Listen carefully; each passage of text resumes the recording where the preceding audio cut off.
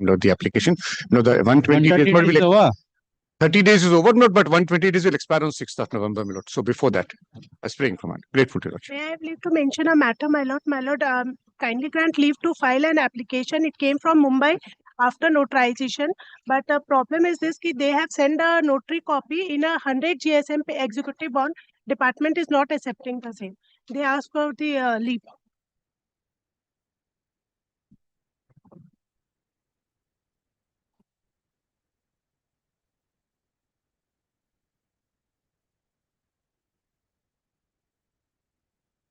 Leave granted to accept as it is. Much obliged.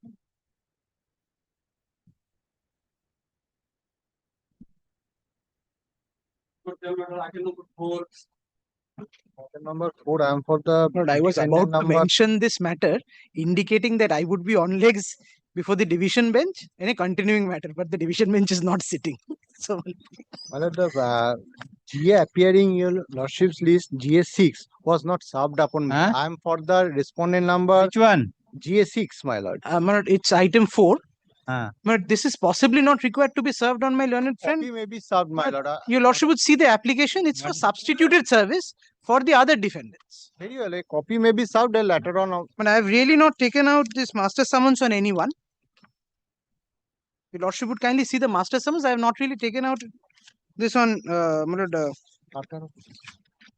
lord, we had tried to effect service on the defendant numbers 1 and 2. 1 I have appearing.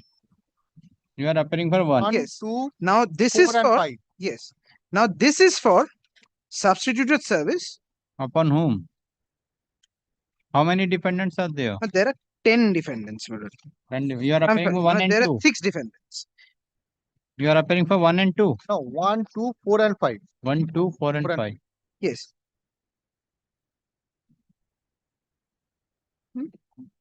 1, 2, 4 and 5, my lord. 4, 5. My lord, if he appears, then he can accept service. Yes, I can. You are, Then I need not, my lord, labor into getting that. so you file wakalat now? Already filed. You have filed wakalat There were now? certain interlocutory applications which were done. The plaint was amended, done, but we could not effect the service of summons. My lord, if your lordship kindly sees the report of the my lord, the service report of the office of the sheriff at page 8, kindly sees we have tried to effect service on all.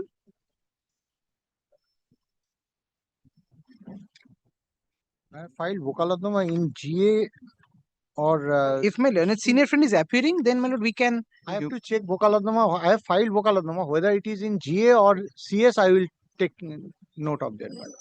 I am So you appearing do for one thing. You serve the copy I shall. and you take instruction. instruction. But I'll just give my copy. You give the copy to him and you I take will instruction. put it. But I'll I am serve- fixing on Friday. But Friday I'm not there. Kindly keeps it on any day. Okay, Monday or Tuesday. Tuesday I am. But I'm giving my copy. You and you take instruction. Yes, yes. If you not, you take the wakalatnama, come Yes. and I will. Then No necessity of the Alright. publication. which all defendants he can. Now he is present? appearing for 1, 2, 1, 2 and 1, 4, 2, 5. 4, 5. 1 to 4, 5. But he is not sure whether it is in the G or it is in the Yes, suit. that I have to. Should be in the GA because he has not received the Yes. summons. Correct. in the So you take instruction Yes, and you my lord. obtain the wakalatnama and come on Tuesday. Tuesday. On 4th. The plaintiff has filed the present application being GA Com 6 of 2025, praying for substituted service upon the defendant by way of publication. What's the good name? Arnab Mukherjee. Mr. Arnab Mukherjee, learned advocate, appearing for the defendant number 1, 2, 4 and 5 and prays for direction upon the plaintiff to serve the copy of the application upon him. The plaintiff is directed to learned counsel appearing for the defendant number 1, 2, 4 and 5 submit that he will take instruction and he will also file a wakal and he will take instruction whether he will appear to all defendants or not. Whether he will appear on behalf of all defendants or not. In view of the submission made by the counsel for the defendant number 1, 2, 4 and 5, comma, the case is adjourned, let the matter appear on 4th November 2025. The plaintiff is directed to serve the copy of the EA Com 6 of 2025 to the learned counsel for the defendant 1, 2, 4 and 5 in course of the day. List the matter on 4th now. I'm grateful. But I would anyways have to press this application for defendant number 6 because he has instructions. He is not appearing for the. On that day, we'll I'll on that day. Grateful. CEO আছে না আমি তো দিয়ে দিয়েছি CEO আছে CEO আছে হিসাবে তোমার হাতে দিয়েছি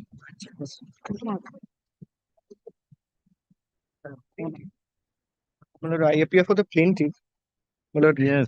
here, my lord, we had filed two applications, my lord, for judgment on admission and also order under order 13A. Hmm. Those have been disposed of by a coordinate bench. My lord, it was part heard before that, but it's been disposed of, it's been dismissed. My lord, our client has preferred a special leave petition before the Honorable Supreme Court challenging that judgment and order. My lord, I would have GA5 is appearing in my lord's list. This is an application taken up. J4 with regard to the summary judgment. Summary That was judgment. dismissed. Dismissed. Yes. So we've challenged that, my lord, under instructions, my lord. We've challenged that before the Honorable Supreme Court, my lord. We've received a diary number and SLP number is yet to be received. I'm only humbly praying, my lord, may the suit appear 4 weeks hence, my lord. Who is appearing for the other The side? defendant was appearing. Mr. Utkal both was leading them in the matter. What are the other GS? GA5 is there, my lord. GA5 is the latest application taken out by the defendant, my lord, seeking analogous hearing of the suit with another suit that was filed by the defendants. Hmm. So, my lord, that application we want to contest. If my lord passes directions or affidavits also, my lord, we can complete that in the meantime. But my humble prayer would be, my lord, to adjourn the entire thing because if my GA5 filed by the defendant, my lord, will kindly, what is the my lord, I'll just indicate what this is, my lord. The subject matter relates to a premises, my lord, on Shakespeare Sharoni. My lord, we are the landlords. The defendant in this suit is the tenant. The defendant had filed a prior suit for declaration and injunction against my client. That is, the tenant had filed against the landlord. Subsequently, upon a notice to quit being issued, my lord, we had filed an eviction suit. This is an eviction suit along with so mean both the profits. suit is to be heard analogously This as is per his their prayer, but my lord, this was also made prior in point of time. Justice Sanjeev Banerjee had passed a detailed order, my lord, where this prayer was rejected. That will rely upon, my lord. We'll file affidavits in this. learned counsel appearing for the plaintiff submits that the plaintiff being agreed and dissatisfied with the order passed by this court dated 22nd July 2025 in GA number 4 of 2024 has prepared an SLP. He has obtained the diary number, but he could not obtain the SLP number. Accordingly, prays for fixing the matter after 4 weeks. This court also find that the defendant has filed an application being GACOM 5 of 2025, praying for a direction for analogous of hearing of CS number 273 of 2000 along with CS 189 of 2011. Counsel for the plaintiff prays for time to file affidavit in opposition in connection with GACOM 5 of 2025. Let affidavit in opposition be filed within 3 weeks. Reply, if any, there to be filed within 2 weeks thereafter. List the matter on 18th December 20. Obliged. Deep dive.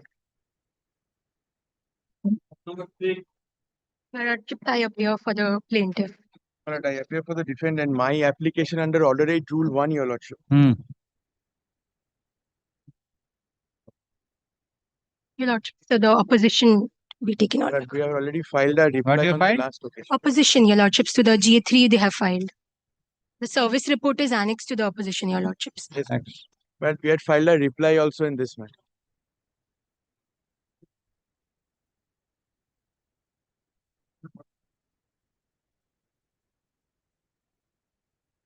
My lord, the written statement was filed on the 119th day with the leave of the court. My lord.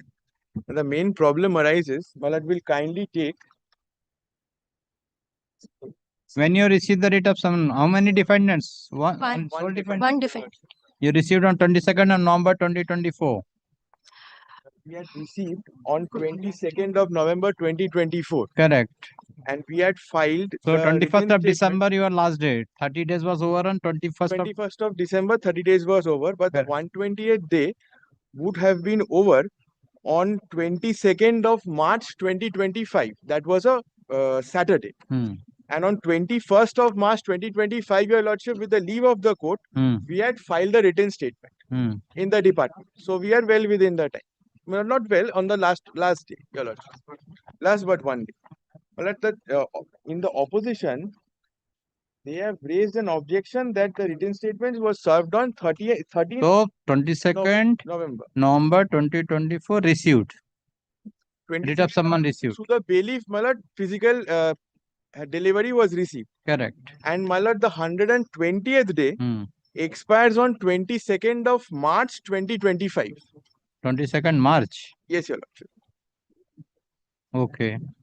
And my lord, the written statement was filed with the leave of the court on 21st of March 2025. 21st of March. Yes. So my lord, on the 119th day, we have filed a written statement. And it's within the 120th day limit. Hmm. So my lord, the application is under Order 8 Rule 1 for extension of time. Yes. What is the objection?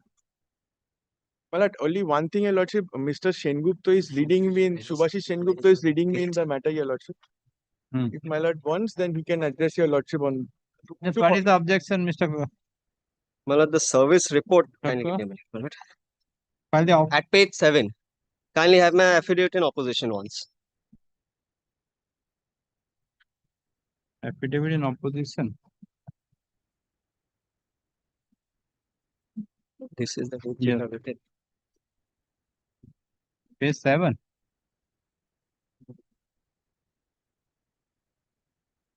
When have they filed? 22nd. Acha. Postal service. Yes, kindly come to page 7, please, Malad. This Yeah. is the report issued by the sheriff of this court. Hmm. Kindly come to postal service through speed post with AD. Yes. Kindly see the date. Item delivered addressee on 14th November 2024. So from 14th November 2024, 30 days would expire on 14th December 2024 and a further period would expire on 14th March 2025. This application is taken out on 20th March 2025. Yes. It's clearly barred. I don't know from which date my learned friend is counting his time. Yes. What about the 13th, 14th number? No, my lord. We'll kindly take then Order 29 Rule 1. Order? 29 Rule 1. Give that. CPC. बहुत अच्छा क्या करना है ये court में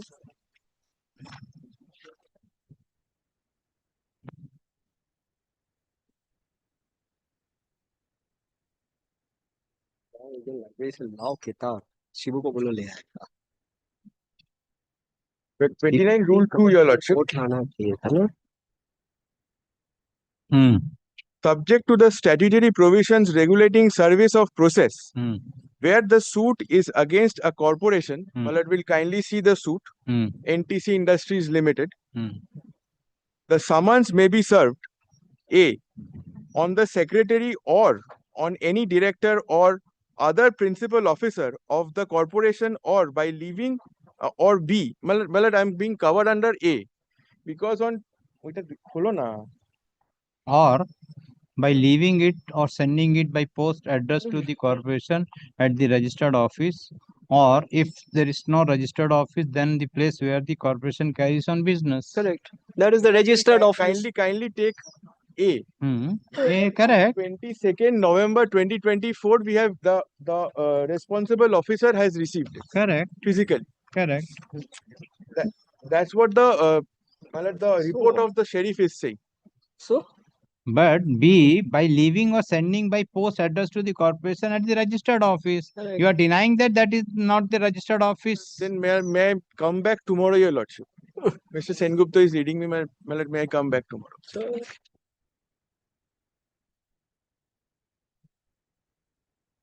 The defendant has filed an application being GA3. GA-Com 3 of 2025, praying for extension of time commercial court to file return statement. Full stop. The defendant, the plaintiff has filed affidavit in opposition.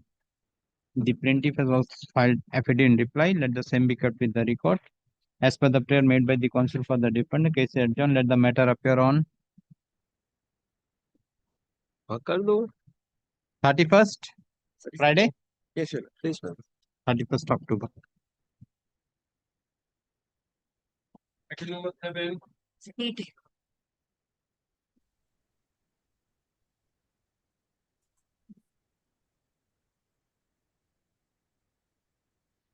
I've got defendant number 3, my lord. This GA2 is my application Hmm. seeking an extension of time to file written statement. Hmm.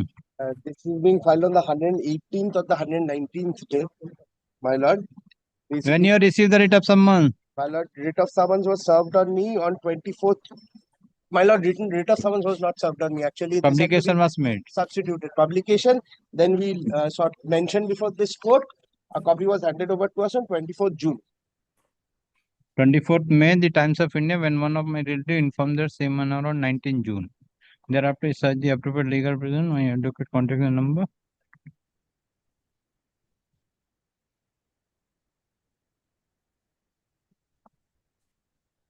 So 24th June, you received the writ of summons.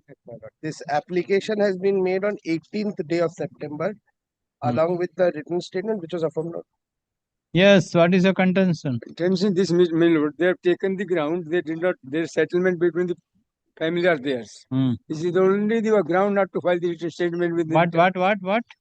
The settlement arrived between the family. This is the only the ground they have taken it, Milord. Can the paragraph 4, last 4 line. That will come up for final arguments. My ground in written Family settlement arrangement was missing from the record, which was advised, which I advised to search. Yes, that was This not, is the ground, nothing else is there. that and- was not located. And this was traced out 10 days prior to the last date is there, Milord. Then, The ground is false and fabricated, Milord. okay. So when you file the written statement, have you filed the written statement? my lord. When? Written statement was Have filed. you on- taken leave from this court? Yes, my lord, we sought leave for. Hey, written statement. Hey. My lord, written statement was affirmed on 19th September. 19 September leave was granted. June se July. Whatever is in the last order.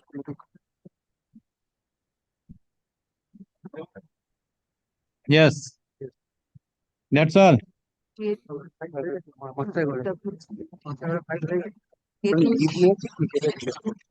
are appearing for all defendant. No, only defendant number 3. Defendant number Yes, 3. Lord, we can leave. My lord, I am appearing for other defendants. I have already filed written statement. Okay. So you are filed the defendant number 3. Defendant number Ritesh Agrawal. Yes. Why you are and you are appearing for 1, 2, 4, and 5, my lord. 4 and 5. Yes. The defendant number 3 has filed the present application being GA-2 of 2025, praying for extension of time to file return statement.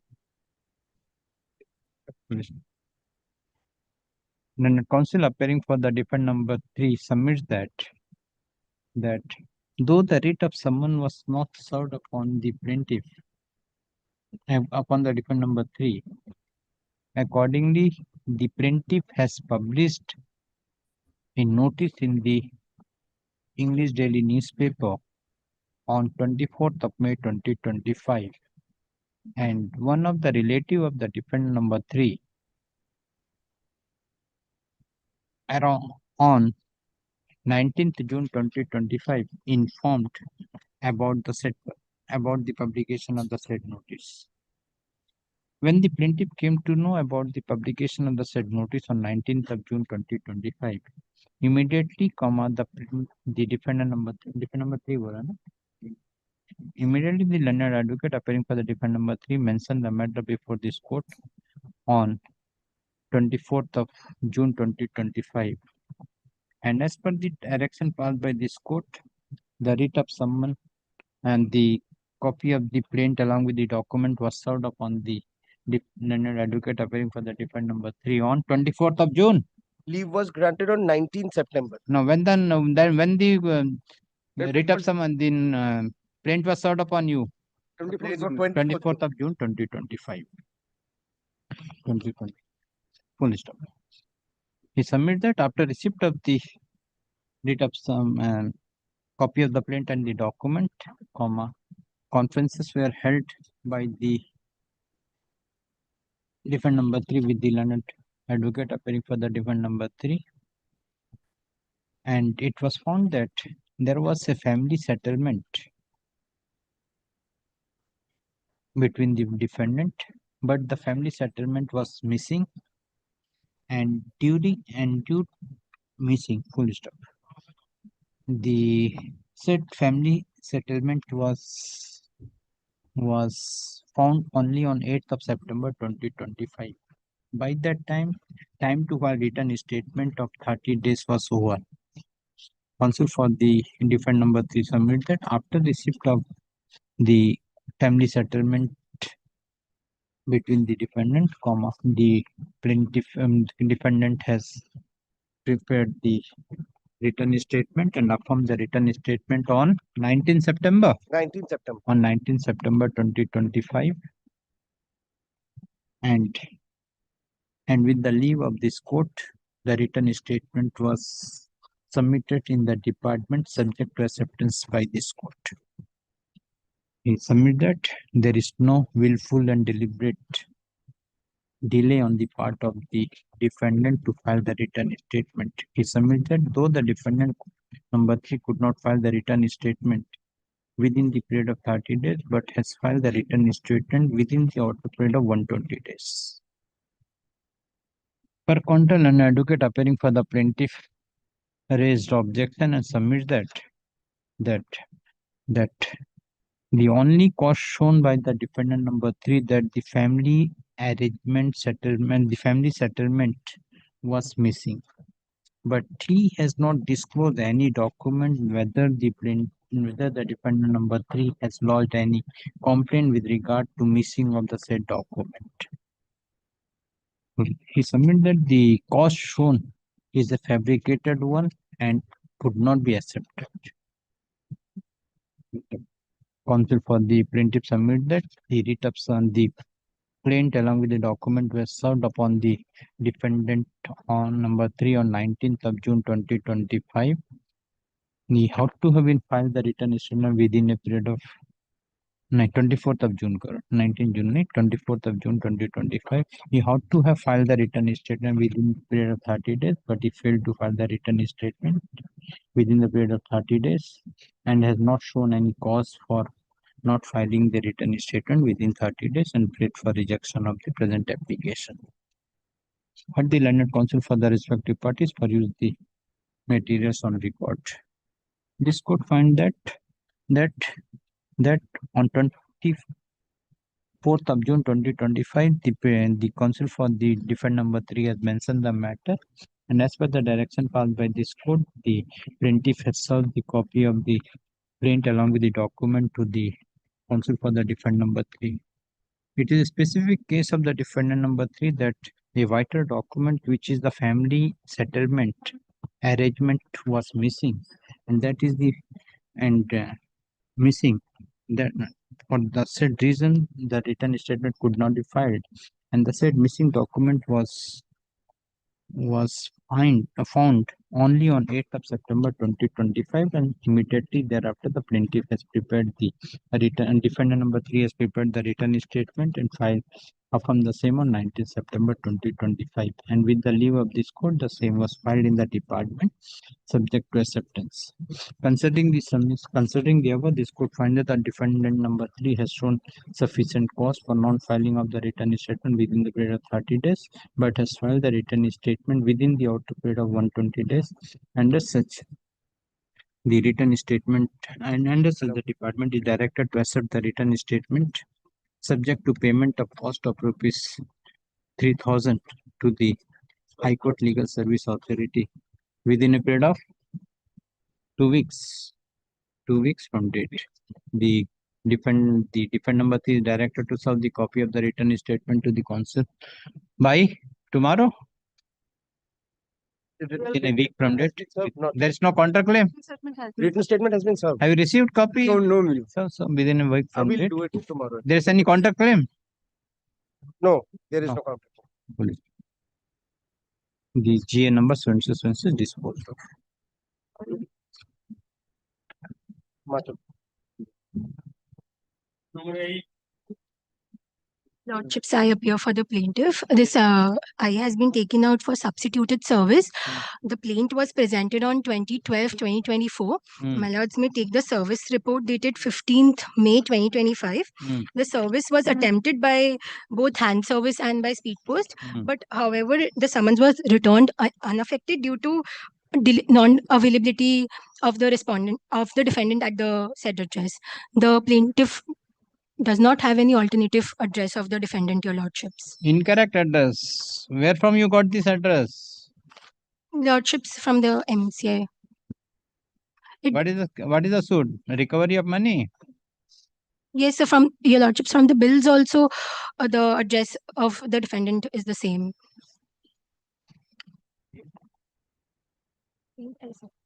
So by publication Yes, your lordships. in Calcutta or outside? Outside the jurisdiction. Andhra Pradesh, Andhra Pradesh, your Guntur. Guntur. So in each paper. Your lordships may take paragraph 6, the Hindu, and Inedu having the local newspaper of Andhra Pradesh, Guntur. In Nadu. Yes, sir. And the Hindu.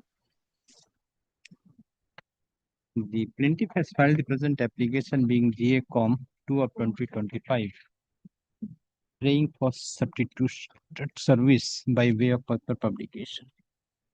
Counsel for the plaintiff submit that after filing of the suit, plaintiff has taken appropriate step for service of writ of summons upon the defendant through process server as well as through the postal services. But on 15th of May 2025, the Deputy Sheriff of Calcutta has issued a service report wherein it reveals that neither through the process server nor through the postal services the writ of summons was served upon the defendant. Accordingly, the plaintiff prays for issuance of publication and prays for substituted service by way of publication in the English daily newspaper. Namely English The Hindu, published Hindu, as well as in Telugu newspaper in Nadu, published in Nadu, EENADU, in Nadu, Telugu newspaper, namely in Nadu, published in Guntur district, GUNTUR, Guntur district, Andhra Pradesh. At the learned counsel for the plaintiff peruse the application and the service report. This court find that the plaintiff has taken appropriate step for service of writ of summons upon the defendant, but the same could not be served either to the process server or to the postal authority. Accordingly, prayer A of the master summons is allowed. The plaintiff is directed to take appropriate steps. Yes, sir. GA number so and so is disposed of. Prayer A only. Grateful lordships. My lord, I appear for the defendant. My lord, matter has been settled, my lord. Yes, I am appearing for plaintiff. This matter has been settled out of court. Out of court. And both parties have reached a mutual understanding regarding the payment issue. So what you want to withdraw or you want? Yes, lordship, kindly withdraw. Consent decree, what you want? Consent decree. If you want consent decree, then this is to be original, is to be placed, and this Yes, will be part there is a written instruction to withdraw this. withdraw. Yes.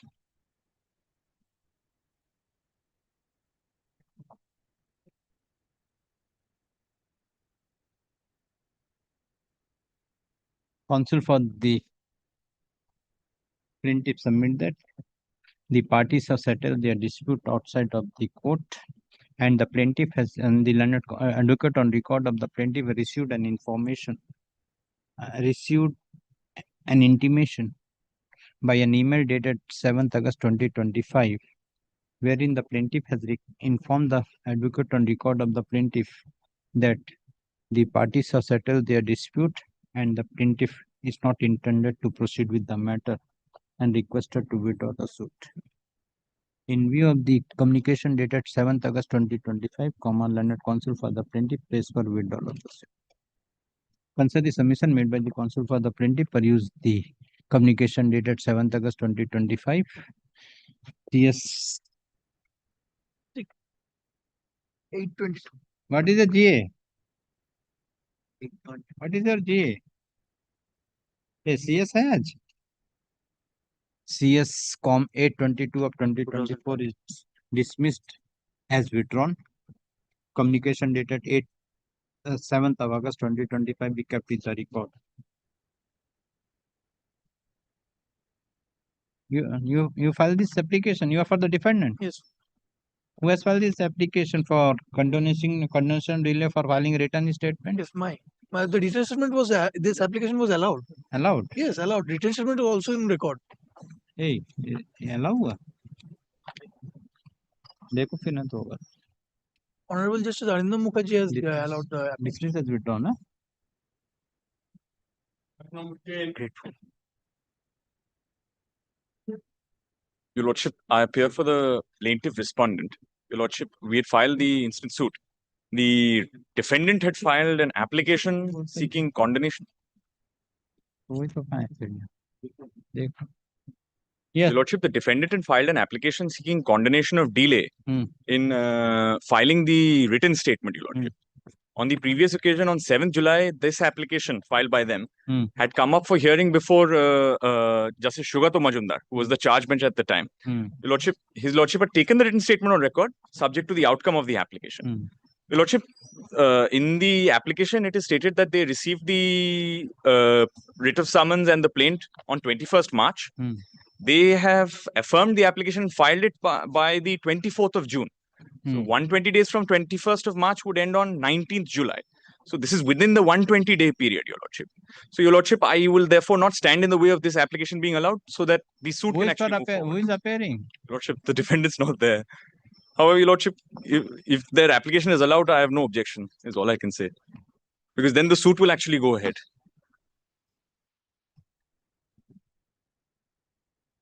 My only humble submission would be because the explanation that they've given, if Your Lordship sees, what is the explanation? Is a very unsatisfactory, bog standard boilerplate explanation, Your Lordship.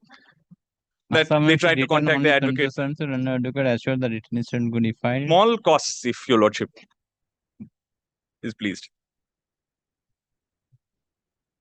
The defendant, sole defendant. Sole defendant, Your Lordship. Defendant has filed the present application being GACOM 1 of 2025. Praying for extension of time to file written statement. It is found from the record that the defendant has received the writ of summons on 21st of March 2025. But has a written statement है record में?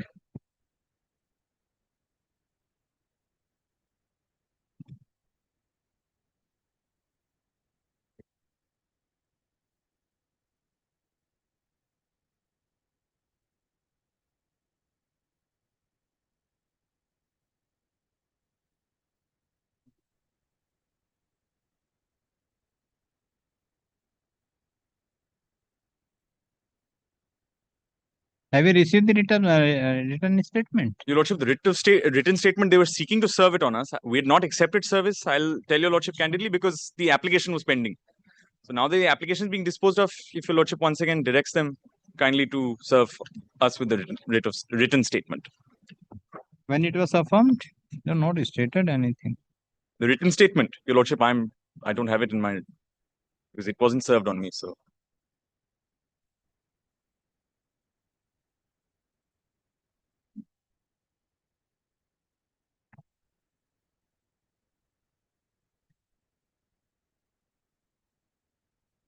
Since it had been taken on record as per the order dated 7th July. 7th July. But when it was affirmed, taken on, it is in department. Let it come tomorrow. Come tomorrow. कल कर दे उसमें देख. Not today. Grateful, Lordship.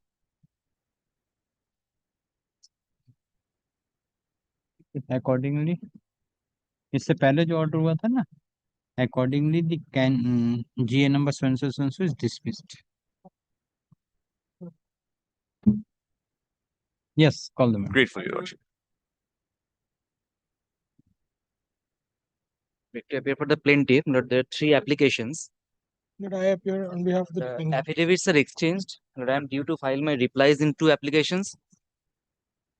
I must Opposition in receive 1. the replies. Huh? Opposition in 1. The replies. My learned senior friend has served What? the affidavit in replies. So there are 3 applications, if I may What are the indicate, my lord. applications for? Yes, first application is, my lord, for under Order 12, Rule 6, my lord. GA1. GA1. GA2 is, my lord, 38.5. Order 12 Rule 6. Order 12, Rule 6. That is Then? GA1. GA2 is, my lord, under Order 38, Rule 5. And, my lord, GA3 is taken out by them for, my lord, acceptance. My written statement. Now, I have I filed my... filed it subject to leave and subject to acceptance and the application being allowed. Adjudication of that application is pending, my lord. My learned senior friend has used an affidavit to this application, my lord. There is a discrepancy with the date which I need to indicate. My lord, I was seeking, if my lord so pleases, could I file a short, extremely short reply to my learned senior friend's against my learned senior friend's affidavit to my GA3, my lord. Okay. And, my lord, there Yes, is... suppose you are appearing. Party. It's not a party to the suit. Ramdut Ferro Private. Ramdut Ferro Private Limited. My lord has specifically given us an affidavit only for the purposes of this application, because the property which they are trying to attach again some control of is, strictly speaking, my lord, under my control, using the word loosely. My learned friend wants time, it's entirely up to him. Otherwise, my lord, our affidavit in opposition has been filed. You filed the affidavit? Yes. They have filed an Yes, sir. You filed affidavit. reply? Yes, I have already, my lord, I believe, served on them as well. And, my lord, if your lordship kindly pleases, my lord, allows me to file the... So that is GA1 and GA2. GA2. But all 4, my lord, GA1, GA2 oppositions are there, my lord, replies are there on my behalf. GA3, my lord, opposition is there on my behalf. And, my lord, in respect of the affidavit filed by my learned senior friend, my lord, I have used an affidavit as well as a reply So to you that. want to file reply to GA3? In GA3. My lord, kindly pleases to fix the date, my lord, at the earliest convenience of your lordship, my lord, because my lord, GA2 will otherwise become infructuous, my lord. The properties are already going out. Filed affidavit in reply to the affidavit in connection with GA1 and GA2 as well as GA3 as well as क्या बोला affidavit in reply in connection with GA1 GA2 and GA2 and affidavit in opposition in connection with GA3 counsel for the and my lord defend number you are appearing for one defendant. There's only one defendant. Counsel for the defendant press for time to file affidavit in reply in connection with GA3 and let affidavit in reply be filed by The shortest 1 week. within 1 week. This is the matter. And, कोई time है क्या कोई date नहीं होगा दिसंबर नवंबर में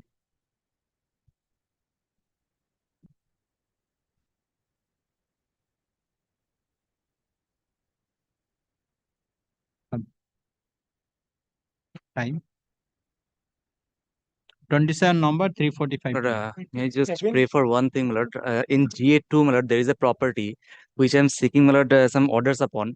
That property, my lord, an agreement has already been entered by the defendant with, my lord, the client of my senior friend. And so far, I am concerned, my submissions are that the property is still there. Defendant still has some, my lord, rights over the property. Initially, when this application was moved, I intervened on behalf of my client, and after hearing my submissions, my lord was pleased to give us leave, my lord, to use an affidavit in opposition. So either my learned friend does the matter once and for all, or my lord. Kindly, my lord, if I may pray this, but subject to, if I may pray this, no, I am not seeking for administrative order at this stage, my lord. I am only seeking that GA2 may appear before. Well, obviously appear after one. But GA1 and 2, if your lordship pleases, GA1 and 2 may be taken up before, my lord. Late GA3 be taken up on 27th of November, as your lordship pleases. But GA1 and 2, my lord. No, I can fix, but time I can't give. No, you can take chance. I'll leave it to your lordship. I'll leave it to your lordship. Because my diary, that timing diary. I'll try my luck there, my lord. I'll try my luck. If your lordship kindly pleases to fix the date, my lord. Let the matter appear on 13th of November. Lord is not fixing it on the 13th November, let it come, it take chance. Deeply obliged. Deeply obliged. And Lord, the rest of my team is appearing, Lord, online. Their name may go down in the order. Give them, give. Yes, I'm so deeply obliged, Lord. Grateful, man. Well, my lord, we are appearing, my lord, for the respondents. My lord, this is yes my application, my lord. Yes. There was a direction to file affidavit in oppositions by the respondent number 1 and 2. Lordship, We have been served with a copy, the soft copy only yesterday late night. Well, I think well, there has to be further fresh directions well, for extending the time well, till today because well, the first was pleased to pass an order. No appeal preferred. Yes, Malad, we went What up has happened? Malad, we went up in appeal, Malad, and Malad, the division bench Malad, did not Malad, agree with my lord's views, Malad, and Malad, Set aside. was pleased to, Malad, So no SLP. Yes. SLP prepared. Malad, first order, Malad. Usual, Malad, we have to know Malad, which court Malad has Malad, what views. Yes. So what? Can give us fresh direction for filing affidavits. We have served on them, Malad. We'll file Malad, the hard copies, Malad. I think. Lordship, let them serve a hard copy. Yes, yes, We we'll have serve that. received. And Both of us, Malad. I think I'm for Tommy 2. Lordship can extend our time to file the affidavit in So reply. that when you will file. Malad, we have already served on them. Tomorrow we'll file the hard copy or Malad. Affirmed, Achiko. Mr. Chaudhary, you. Today we have already served advance copy. Amrit. We'll affirm and give them the Yep. hard The copy. counsel for the defendants press for a day's time to file affidavit, the soft copy of the affidavit by tomorrow. A day's time to file this affidavit of opposition to the learned counsel for the plaintiff by counsel for the plaintiff press for time to file reply. Let affidavit reply be filed by 3 weeks. 3 weeks. Lordship, there are two Okay. affidavit in opposition. 3 weeks. Yes, he wants Malad that time Malad too. So on his spare Malad 3 weeks given. 3 weeks. Because Is Malad, the- in reply Malad generally 3 weeks are not given. 3 weeks. Let the matter. They took all the time, Lordship, to prepare their opposition, Lordship. Let the matter appear on 26th November.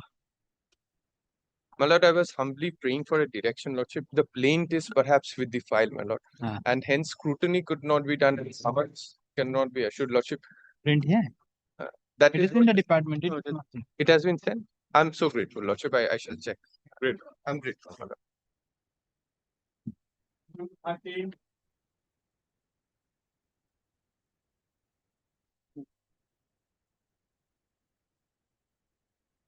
But 13 more order. I appear for the defendant number 2. Yes. Defendant number 2. Milord, my learned friends got an interim order. Now, Milord, this is to restrain me from selling shares in a company. But before, Milord, he could get the interim order. Everything had been done. So, Milord, as against me, it's, Milord, infructuous. Now, I've got money. I've sold my interest. I am not, Milord, interested at all. What has happened and the documents, I'll, Milord, place by an affidavit before your lordship. Kindly permit me, Milord, 2 weeks' time to file an affidavit. And, Milord,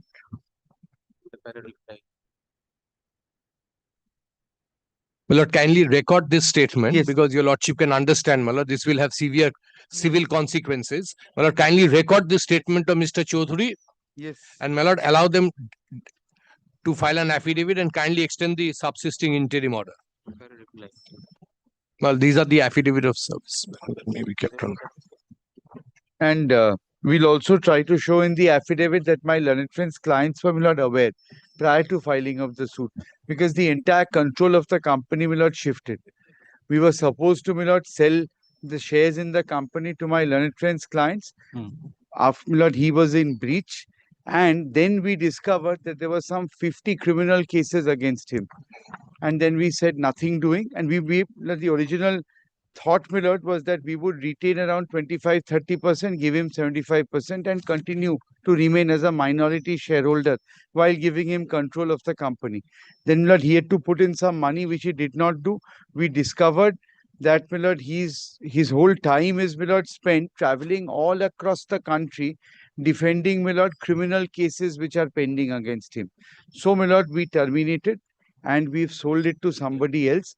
My learned friend is aware. MCA records will not continue. I am aware of everything, but the interesting thing is that, my lord, the plaint says otherwise, your lordship's order says otherwise, the contract says otherwise. Very well. But before the order, everything's happened. Before the suit also. Yeah, of course. But this is what we anticipated. That's why we Defend number, your defend number both. Defend number? I am only for defend number 2. Counsel for the defend number 2. submits that though this court has passed an interim order on 22nd of September 2025, but prior to the interim order passed by this court, the defendant number 2 has sold his total share. He alleges to have sold the share. Now, kindly record that. Alleged to have been sold this share to third party. To third party. I'll in my affidavit, Third or I can even give him the names. He prays for time Yeah, to we'll be file obliged if he affidavit in does. opposition, Of course, please. in which the defendant number 2 will disclose the name of the person to whom these shares are alleged to have been sold. Full stop. In view of the submission made by the counsel, who is the defendant number 1? No one We are is not appearing. concerned with Dr. the Arth. company. He was the promoter director, closely held family company of the respondent number, defendant number 2. Defendant number 2. ठीक. Let affidavit in opposition be filed by My lord, 10 days, my lord. within 2 weeks. A reply, if any, there to be filed. A week thereafter. A week thereafter. 10 days, will give me 10 days. Within 10 days thereafter. Full stop. This is the matter. This is the matter on 28th of November 2020. And the interim order passed by your lordship on 22nd of Interim order. September may continue. My lord. Dated 22nd September 2025 is extended till 28th of November 2025 or until further order, whichever is there. That your lordship has been my statement that it's been transferred. So Alleged to have been sold. alleged to have been sold. Okay. 28th of November. Grateful, man. No, that is not the code, Mr. Bose. He wants it. Yes. Let him have it. No, because your lordship can understand the entire object of the suit stands defeated if he says that I have sold the share. So this was our apprehension. That is why your lordship passed the interim order. So, Lord, MCA records will show it happened We'll before. see. Okay, We'll see. Time will tell. Worship, I appear for on behalf of the defendant. Yes. This is that demurrer application. This is that demurrer application filed by the defendant with regard to the Deepak You are appearing for defendant. Yes, Your Lordship. Lordship, I'm being led by Mr. Rupak Ghosh. He's on his way. If Your Lordship kindly grants a short pass. Affidavit filed. Yes, my lord. My lord, in fact, Mr. Ghosh was on reply. My lord, the demurrer application was heard by your lordship. My lord, suit for recovery of a possession, my lord, were filed in the commercial division. It is at this stage, my lord, that the defendants had taken up the present application. My lord, their only ground of challenge is the judgment of Deepak Polymer as on date was in vogue. My lord, thereafter, my lord, your lordship is aware that the judgment in the Thompson was delivered in my lord. Yes. They have Ready? Yes. I'll be very short.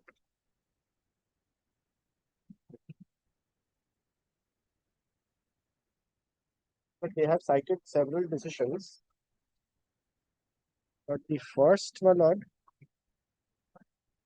is the one they have cited is Kanishk Sinha, and another was the state of West Bengal. The lordship should have a copy of this, where my lord Priyanka Srivastava has been quoted.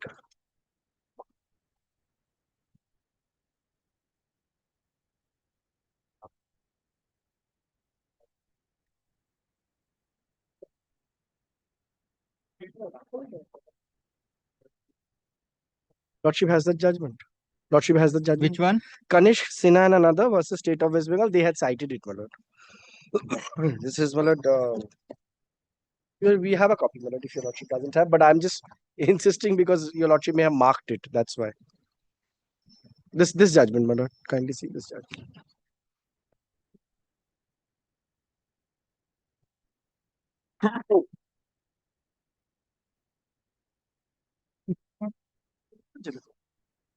You cited this? Yes, my lord. Given the copy? I think you're not given the copy. Is it? Yeah. You have given their ED Enterprises they have relied upon, and Zenith Timber, KB Constream, then T. Thomas. T. Thomas, obviously, my lord. Then ED Enterprises, yes, my lord, Spectrum Plus Limited, which is my lord, House of Lords, correct, and my lord, this KB Constream. PV George.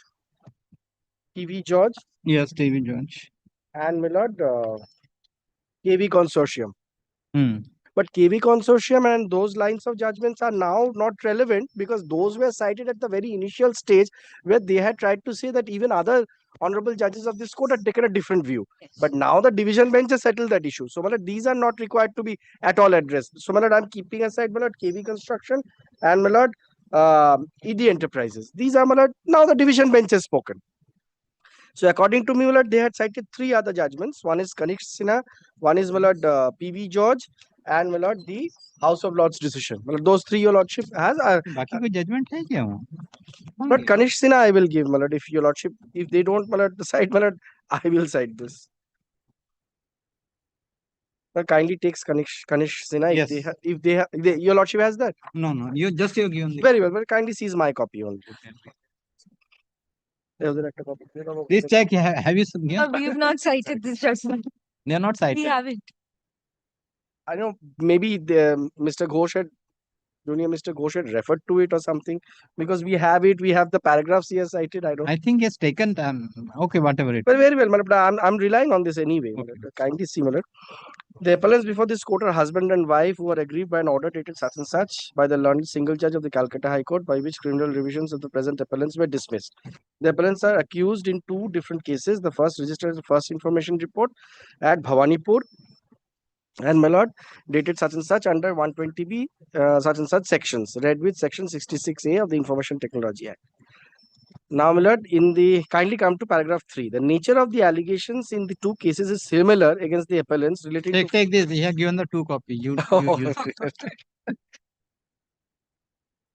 Well, paragraph 3, the nature of the allegations in these 2 cases is similar against the appellants relating to forgery, fraud, deception, cheating, damage caused to reputation, unlawful extraction of money, threat, misrepresentation, and criminal conspiracy.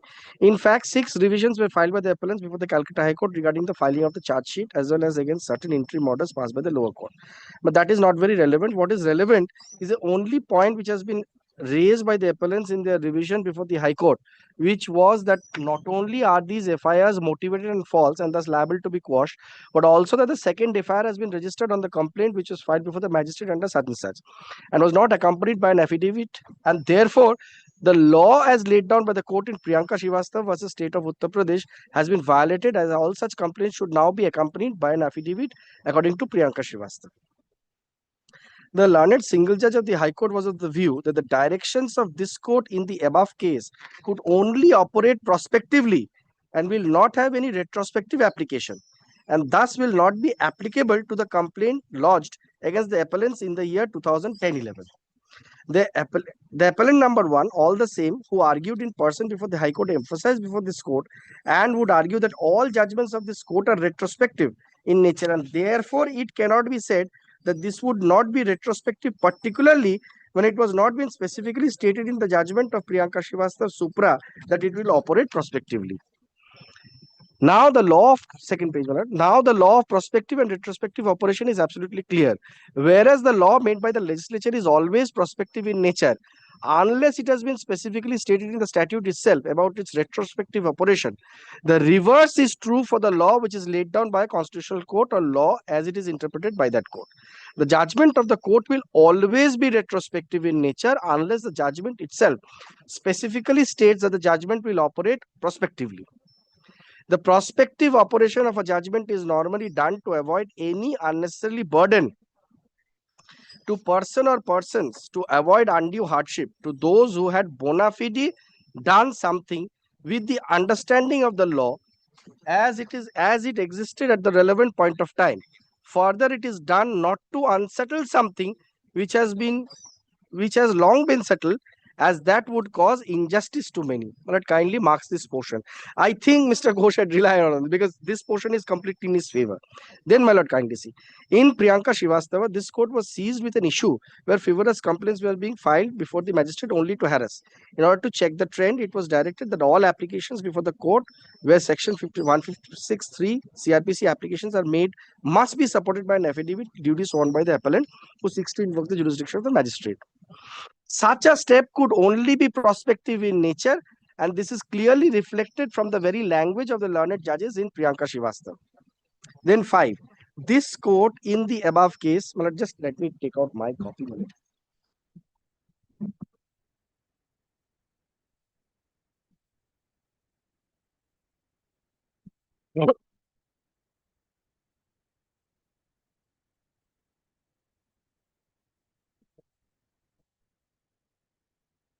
Number 5.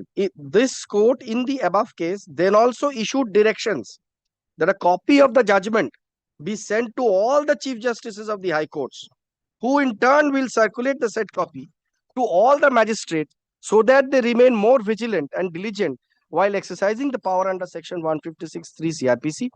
It is necessary to mark the words in the above quoted para 30 that a stage has come in this country and thus the above directions could only be prospective. This would signify that the court intended, what the court intended was that from now onward it would be necessary that an application would be accompanied by an affidavit. We are of the opinion that the High Court was right in holding the direction that a complaint will be accompanied by an affidavit will be prospective in nature. We thus find no merit in these appeals and hence the appeal stands dismissal. So, my lord, this, even if my learned friend doesn't rely on it, my lord, I can rely on this and say that look here, what the Supreme Court has really done is, my lord, looked at the benefit, the mischief, and the my lord, chaos that will be suffered in case, my lord, a judgment is held to be prospective or retrospective. Here, my lord, the judgment was, my lord, sent to all judicial magistrates so that, my lord, prospectively it can be taken care. Here is a case, my lord. The plaintiff in this case, kindly marks this, the plaintiff in this case did not take, my lord, I could have understood that he had, my lord, adhered to the law. He had adhered to the law and filed a, my lord, before a wrong forum. Say, my lord, what was the Deepak Polymer? What did Deepak Polymer hold? That 106 notice, it is a non-commercial suit.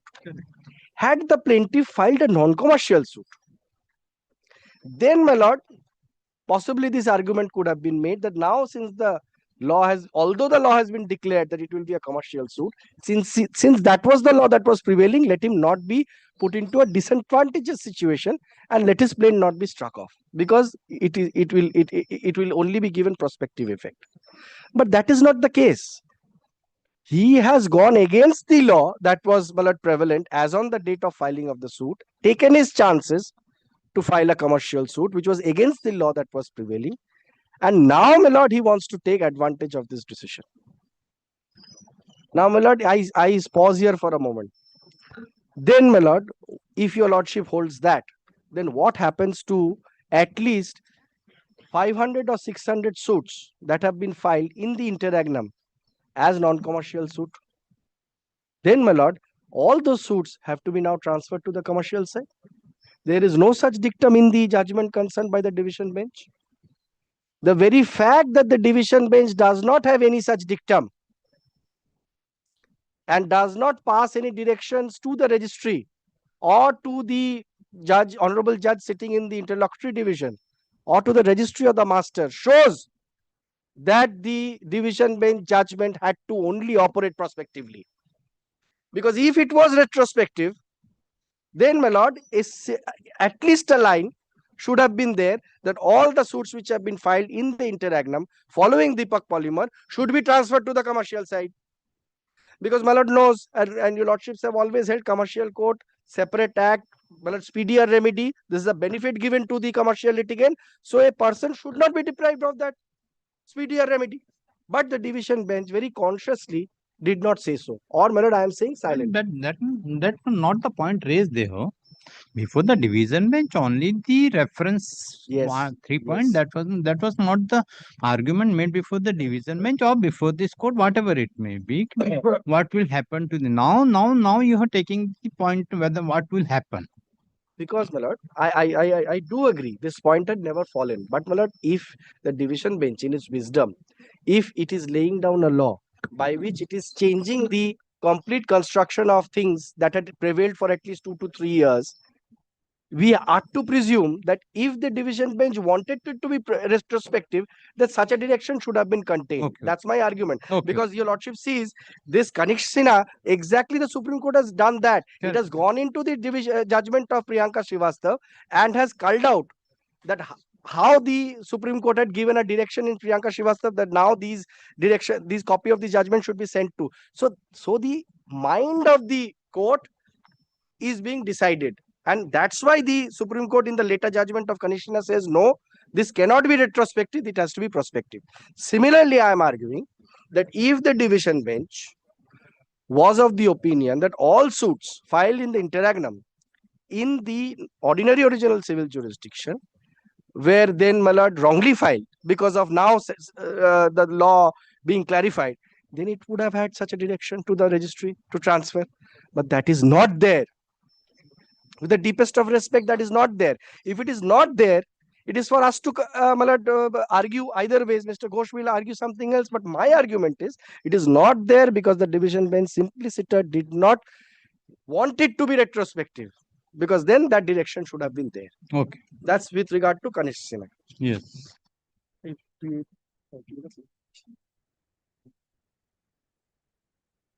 Copy দিয়েছিলি finally decide করিস সব paragraph লেখা আছে এখন তো দেখ গেটা আবার শুরু now my lord, kindly see my lord PV George's judgment which is reported in my lord AIR 2007 Supreme Court 1034. Yes.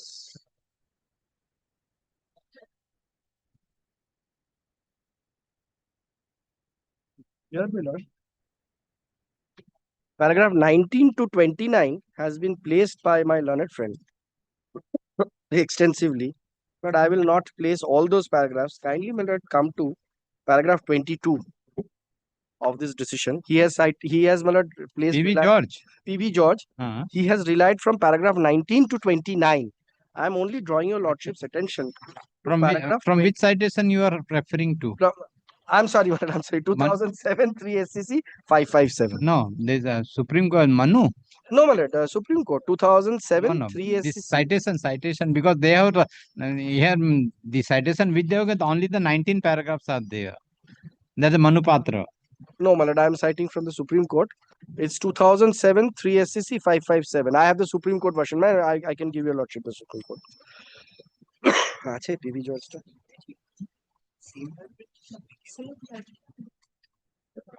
I believe the Manupatra version has been handed up. Yes, to your yes, lordship. yes, yes. I'll give your lordship the.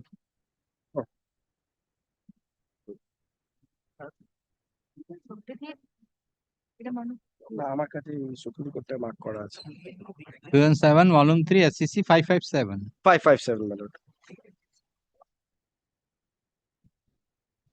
Okay. My lord, may I then hand up to your lordship my copy?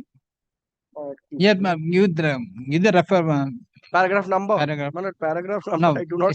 starting. It would start from the effect of declaration of law. That is 14. Paragraph 14. Yes, my lord. Yes. The effect of declaration of law, the rule of stare decisis, and the consequences following from a departure from an earlier decision have been considered in great detail by the House of Lords in National Westminster Bank versus Spectrum Plus. This is what they have cited also. But kindly come to the next page, the next portion of this paragraph, which is, my lord, I believe, paragraph 9, which is quoted under paragraph 14. Yes, prospective overruling. Yes, prospective overruling takes several different forms.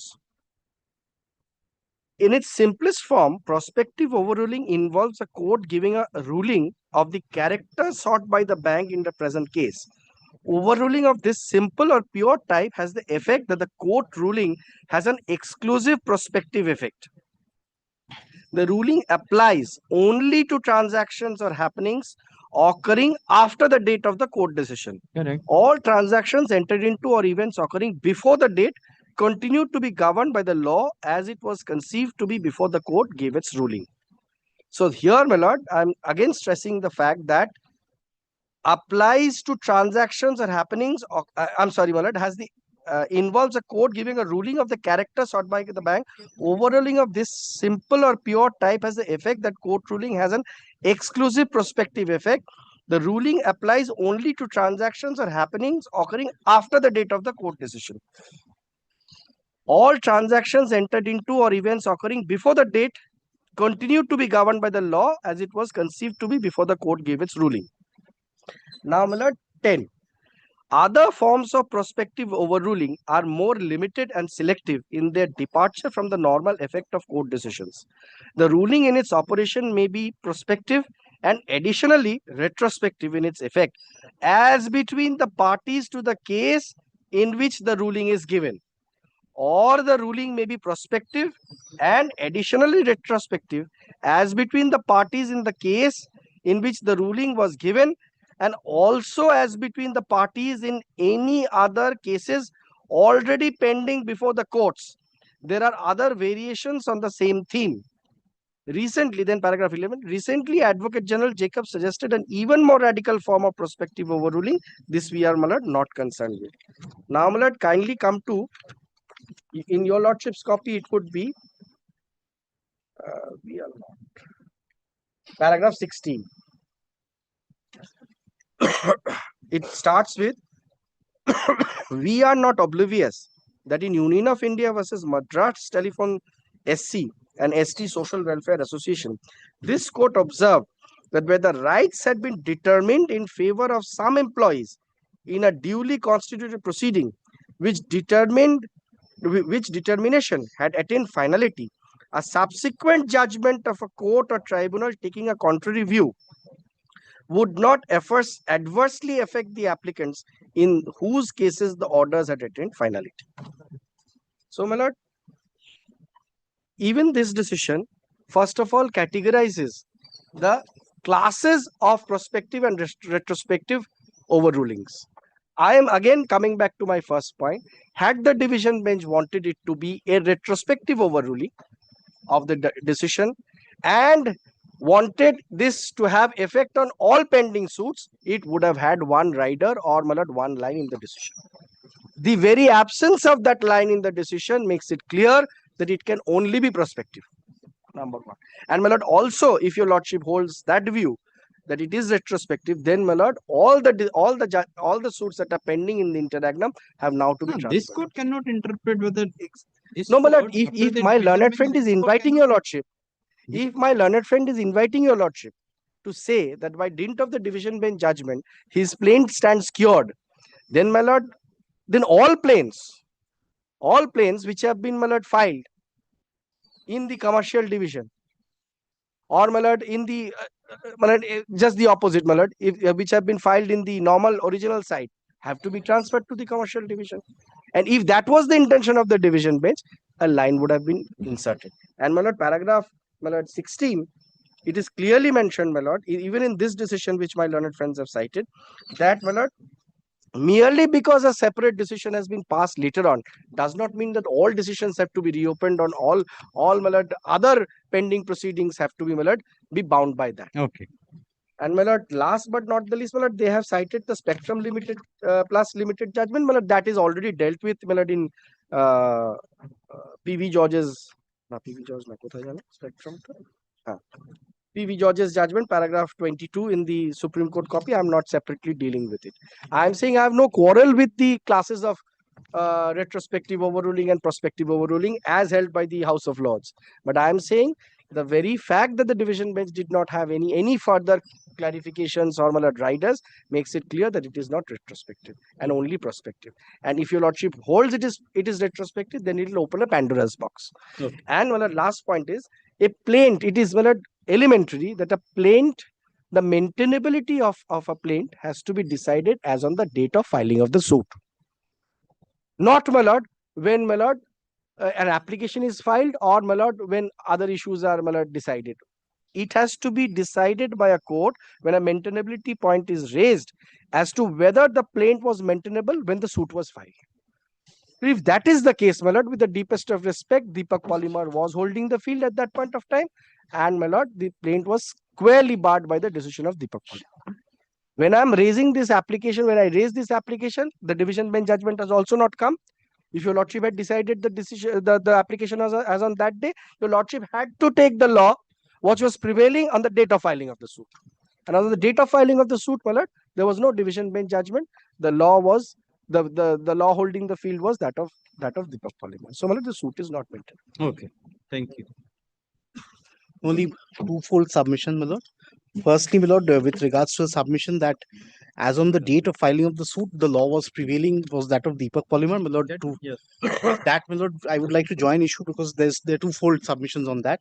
As on the date of filing of the suit, my lord, the judgment of Deepak Polymer was under challenge before the Honorable Supreme Court. That's one. Apart from that, my lord, the coordinate benches of this court had taken a contrary view to Deepak Polymer, including your lordship. So it couldn't have been said that the law, as on that date, as settled and as operative in the state, was that of Deepak Polymer. That's one. Secondly, my lord, what Mr. Ghosh's last submission was that the application, as on the date of filing of the application, the suit was pending and the division bench's judgment had not come, and hence, my lord, his application, if it would have been taken up before the judgment of the honorable division bench, then, my lord, the decision would have been different then. Yes, my lord. Now, to that, my lord, I would like to make this one simple reply. But the determination of the application is on today. My lord, the law as has been laid down, my lord, operates retrospectively. That is established because, my lord, unless the judgment specifies which part of the judgment is to operate prospectively or retrospectively, it is deemed that declaration of law always operates retrospectively. My lord, I have already cited these judgments, including, my lord, this Kanishk Sinha judgment, where again, my lord, the court has emphasized that operation of, my lord, declaration of law operate retrospectively unless specifically held to be prospective by the court. These are my respectful submissions. My lord, the application may be preserved for that. These are. That's all. That is all, my lord. Hearing concluded. See you. Grateful. GA1. Hearing concluded in connection with GA1. CAB. GA5. Well, GA5. बताओ GA5. Yes. GA5. But GA4 may appear any day, my lord. We have taken out an application for disclosure of documents by, my lord. Let it be Very well. If I lose, this I remains, lose. then this will Yes, be decided. if I lose, I lose. I can understand that he's very hopeful. With regard to GA5. That is probably my youthful exuberance, my lord. Youthful, I don't know. Exuberant. Mr. Ghosh is grateful. Yes. Lordship, I'm for the decree holder. The judgment debtors have not appeared. You can see, but I am under instructions that they are paying slowly. They are but paying. Yes. To whom? To the decree holder. Decree holder. So what do you want now? Lordship, kindly keep it in the monthly list of December. As per the prayer made by the council for By the the decree holder. As per the prayer made by the council for the decree holder, case is adjourned. Let the matter appear on 9th December. I'm grateful. Yes, next. Thank you, I'm appearing for the decree holder. I beg to appear on behalf of the respondent. Last two occasions, accommodation had been sought for the state Yes. to pay, Yes. Lordship. That was Yes, specific. Lordship. The last order was 26th of September 2025. And after that, my humble service, I have not much submissions to make, because from that date till this date, practically 4 or 5 working days have been obtained by because all this does with holidays. Lordship, I will not stand in the my only prayer would be some time may be given to make over the payment and only one further submission.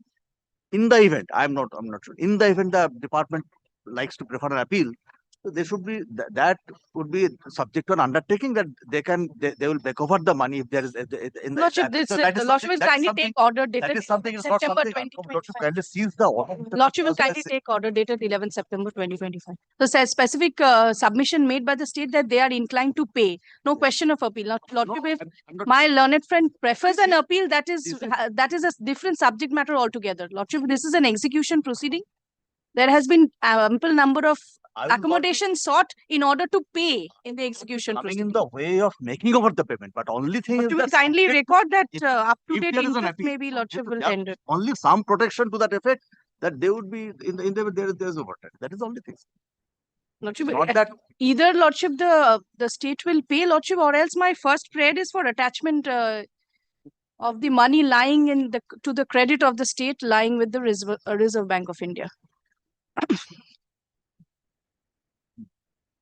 Yes. I leave it to Lordship. I leave it What to is the decree? Lordship, the decree is of 16th of April 2025, money decree, Lordship. It's No appeal is preferred. no appeal As has of been now- preferred, and Lordship, that time has expired also. As of now, there is no appeal. So what is the prayer now? Lordship, my first prayer is Lordship of attachment of the money, Lordship, in column 10A, Lordship, Reserve Bank of India be directed to attach and debit final amount. Decretal dues, Lordship, up to 30th of June, I have calculated, is coming to 42,26,200. But they filed the affidavit of assets. Lordship, in respect in to a state, that is- Lordship, that is normally not done. Your Lord, what can be done? The initial attach- prayer Lordship will attachment, direct the direction of direct attachment and debit, Lordship. that can be given. But subject to some protection also. What protection you want? For a limited period only. For what? For 4 weeks. For what? In the event there is an appeal or if there is a stay, then You are not fine appeal. You I'm last two occasions you have submitted that you will go to make the payment. I'm grateful. Then what remains?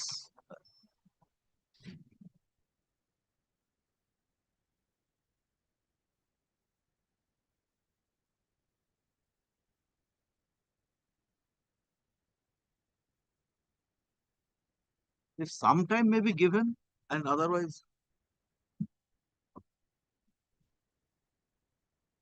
practically 6 or 7 working days after 6 days.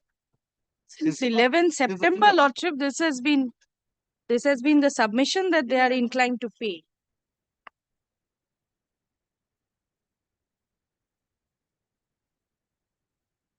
The decree holder has filed the present execution proceeding for execution of the judgment and decree passed by this court dated 16th April 2025.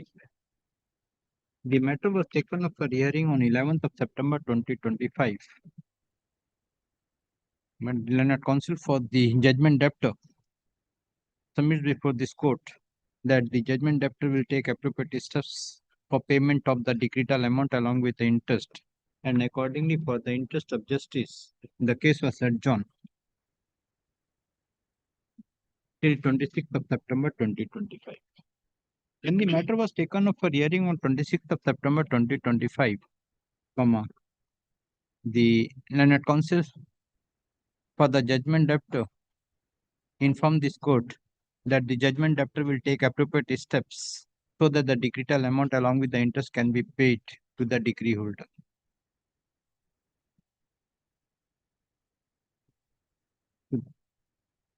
Today, when the matter is called, it was informed by the decree holder that no amount has been paid till date. Till learned counsel for the judgment debtor submit that there was a puja holidays and only 9 to 10 working days was there, due to which the payment could not be made, and accordingly prays for time. This court find that whenever the matter is taken up for hearing, the learned advocate appearing for the judgment debtor prays for time and assured before this court that they will make the payment to the decree holder along with the interest in terms of the decree passed by this court dated 16th of April 2025. But in spite of the assurance given by the judgment debtor, no payment has been made. According this court find that this is a fit case wherein an order can be passed in terms of prayer A and prayer B of the Column 10 of the tabular statement.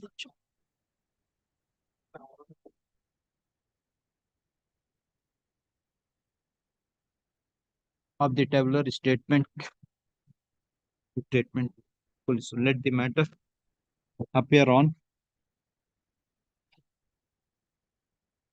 26th of November 2025. Lordship, but there is the prayer, Lordship, is for remittance of the A and amount. B.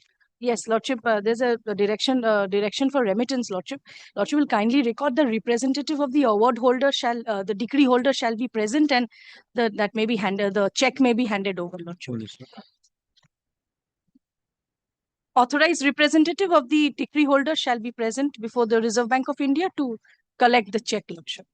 The B is there. Already the State Bank of Yes, Lordship. Kolkata pleased to direct the pay to the degree holder. Yes, Lordship, but electronic, Lordship, the payment is generally made to the decree holder since this is a firm, Lordship, but authorized representative of the. The Lordship is granting time till 26th of November, Lordship.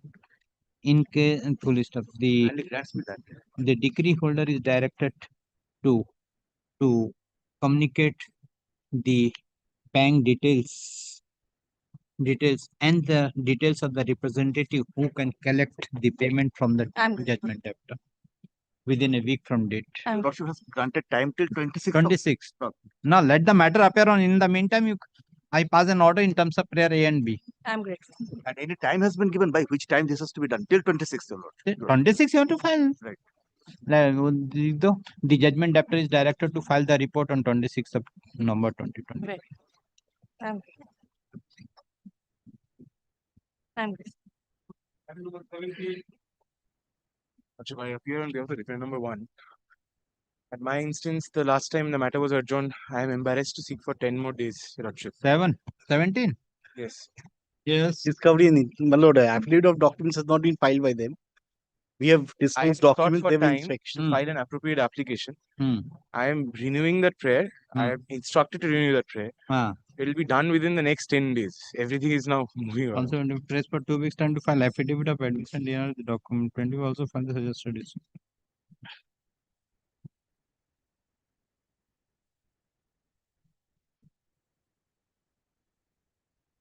So you have not filed the affidavit of admission and denial. Lordship, I have to furnish certain documents which were not. So you have not taken any step. What can be done? How the court can wait? I am praying for that. Your Lordship will record that. What? 11 September you have prayed for.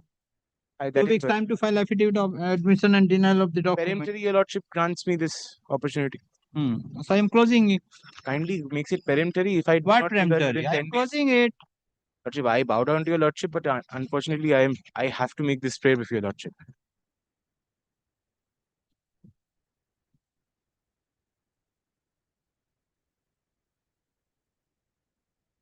What about the defendant number 2? Defendant number 2. It's undefended against him. So you will not disclose any document. It's undefended and he has not filed a written statement. I get out to him, my lord. I have taken the property. The claim is between them. The matter is fixed today for framing of issues. Learned counsel for the defendant number 1 prays for time to disclose certain document, due to which the defendant number 1 could not file the affidavit of admission and denial of the document. Police. This court find that the matter was taken up for hearing on 1st of May 2025, and on the said date, as per the prayer made by the parties, time to complete the discovery and inspection of the document was extended till 18th of June 2025. Again, the matter was taken up for hearing on 11th of September 2025. On the said date, also the learned counsel for the defendant number 1 prays for 2 week time to file affidavit of admission and denial of the document. Accordingly, this court has extended the time to file affidavit of admission and denial of the document by the defendant number 1 and also to file the suggested issues. Today, again, when the matter is called, again the learned counsel for the defendant prays for time. This court find that since the month of May 2025, the defendant number 1 failed to file the affidavit of admission and denial the document. And time and again, when the matter is taken up for hearing, the defendant number 1 is taking time but is not complying with the order by filing the affidavit of admission and denial of the document. In such view of the matter, this court finds that is a fit case wherein the defendant number 1 should be the chance to disclose the document by the defendant number 1 should be closed. Accordingly, the filing of the affidavit of admission and denial of the document by the defendant number 1 is closed. He has also not filed the suggested issues. You filed the suggested issues? Well, I have filed. Plaintiff has filed the suggested issues, though the plaintiff has filed the suggested issues. Had the learned counsel for the parties peruse the pleadings and the suggested issues of the plaintiff, the following issues are framed. Lordship will kindly consider once. Lordship will give me 1 week, 6 The days. commercial suit, sir, for the last 5 months. May I give your Lordship some back? Sorry. So background, Your Lordship. This was not a filed. Go. This Take was the filed, from and there was an application made by the plaintiffs itself, which was contested, and thereafter, Your Lordship had allowed. Whenever the plaintiff. matters come under the heading of framing of issues, either advocates met with an accident, or the client went to the foreign country, or the record is missing, or the change in brief. Very well. These are the 5 noted submission of the advocates from the bar for taking adjournment at the time of framing of issues or discovery and inspection of the document. I bow down to Your Lordship. Correct. Your Lordship will kindly grant This is one the day first time you are taking the time for 6th of May. I bow down to Your Today Lordship. we are I am a October is creature of instruction. Your completed. Lordship kindly will keeps it tomorrow. Mr. Dotto is leading me in the matter. Your Dotto will try his pursue, Your Lordship. Kindly will not pass this order. Following. He has not been able to come today. He is leading me in the matter.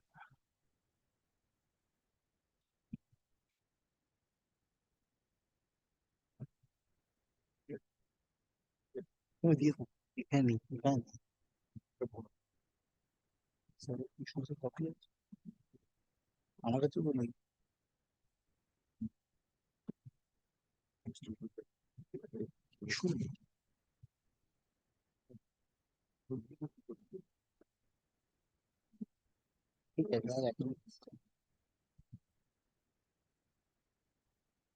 Why your issue number 5? Why 11 crore 61 lakh? 11 lakh 61,000. This is regarding Milord amount of interest on rental arrears, Milord. Where you're not? Well, this is I'll just indicate. No, later. Yes, got it. Tomorrow you see it.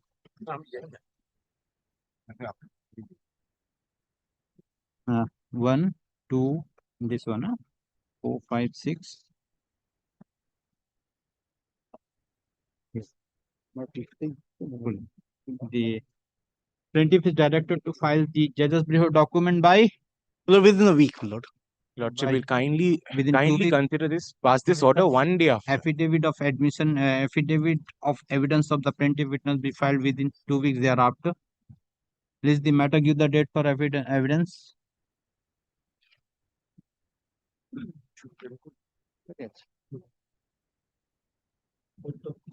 4th of December 12:30. Great. At the cost of being rebuked, Your Lordship kindly will consider my prayer. Keeps it one day. One day has to be strict. Lordship, Otherwise, kindly the make file it will not- peremptory impose cost on me will not close my right, Your Lordship. Cost It's a commercial nothing. suit. I find I have given the cost of 250. 250 was paid, but no non-compliance. Again, I have to put the undefended. Kindly appreciate, Your Lordship. This is a commercial suit. I have to discuss that's the why document. commercial. The only problem is it's a board trust matter. All the files were not available with me. I have been able to trace it, Your Lordship. Okay, no Mr. problem. Dotto is there. He's not there tomorrow. Will kindly pass this order No some problem, other day. sir. Your Lordship. Come. Yes. Will penalize me, Your Lordship. Kindly will consider. Thank you.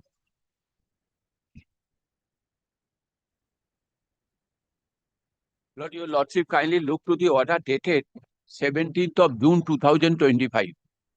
Your Lordship's order was complied with. 7 except, my Lord.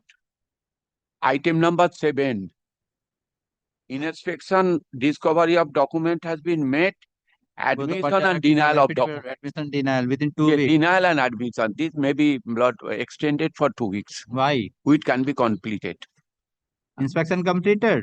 Yes, inspection For completed. the defendant, my part is completed, but some document they are not available in original copy.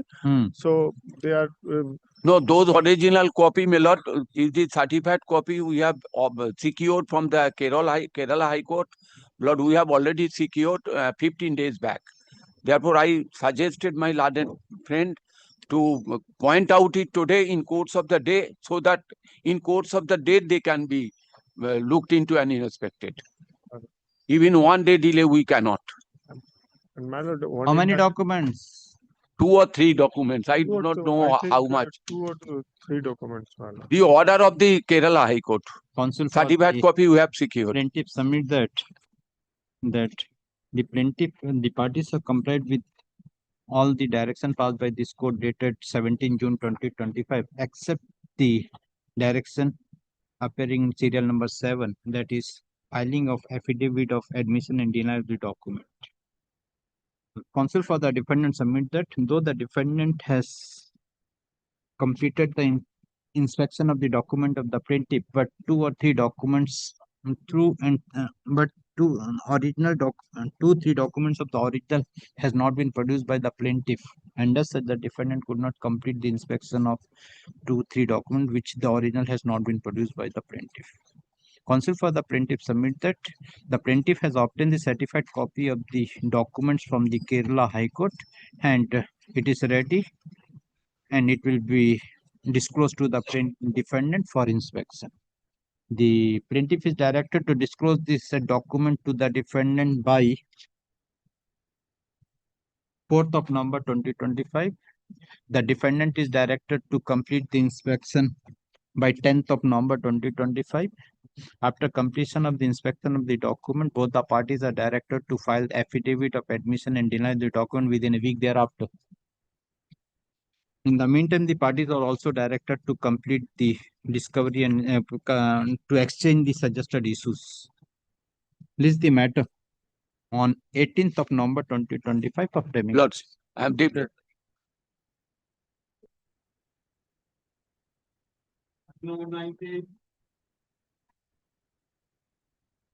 My lord, this is commercial suit, my lord, in which I have taken out an application for disclosure of additional documents. It is an undefended suit, my lord, so the defendants are not appearing. Have you served the copy? My lord? This copy is you have served. Though there is No, undefended. it's undefended written statement also not filed. Okay. Now, if my lord kindly takes up my application, the suit, my lord, I must indicate is a suit for recovery of unpaid price of goods sold and delivered. If my lord kindly takes paragraph number 5 of my application, I just want to place a few paragraphs with respect to my claim, my lord. Of my application, I say that in pursuance of such contract, the defendant had issued a purchase order upon the plaintiff, and pursuant thereto, the plaintiff sold and supplied the goods to the defendant from its factory site located at Silvassa to the defendant in Gujarat. My factory is in Silvassa, my lord, which is in the Dadra and Nagar Haveli. Again, such sale and supply of goods, the plaintiff duly raised invoices upon the defendant. Thereafter, although the defendant made part payment against such invoices, defendant failed and neglected to pay the remaining balance amount for price of goods sold by the plaintiff to the defendant. The last payment was made by the defendant on 4th of January 2024, even after issuance of notice by the learned advocate for the plaintiff.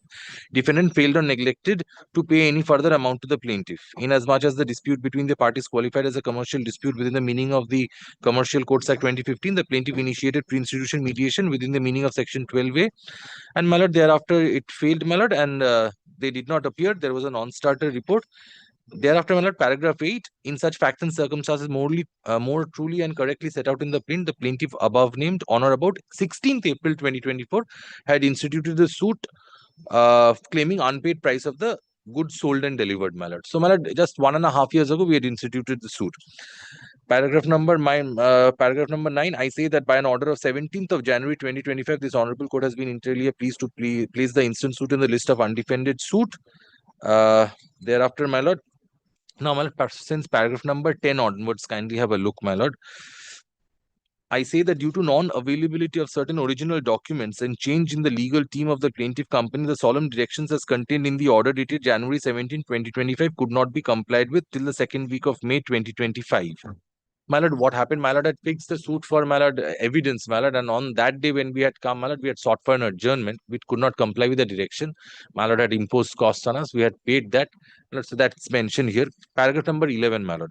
Paragraph number 11 to 17 is, I have tried to explain why I could not do this, my lord. During the pendency of this suit, sometimes in the second week of May 2025, the plaintiff, while holding a conference with the learned counsel and learned advocate on record in order to prepare the affidavit of evidence of the plaintiff's witness, namely Arvind Kumar Pathak, who has looked after the subject business in between the parties herein, had intimated that some of the documents which ought to have been disclosed and relied upon in the plaint as originally filed as made in the plaint, and the list of documents that sought to be relied upon by the plaint were not relied upon and annexed to the plaint to the said learned advocates, and the said documents were only available with the Silvassa office. My lord will recall that in the paragraph 5 I have mentioned my factory was located in Silvassa. Only available with the Silvassa office of the plaintiff and not at the registered office of the plaintiff through which the instant suit has been instituted. The documents which were not disclosed in the plaint are in the nature of certain emails and delivery challans which are quite vital for proving the case of the plaintiff and could not be relied upon and produced with the plaint as originally filed, as the same were lying at the Silvassa plant of the office of the plaintiff. I say that the plaintiff, after being intimated with the aforementioned fact, had told the present advocate on record of the petitioner that when the suit was filed, some of the documents were not, it should be his, the person who had affirmed the plaint, his possession and power, since the same were in Silvassa, which could not be shared with the advocate on record. Such documents could not be included with the plaint, since the same were not lying in the registered office of the plaintiff, but at its planted Silvassa. As such, the below mentioned documents were omitted due to reasons beyond the control of the plaintiff, and the plaint was filed at the instance of the officials at the registered office of the plaintiff at Kolkata. I say that these documents were stored in the establishment of the plaintiff at Silvassa, through which the goods were supplied and were mixed up with other documents, and as such the same could not be disclosed with the plaint. I further say that some of the documents like the board resolutions and the certificate under section 65B of the Indian Evidence Act 1872 did not exist at the time of institution of the suit, and are documents which came into existence after institution of the suit. As such, the same could not be disclosed with the plaint. Such fact came to the knowledge of the plaintiff through the above mentioned witness working at the Silvassa plant during the time of preparation of the affidavit of evidence. I say that the plaintiff was prevented by reasonable cause for non-disclosure of the documents along with the plaint, and it is the case of the plaintiff that those documents have been found subsequently and in fact were not in plaintiff's power, possession, control or custody when the plaint was filed through its registered office. I also say that the additional documents sought to be produced or relied upon are discovered subsequent to the filing of the plaint during the preparation of the affidavit of evidence. Thereafter, my lord, paragraph number 7, I have tabulated there are a total of 8 documents. Now, I will show these documents to my lord, but before I show that, I must indicate that although, my lord, we have stated in the application that the documents were not in our power, control or possession, that would perhaps be incorrect because the plaintiff is a company. And so the company's, whether regional office or head office or registered office should. So I am tendering an apology. It should not have been mentioned that it was not in our power and possession. Nonetheless, my lord, the Act provides that if the leave is granted, these documents can be disclosed. Now, if my lord kindly takes up the judge's brief of documents once, I just want to show the documents which I intend to, my lord, which will tally with the list that has been given under paragraph number 17. To judge's brief of documents.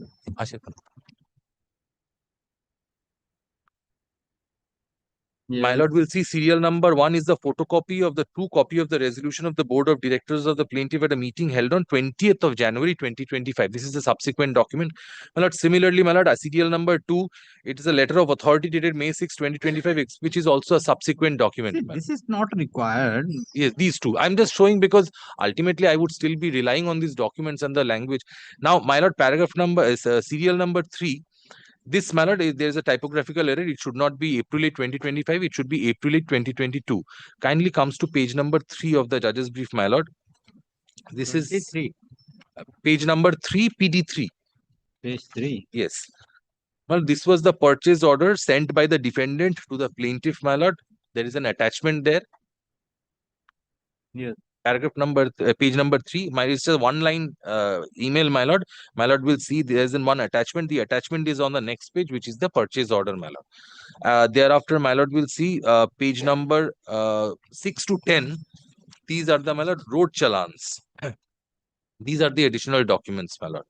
These road challans are dated, my lord, 2022. It's 3-year-old document, my lord. These were maintained. My lord will see, if my lord sees page number 6. So, your document containing page number 3? Page number, my lord, I'll indicate the document from the serial numbers itself, my lord. It's PD3, PD4, PD5, PD6, 4, 5, 6. 3, 4, 5, 6, 7. And also. my lord, no, my lord, 7 we had disclosed before, my lord. Okay. 3, 4, 5, 6, and my lord, 13 and 15. 3, 4, 5, 6, 13, 15, and 1 and 2 are subsequent documents. 13 and 15. 15. So this is of photocopy affidavit prepared under 65B. So that you yes. 65B is not the document. Very well. It is subsequent. This is then when only 13. 3, 4, 5, 6, and 13. These are the documents which were there before with our possession, but we could not disclose, my lord. The remaining serial number 1, 2, and These documents were in possession but could not it was disclose. in our possession because, my lord, we are a company. We cannot say that it was in a branch office, so it was not in our possession. That is not correct to say. It was in our possession, but it was at a Silvassa office, my lord, and that's where the factory was located from which the goods were dispatched. My lord, road challans and everything was there. My lord, it is an error on our part. We should have, we did not. Now, I just want to indicate one thing. Why I showed these documents, my lord, because without these documents, purchase order, road challans, my lord, we will not be able to succeed in the suit. That your my lord understands here and now. And second thing, my lord, the reason that I have given is, my lord, that these documents were there in the Silvassa. All this maintained in a file in the Silvassa office, and because the registered office is in Kolkata and it was filed through the registered office, they were lost. Now, my lord may think that this is not sufficient explanation. This is insufficient. One should be more diligent. The word that has been used, my lord, under order 11 is reasonable, my lord, and I have been able to see find out a judgment which says that the degree of, my lord, proof of reasonable is lesser than sufficient. So as long as it is not something which is malafide or to delay, Delhi or, High Court. my lord, Delhi High Court. my lord, Delhi High Court, my lord, Delhi High Court. I have found another judge After the Sudhir Kumar order. Yes, my lord, it takes into consideration that one also. Now, there, my lord, in the Honorable Supreme Court judgment, which my lord is referring to, there it was divided into two parts. Number one is, if there is an urgent filing of a commercial suit, then you seek the leave 30 days, you comply, then it is within your rights. You can file those documents in 30 days. But if such leave was not taken at the time, then, my lord, that order 11, rule 1, sub rule 5 would apply, which says I will not be permitted to rely unless leave is granted, and such leave can be granted only upon showing reasonable clause. Now, my lord, while taking into consideration the Supreme Court judgment also, the Honorable Delhi High Court has interpreted reasonable cause to mean something which is not unreasonable, something which is nothing to do with sufficiency or insufficiency. And, my lord, may I just only indicate this, that today, my lord, I am the plaintiff in the suit.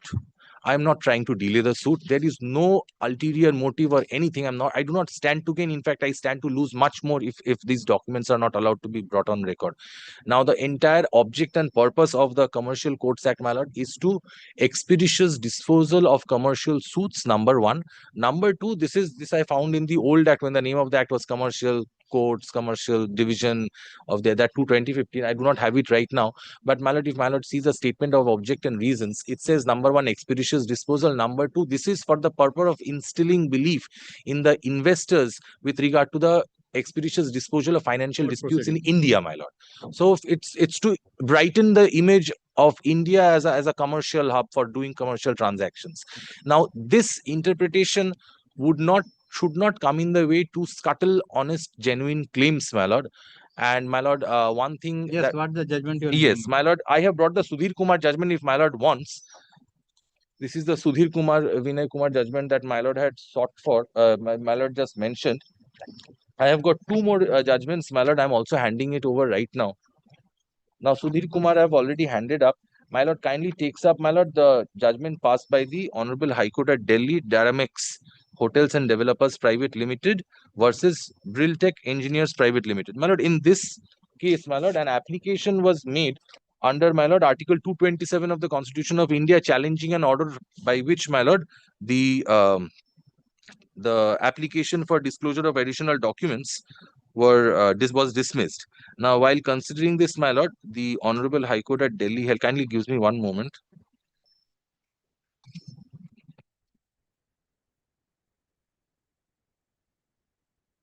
Yes. Now, my lord, kindly takes paragraph number 5 of this judgment. During the pendency of the suit, the plaintiff moved an application under Order 11, Rule 14 of CPC, read with Section 151 CPC, seeking permission to rely upon some more emails which had been exchanged between them. According to the plaintiff, though they were voluminous exchange of emails, but it wanted to rely and refer to such emails which would go on to show that the stand taken by the defendant is a false one. Thereafter, my lord, kindly sees. Yes, what was the trial court's opinion that was given in paragraph number 8, my lord? After perusal of the averments made in the pleadings and after hearing both the parties, the learned trial court came to the opinion that the plaintiff was able to establish, in terms of Order 11, Rule 1, Sub Rule 5 CPC, reasonable cause for non-disclosure of such emails along with plaint. It also observed that though it was also appropriate for the plaintiff to have filed replication explaining about the emails which were now sought to be placed on record, but in order to balance out the situation, the learned trial court, which also permitted the plaintiff to file a replication, allowed the above named application, and simultaneously defendant was also given an opportunity to file trailing mails, if any. So, my lord, the application was allowed by the trial court. Against that, my lord, the defendant had preferred this 227. Now, if my lord kindly comes to paragraph number 14. I have given, this is my lord the reasoning part. I have given my thought consideration to the rival contentions and gone through the precedents cited at the bar. Provisions in question. Thereafter, my lord, sets down, my lord, Order 11, Rule 1, Discovery and Inspection. Paragraph number 16. Documents sought to be placed on record are admittedly documents of impeccable and unquestionable nature. There is exchange of emails between the parties to the list, and admittedly, as per the averments appearing in the plaint and written statement, also both the sides have referred to various emails already. Paragraph number 17. The question in the aforesaid suit primarily seems to be based on the fact whether the time was the essence of the contract or not. But this goes to the merit of the case, my lord. And paragraph 18. Undeniably, all such emails were already in possession of the plaintiff. My lord, in my case, the 5 documents were in my possession, I must admit. According to the plaintiff, as already noted above, there were around 500 emails which were exchanged between the parties, and out of such voluminous exchange of emails, it is now wants to place on record 75 emails in order to show that the stand taken by the defendant is incorrect. The aforesaid provision of Order 11, Rule 1.5 CPC comes into play when plaintiff, despite having power, possession, control and custody of the document, fails to place the same on record. My lord, this is the same situation as my case. My lord, paragraph number 20. It is important to mention here that cause which is to be shown by the plaintiff is reasonable and not sufficient or good, and use of the word reasonable makes the provision a little less rigorous. Of course, the plaintiff should have been careful and should have placed on record these emails along with his plaint. Merely because there were voluminous exchange of emails between the parties would not, generally speaking, absolve such party. However, at the same time, the importance and significance of these emails cannot be undermined.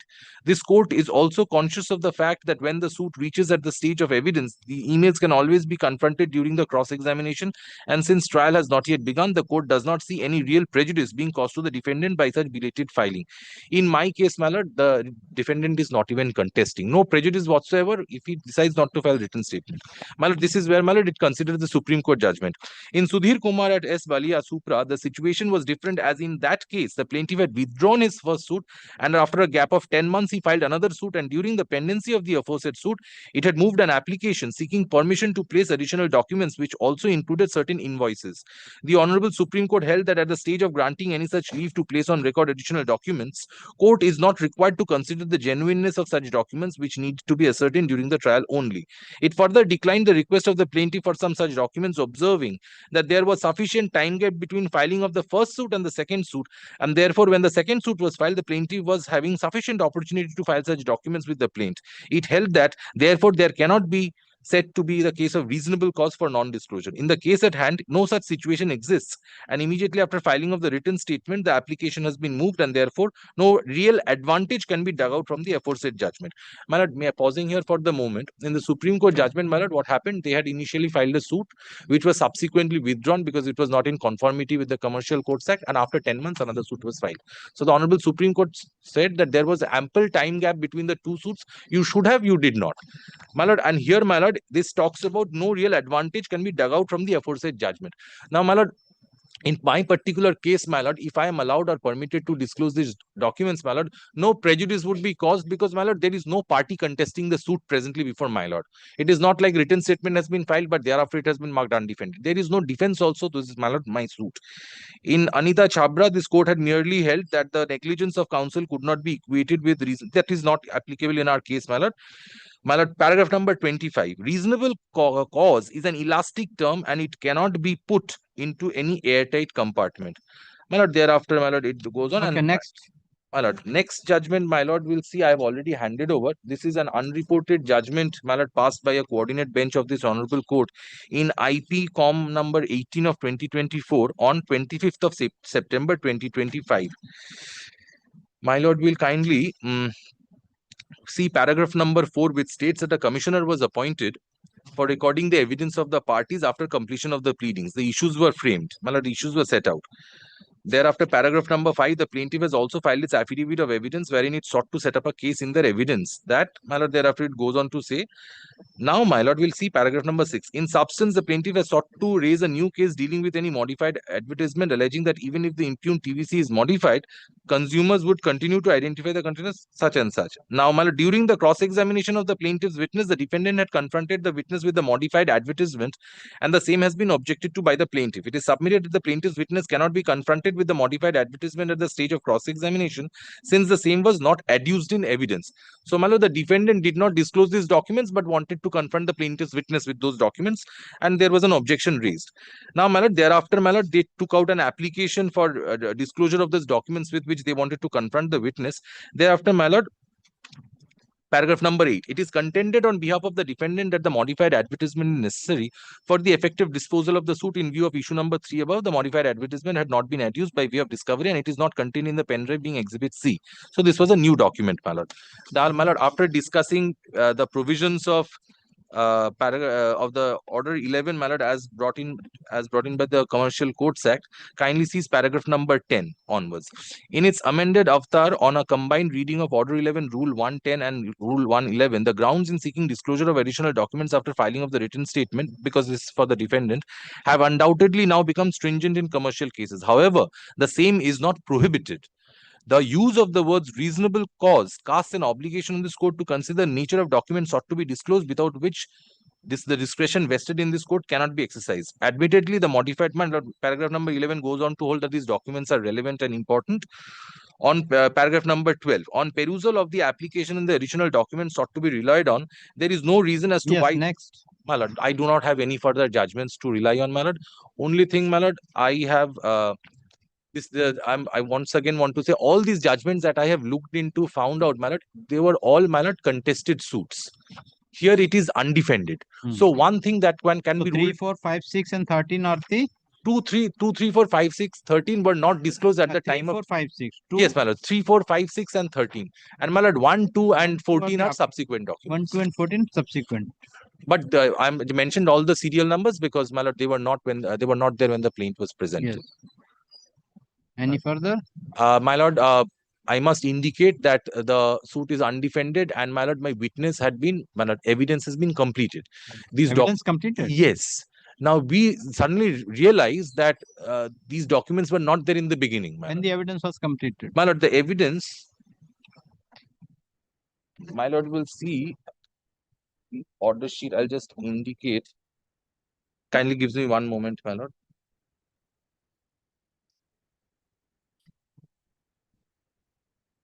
It was only one day, my lord. These documents were exhibited. I'll just give my lord.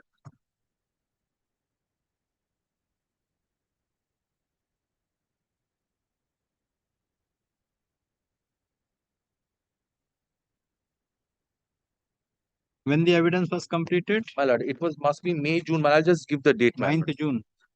I'll just give the date. The orders should be. I'll just give the date, my lord. Kindly use With your lordship's leave, this was completed in 9th June 2025. 9th June. Yes. 9th June concluded. Yes, my lord. It was only for one day, my lord. When this application was filed? This application was filed 23rd June. 2nd July. Yes, my lord. Because my lord had placed the suit for arguments, my lord, and we had realized that, my lord, this was affirmed on 23rd of June, my lord, 2025, the affidavit in support of the master summons, my lord, immediately thereafter. Yes. My lord, because we realized that at the time of arguments, or my lord, later on, even if my lord passes a decree in our favor, this may be used as a ground for, my lord, unsettling the decree. So, my lord, and if my lord kindly takes up the Commercial Courts Act 2015,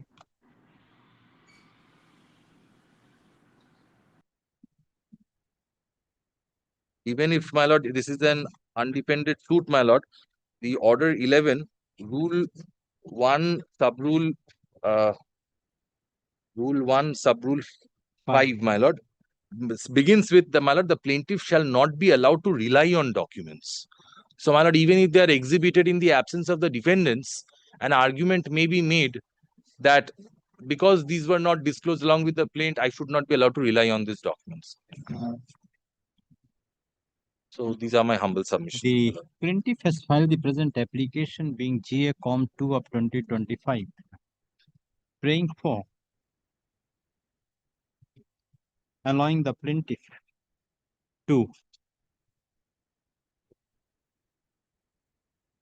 disclose certain documents which were in possession of the plaintiff prior to filing of the suit, and some of the documents were after the institution of the suit. After the institution. Police. Counsel for the plaintiff submitted that after filing of the suit, submitted the plaintiff has filed the suit for recovery of money. Yes, my lord. Recovery of money for unpaid price of goods sold and delivered. For recovery of money with respect of unpaid price of sold and delivery of the materials to the defendant.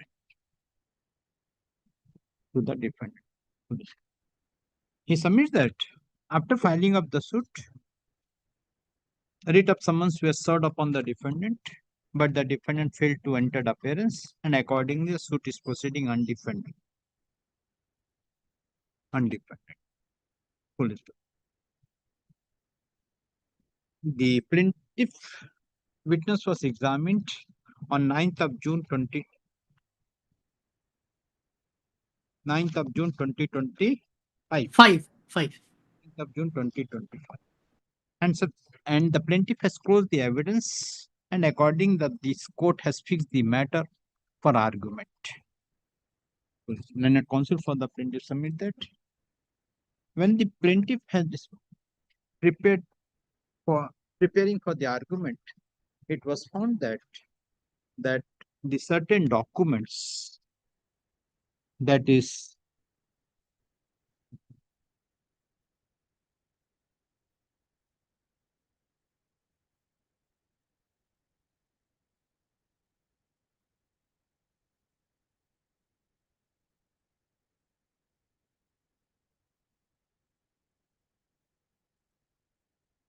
photocopies of that is email dated 8th April 2022 sent by the defendant to the deputy manager sale and marketing of the plaintiff, five road challans. Along with that email, there was that attachment, which is the purchase order. Email along with the attachment.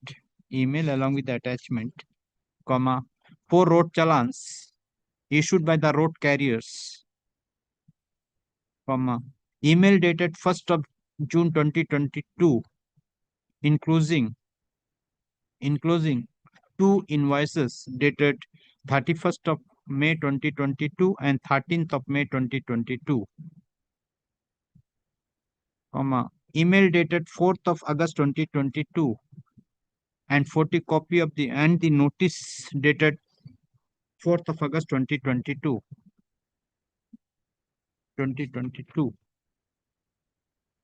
And emails dated 5th of January 2024, 1st February 2024,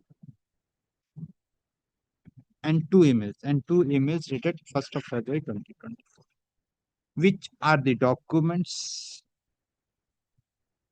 are dated prior to filing of the suit. The plaintiff further intend to bring on record 2 documents, that is the true copy of the resolution passed by the board of directors of the plaintiff at the meeting held on 20th January 2025, and the letter of authority dated 6th May 2025, executed by the company secretary of the plaintiff in favor of deputy manager sales and marketing of the plaintiff. These 2 documents are dated after filing of the suit. Learned counsel for the plaintiff submits that the documents which are in possession of possession of the plaintiff prior to filing of the suit was lying in the where it is My lord, Silvassa Silvassa office, paragraph number 5 of my application. Silvassa office at Gujarat My lord, it is at Dadra and Nagar Haveli. at Dadar and Nagar Haveli, Dadra and Nagar Haveli. and the registered office of the plaintiff is situated at Well, registered office is in Kolkata, my lord. at Kolkata. Shakespeare Sharoni, Kolkata. The learned counsel appearing for the plaintiff submits that at the time of filing of the suit, the documents which were available in the registered office of the plaintiff in connection with the present suit has disclosed by the plaintiff, and at the time of filing of the suit it was not realized that this above said documents were in the Silvassa office of the plaintiff, which is the factory site where from the materials were dispatched and invoices were prepared. Subsequent to at the time after the evidence led by the plaintiff witness, the plaintiff realized that the said documents are very much necessary for adjudication of the present suit, and if the said document is not disclosed by the plaintiff, the suit filed by the plaintiff will be defeated. Full stop. Learned counsel for the plaintiff submit that this document is very much necessary for the purpose of adjudication of the case, and there is no and the documents which was not filed by the plaintiff was in the Silvassa office, wherein the factory of the plaintiff is situated, and at the time of filing of the suit, the said document was not could not be produced due to some urgency. Full stop. Learned counsel for the plaintiff relied upon the judgment in the case of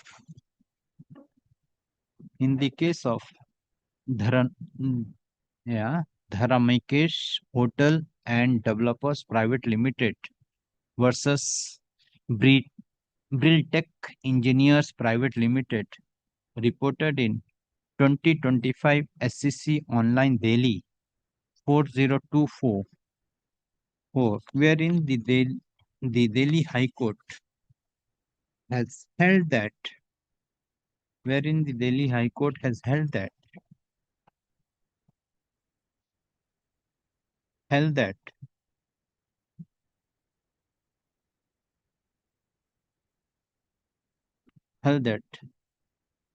it is the court to satisfy whether the plaintiff has shown any reasonable cause for not disclosing this said document.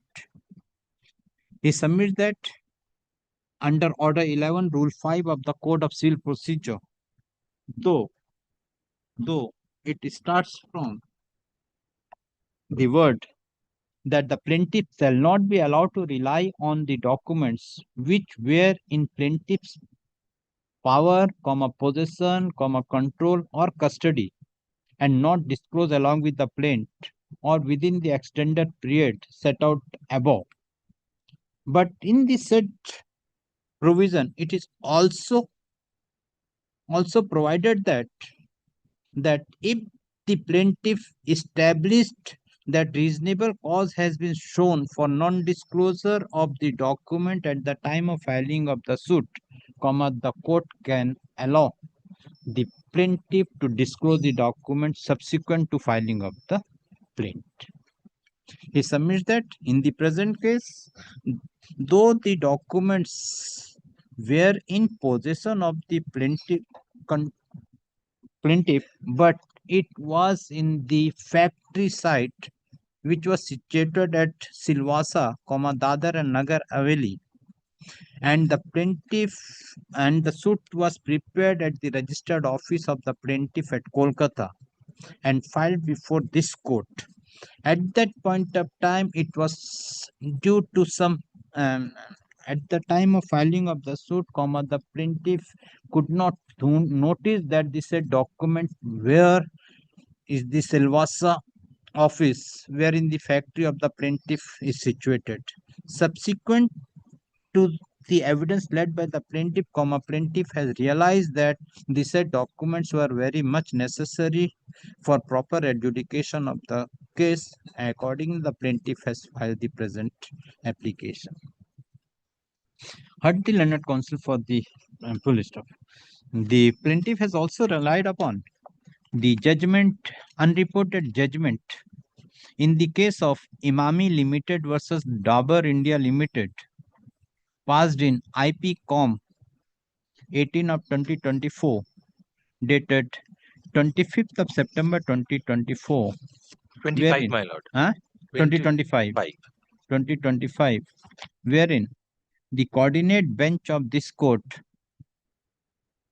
has held that the use of the word reasonable cause casts an obligation on the court to consider the nature of documents sought to be disclosed, without which the discretion vested in the court cannot be exercised. Heard the learned counsel for the plaintiff peruse the document which the plaintiff has relied upon. Plaintiff intend to bring on record and were in possession of the plaintiff. This court finds that the plaintiff has filed a suit for recovery of money. It is the specific case of the plaintiff that the plaintiff has, as per the order placed by the defendant, the plaintiff has supplied the materials and raised invoices, but the defendant has not paid the said amount. Part paid, my lord. Has not paid the total amount and had only paid the part payment. Accordingly, the plaintiff has filed the present suit for recovery of the due amount. The document which the plaintiff intend to bring on record are the communications by the defendant to the plaintiff and the challans and invoices. Yes, my lord. And the challan and invoices which shows that the materials have been supplied by the plaintiff to the defendant. Full stop. The plaintiff has taken the specific, has shown the specific reason that that the registered office of the plaintiff is situated at Kolkata, but the factory site is at Silvassa, Dadar Nagar Haveli, which is far away from Kolkata, and all the documents through which the materials have been supplied from the factory to the defendant were lying at the Silvassa, which is the factory site of the defendant, and due to which the said documents could not be disclosed at the time of filing of the present suit. Considering full stop.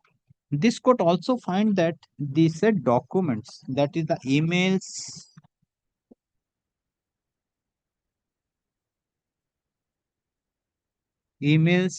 challans, notices are very much necessary for the purpose of proper adjudication of the present suit. If at this stage the plaintiff is not allowed to disclose the said document and prove the said document in accordance with law, the plaintiff will suffer irreparable loss and injury. The court has to see whether the document which the plaintiff on the party is relying upon is necessary for proper adjudication of the case, along with the cost shown by the plaintiff. In the present case, this court satisfied that the plaintiff has shown reasonable cause, has shown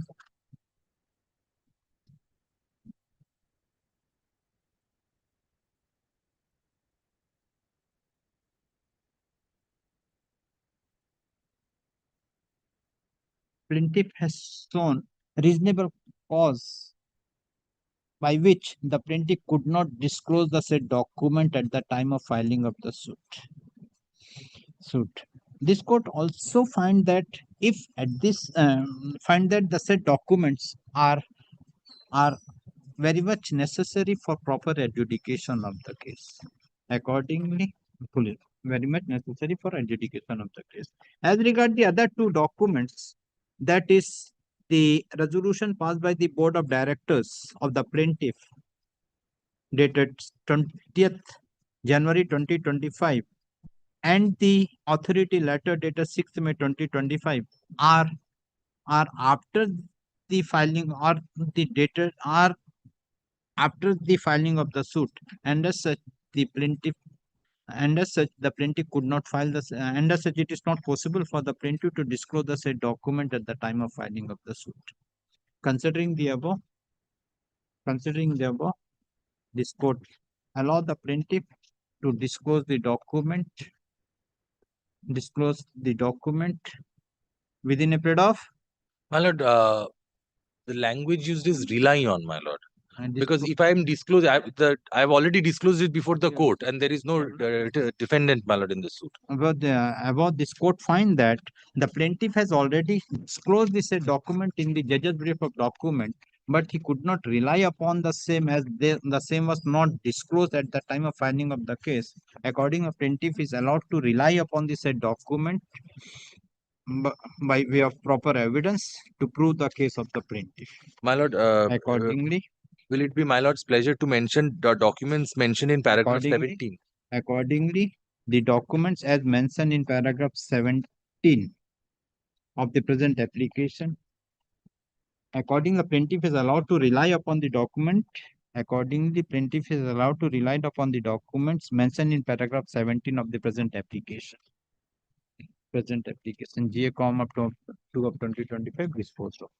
My lord may fix any date or time for arguments of the suit, my lord. As this court has allowed the plaintiff to rely upon the but your evidence is over, then you have not filed an application for recalling of the plaintiff. Without recalling of the plaintiff, how you can? My lord, the documents were marked as exhibits. If the defendant were there at the time of arguments, they would have argued that you cannot rely on. Your case is closed. Yes, my lord. Correct. Right. Plaintiff evidence is concluded. Yes. So if you want to bring this document is to be proved, then you have to file an application under Order 18, Rule 17 for recalling. My lord will permit, kindly grants me that liberty, I'll do that.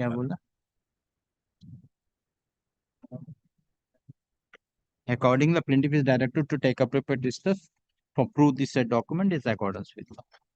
Grateful to me. Very grateful.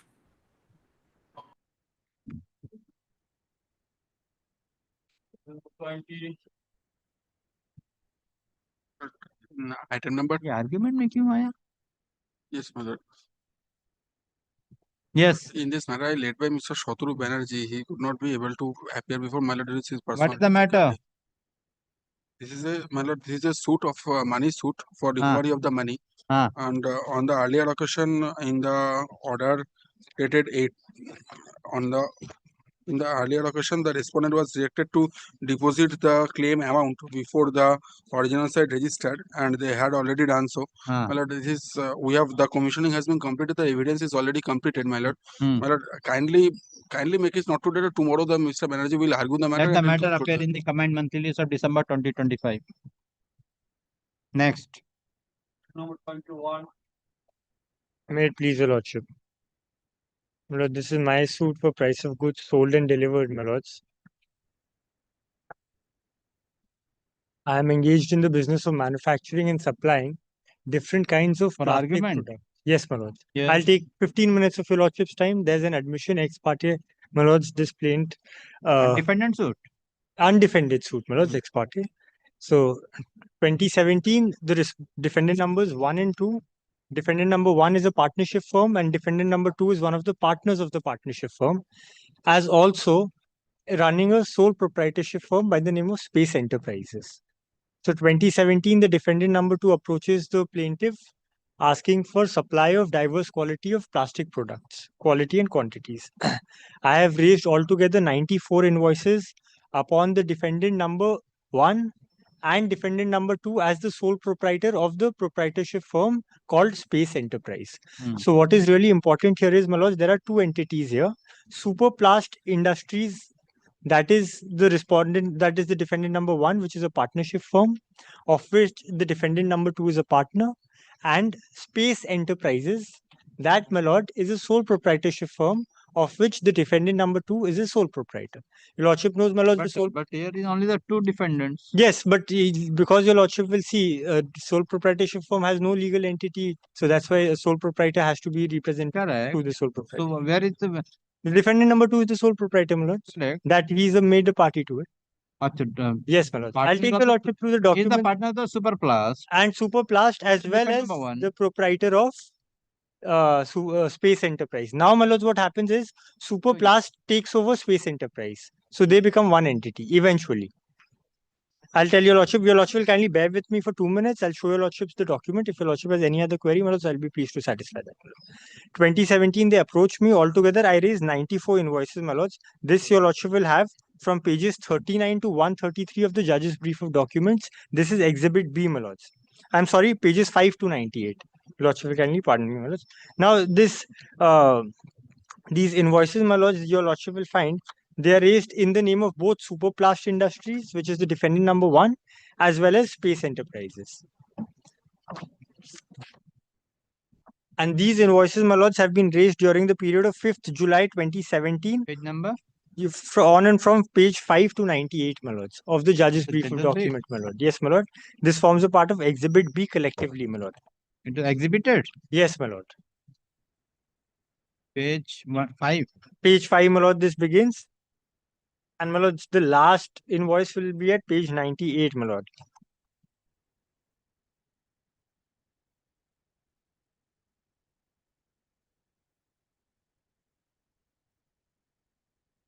What about the page 4?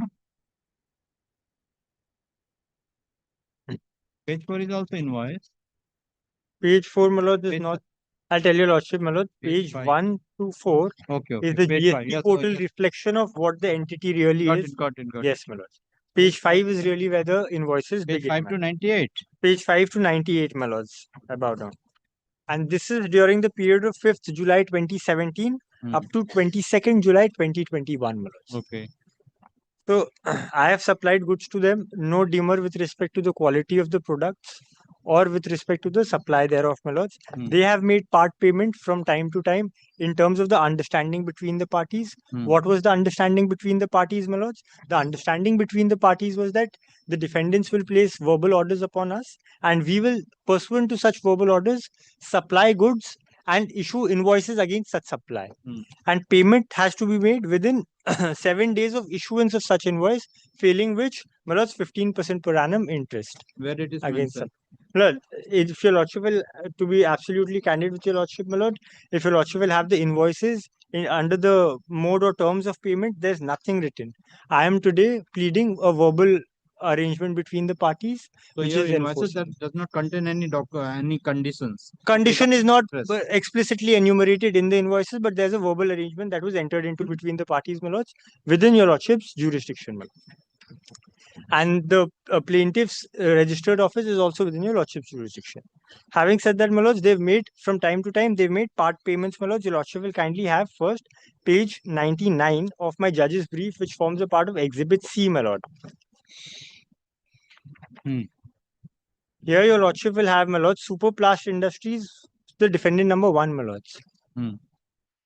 Ledger from 17 to 18. April 17 to 31st March 2018. My lords, closing balance your lordship will have at the end of the page is 568. 5,68,000. Yes. This is taken over to the next financial year at 18-19, my lords. For same Superplast Industries.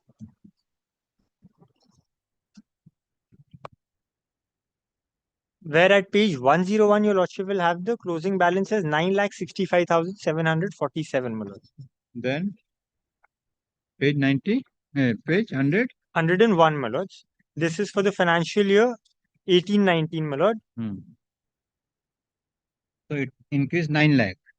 9 lakh is as on 1819. Then your lordship will kindly turn the page. This is for the sake of completeness, my lords. I'm just showing the chronology as to how I have maintained my books and how they've made payment from time to time against supply of goods, my lords. This goes, my lords, all up till, my lords, your lordship will have 105. Yes, 105 your lordship will have, my lords. Yes. This is for the period of April 21 up to 31st March 22. The entire thing more or less is rounded up, your lordship will have. There's no closing balance thereafter. 21, 22. 22, my lords. I'm correct. At page 105. Correct.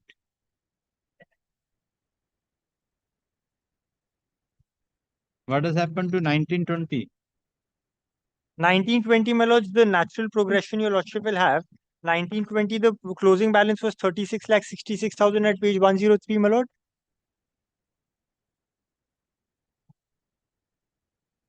Yes. Now, my lords will kindly turn over the page at 104, which becomes the opening balance, the closing balance thereafter.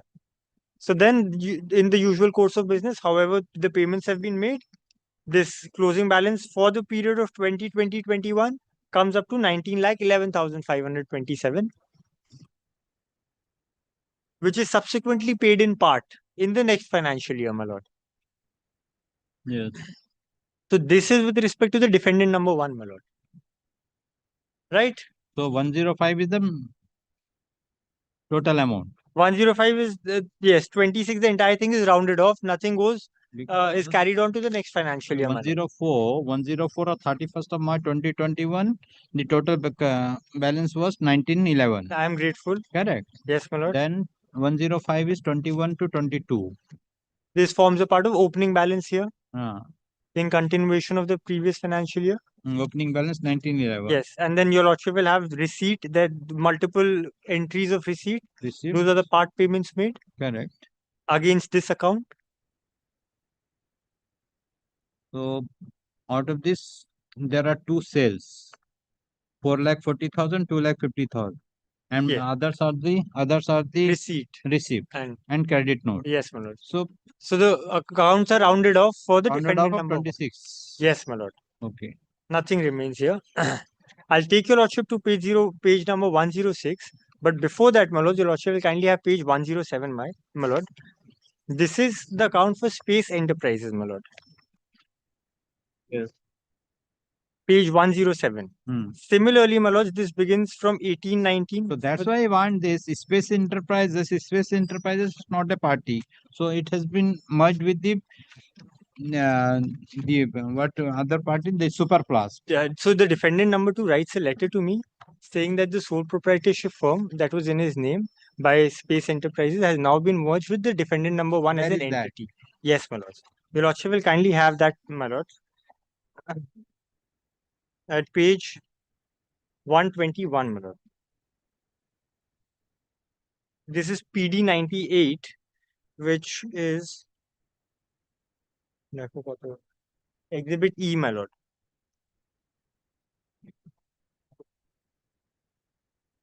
On the letterhead of Space Enterprises dated 27th July 23, my lord. Yes. We are delighted to inform you that Space Enterprises, having its registered office at such and such, has been acquired by Superplast Industries. This is the defendant number 1, having its registered office at such and such. The leadership team and the products will remain the same. That means no interruption in service.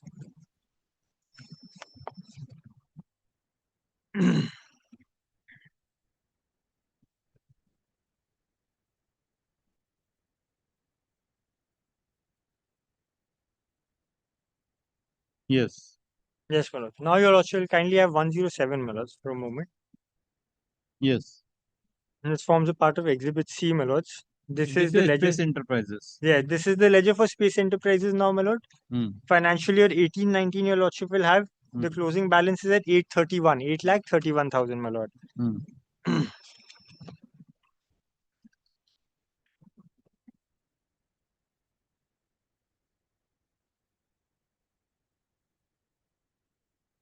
Then this, my lord, has been brought forward similarly in the next financial year as an opening balance The figure your lordship will find at page 108, my lord, 8,31,000.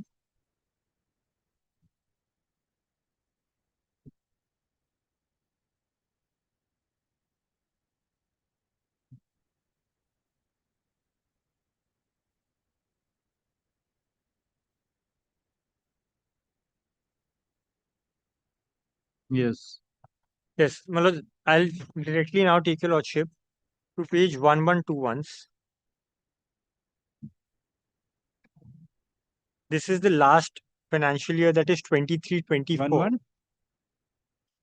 112, my lord, of the judge's brief your lordship will have. This is my ledger for the financial year 23-24. So here is the 12 Now, lakh. yes, my lords, what happens? 12,23,000 your lordship will see, because there's a part payment of 3,90,000 that has been made. This your lordship will have at page 111. So essentially, the amount eventually comes down to 12,23,000, which has been transferred to the books of Superplast Industries. Why, my lords? Because both entities have now merged, or the sole proprietorship has been acquired by the defendant number one, if I may put it so.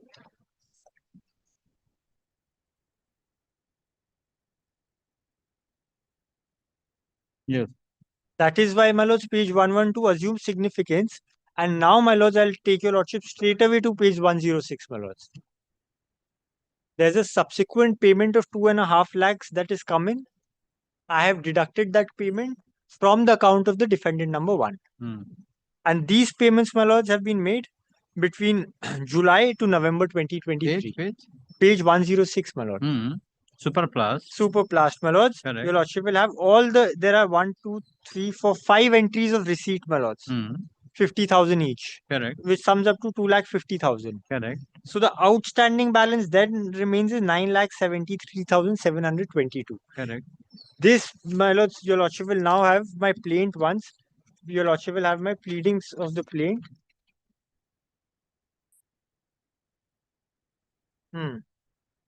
Lordship will kindly have para 10 once, my lords, at page 17.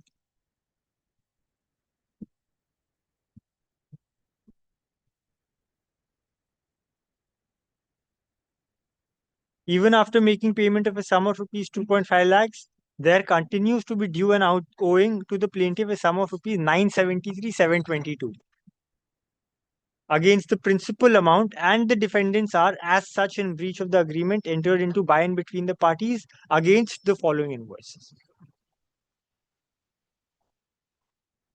So these are the two invoices that remain outstanding out of the 94 invoices, my lord.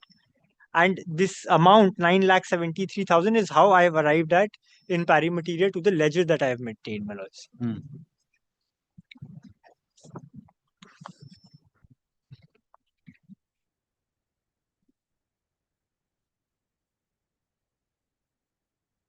And thereafter, your lordship will kindly have page 21, my lord. To cross the threshold of pecuniary jurisdiction. Paragraph 10. Yes, my Even lord. after making the payment 2,50,000, there continues to be due and owing the plaintiff at 9,73,000. Yes, Okay, my lord. that is page 106. Yes, my lord. Again, the principal amount and the defendant are such a breach of agreement entered into. So what is it? What is again the following invoices? Why these two separate invoices you have mentioned this? My lords, because I'll tell your lordship, the payments that were made on a lump sum basis. Correct. Which were then adjusted or set off at the discretion of the plaintiff. Correct. In the event your lordship knows, it's settled law that when payments are made on a lump sum basis without indicating the particular invoice against which the payee intends to set it off, then it is at the discretion of the person who's receiving it. Similarly, my lords, these are the two bills that still remain outstanding after deducting the payments that have been received by the plaintiff from the defendants. And on this have I charged interest thereafter. Where is this two invoices? These two invoices, my lord, your lordship will have at, your lordship, kindly allow me a second.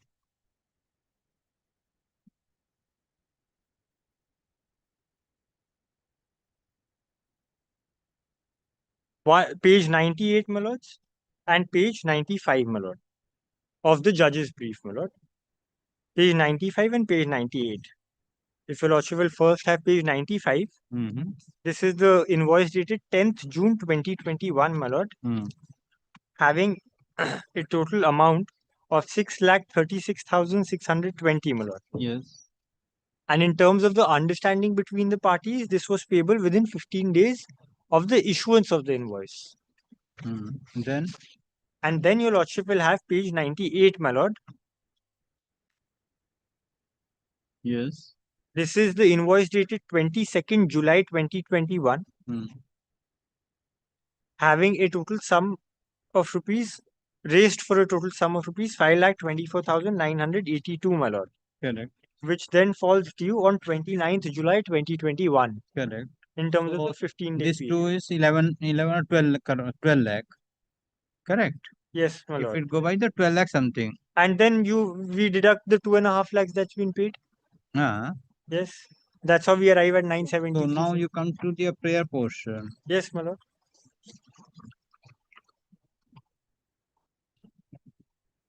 Paragraph 17. Come to the paragraph 17, you have claimed. Paragraph 17 is the breakup of how I have sought for the relief that I have sought for, my lord. Balance amount due under the invoices 9,93. Yes, my lord. 9,73. Interest. And then interest thereupon. Total 47. Up to the date of filing. So 9,73, how you can see? 973 is the principal amount that I have just shown from the ledger, my lord, that has been maintained. That's why. So let us contact 9. Now you come to paragraph 10. Yes, my lord. Paragraph 10, page 17, and come to paragraph 17. Yes, my lord. So if it is 6,36,620 plus 524,980, what is the total amount? 12 lakh? I'll tell you, lordship. You will just calculate for that. 636, 620. 36, 620 plus 524, 980. This comes up to 11,61,602 minus 2,50,000. 11 lakh 61,602. Yes, my lord. Correct. Yes.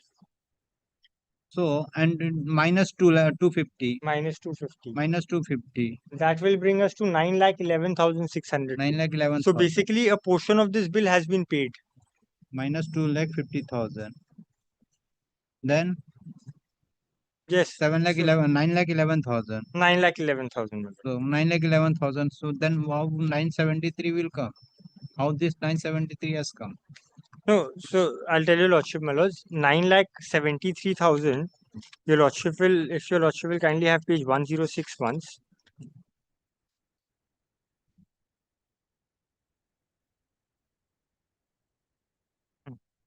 No, then this is your lordship will, yeah, the bills, the amount of the bills are perhaps coinciding with the ledger that is there.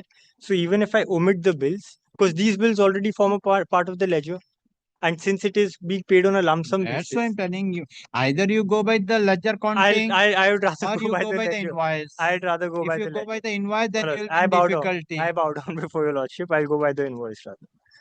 Yes. If you go by the ledger, invoice, then sorry. you will be in By difficulty. the Then ledger. all the Beg your invoices also pardon. has to be Yes, calculated. yes, absolutely. Then the amount is to be deducted. Then I if you bow go by the I bow down. the ledger, then you have go by the closing balance. I'd be grateful if your lordship only considers the ledger in that event. Then yes, next. So That's all. That's about, and there's an admission, my lord, very important, that your lordship will have at page 126 of the judge's brief, my lord. This forms a part of Exhibit G.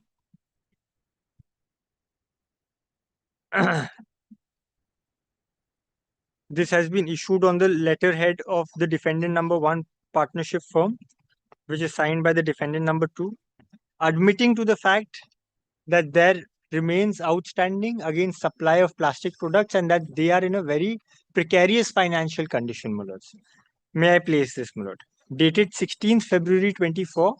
I hope this letter finds you well. I am writing to inform you about our current financial situation. Due to unforeseen circumstances, we are currently experiencing a financial crisis that has made it challenging for us to meet our financial obligations on time. So this is an admission, my lords. We want to assure you that clearing of our debts with your client is a priority for us. We are actively working on improving our financial situation and are committed to paying off the outstanding balance as soon as possible. In the meantime, we kindly request your understanding and patience. We are exploring all possible avenues to resolve this matter promptly. We will keep you updated on our progress and aim to make payments as soon as our financial situation allows. Hope you understand our situation and intention, my lords. This, my lords, is written Where in is the reply next- to my demand notice. Yes, where is the 10 to 24? This 10 to 24, your lordship will have at page 122, my lords, which is Exhibit F, my lord. This is the demand notice that I raise upon him, saying that, look here, I have supplied goods to you upon the following conditions, and that you've unilaterally appropriated the goods without making payment against them. What is the amount you claim here? The amount due, your 973. paragraph 9, my lords, 973, your lordship will have at page 123, my lord. Okay. My lords, that's about. And there's a non-starter report, my lords, that's been issued that your lordship will have, my lords, at page 130. How it is undependent? By which order the undependent? That goes out to the undependent. Lordship can be announced.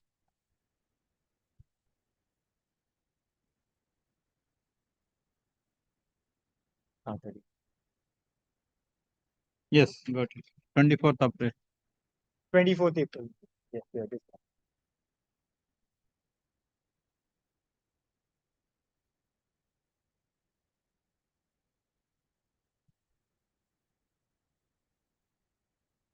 The plaintiff has filed a suit praying for a decree for a sum of rupees 14,57,848 along with interest at the rate of 15% per annum, along with interim interest and interest upon judgment at the rate of 15% per annum.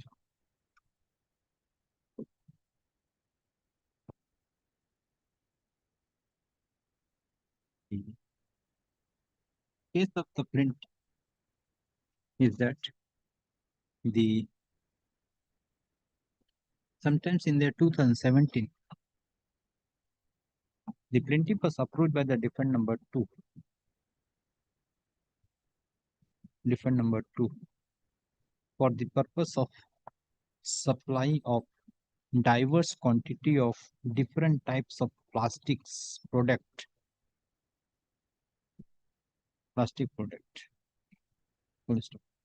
A meeting was held between the plaintiff and the defendant, and it was agreed that the defendant number 2 would place verbal orders as proprietor of Space Enterprises as one of the partners of the defendant number 1 upon the plaintiff from time to time for supply of diverse type of quantities of plastic products at rates mutually agreed upon. It is further agreed that the defendant would bear the freight cost involved in the transportation of the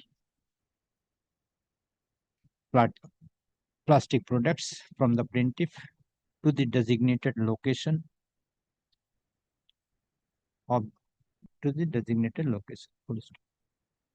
It was further agreed between the parties that the plaintiff would raise invoices towards supply of the plastic products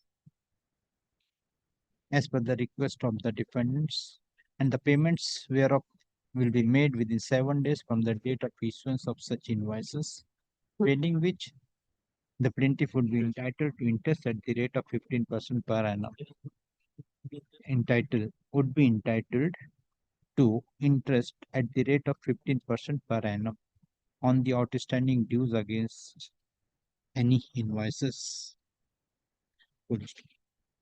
As per the agreement between the parties, the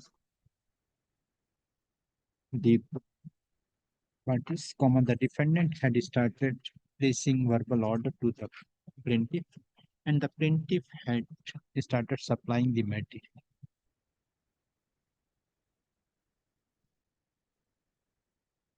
and the plaintiff had started supplying materials to the defendant from time to time as per the requirement of the defendant.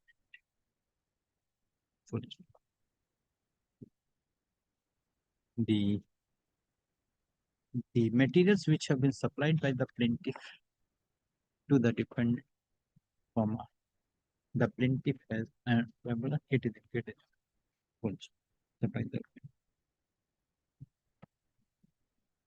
the plaintiff, the defendant has made part payment, and finally an amount of rupees 9,73,722 was due, but the defendant failed to pay the said amount. Accordingly, the plaintiff has issued notices to the defendant for issuance of payment of the due amount along with the interest. On receipt of the request made by the plaintiff, defendant has requested the plaintiff to bear with the defendant as the defendant is facing financial crisis, but the defendant will make the payment as and when the prices and the financial crisis of the defendant will be over. In spite of the assurance made by the defendant, the defendant failed to make the payment, and accordingly the plaintiff has filed the present suit. After filing of the suit, the plaintiff has taken appropriate steps for issuance of writ of summons, and the writ of summons were duly served upon the defendants. Even after receipt of the writ of summons, defendant choose not to appear in the matter, and accordingly this court has placed the matter as undefended suit. To prove the case, the plaintiff has examined his witness and during the evidence of the plaintiff witness, altogether how many documents have been exhibited? Altogether, my lord,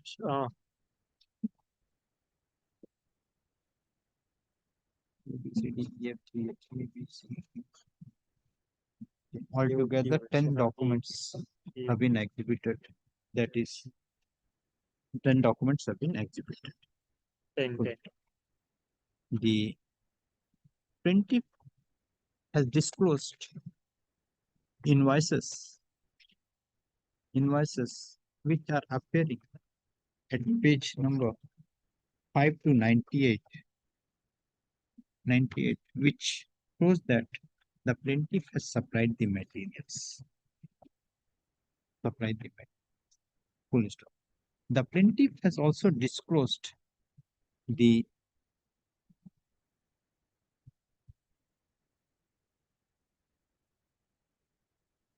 ledgers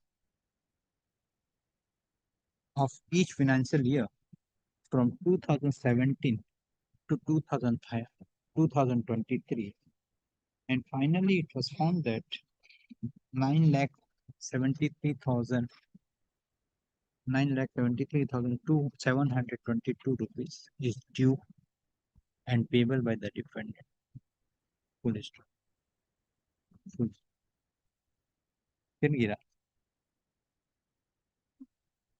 Payable by the defendant.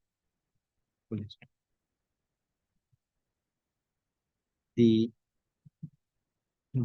balance confirmation relied by the plaintiff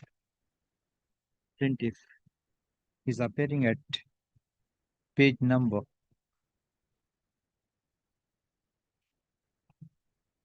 'Where is the balance confirmation? Page number? Balance, my lord, there's a reply. There's no balance confirmation signed by them. The reply, your lordship, will have at page 120. Ledger account? Oh, ledger, yeah, 106, your lordship will have. 106, my lord. 112 and 106. The balance confirmation and the ledger account. 112 is where the amount is transferred to defendant number 1. Balance confirmation, ledger account. 112 is where the amount is transferred to the defendant number 1. and 106 is the final balance amount that is being claimed. No, total. It is start from which page? My lords, this, your lordship, will begins from page 199 and goes up to 112. Ledger. The ledger. account is appearing at page number 99 to 112. 112. Marked as Exhibit C. 112, which are marked as Exhibit C. From the ledger account, it is on that time and again there was closing balance, and finally an amount of rupees 9,73,722 was due and payable. Fully. The plaintiff by a letter dated 10th of February 2024 called upon the defendant for payment of an amount of rupees 9,73,722 along with interest at the rate of 15% per annum within 15 days from the date of receipt of the said notice. On receipt of the said notice, the defendant has sent a reply to the plaintiff on 16th of February 2024, wherein the defendant has stated that due to unforeseen circumstances, the defendants are currently experiencing a financial crisis that has made it challenging for the defendant to meet their financial obligation, and he requested the plaintiff that the defendant will resolve the matter as early as possible. From the said letter, it reveals that by a letter dated 10th of February 2024, the plaintiff has specifically called for the defendant for payment of an amount of rupees 9,73,722. And the defendant has sent a reply, but the defendant has not denied with regard to the claim of the plaintiff. This court also finds that the claim made by the plaintiff has been duly proved by the plaintiff through the evidence of the PW1 by exhibiting the invoices and the ledger account.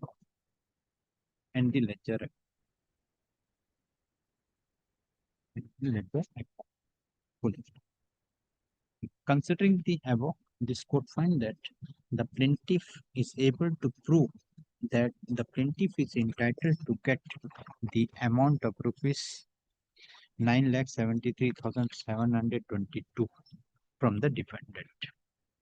As regard the interest, though there are several invoices, but in their invoices there is nothing that if there is a delay that the plaintiff can claim the interest at the rate of 15%. But in the plaint as well as in the affidavit of evidence, the plaintiff has specifically claimed that if the defendant failed to pay the amount within 7 days from the date of receipt of the invoices, the defendant would be liable to pay interest at the rate of 15% per annum. This court finds that the transaction between the plaintiff and the defendant is commercial in nature. The defendant has supplied the materials and the plaintiff has supplied the materials and the defendant has received the materials. The defendant has paid the amount, leaving aside the 9,73,722. Considering the above, this court finds that the transaction between the plaintiff and the defendant is commercial in nature, and as such the plaintiff is entitled to get interest at the rate of 10% per annum from 9th when the last payment was made. Last payment, my lord, was 27th November 23, my lord. From 28th of November 2022 till the realization of the total amount. Till the realization of the total. CS number full list of the defendant is directed to pay the amount of rupees 9,73,722 along with interest at the rate of 10% per annum from 28th of November 2022 till the realization of the total amount. The CS form of and the department is directed to drop the decree. TS conferences and disposal. I'm so grateful, my lord. Prior to my lord rising, my lord, item number 23. Possibly, my lord, I have spoken to my learned senior friend. If one line order is required to be passed. What My line? application, he wants to file an affidavit. I don't have any objection. I will record one line. You want to withdraw the matter. He is the plaintiff. I am the application. So your written statement will be withdrawn. Possibly, my lord. He wants to But get what out of got? the suit, so kindly does not pass. My lord, I have I'll just one second. My lord, 23, my lord, there are two defendants. We have obtained the service report, my lord. The first defendant has not been served. 3 times the service has been tried. The sheriff has filed the report. We will have to take out a necessary application. It will be in a nature of paper publication, my lord, because it's a proprietorship concern. Defendant number 1. Yes, 1. I'm for the petitioner in this matter. Your 23. lordship. 23. I'm for the plaintiff. No, That's not. Sorry, I'm for the defendant number two here. Yes, for the defendant. 1 minute. I'm for the sole proprietorship concern. Defendant number 1. Defendant number Yes. Oh, You're appearing? very Your good. lordship. My Sorry, application is secured. Sorry, your Where is lordship. your application? No, not there. Now it will not come. You're sure you're appearing? Lordship. Yes. I'm being led by my senior, Mr. Bagh, in this matter. Ah. I was only praying for your lordship to keep this matter in the second half, your lordship. Lord, then let it be as As usual. it is, as In it is, your usual. lordship. Then we will not. Your lordship. I'll just take the service. I'm grateful, your lordship. Deeply obliged. Are you sure? I am for the sole proprietorship. sole They can- proprietorship.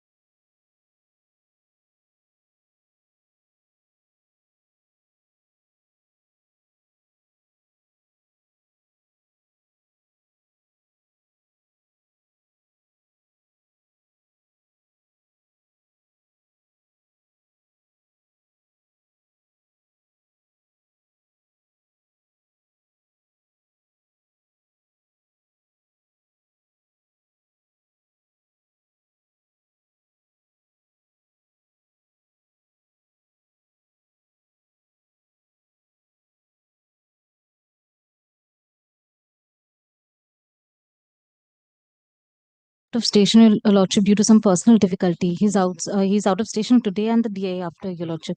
If Your Lordship in that event could fix the matter next month, Your Lordship, subject to Your Lordship's convenience. Fix tomorrow also. Your Lordship, he's out of station, Your Lordship. Both the days it is fixed. The examination in chief had already commenced, Lordship. Yes, Your Lordship. But Your Lordship, due to personal difficulty, is out of station, hence. I believe the witness, if the witness is here, Lordship, it can be. But Your Lordship, the witness is not here because he's already been informed that my learned counsel is out of station, so.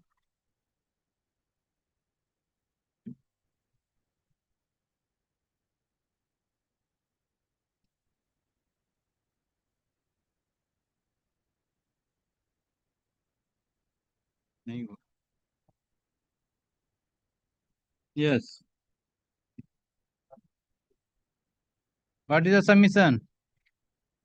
If the witness is here, if your Lordship closes his examination in chief, then I can start cross-examination, Lordship. But No, Your Lordship, the examination chief has already commenced, Your Lordship. How can it's it? not ended. Yes, Your Lordship.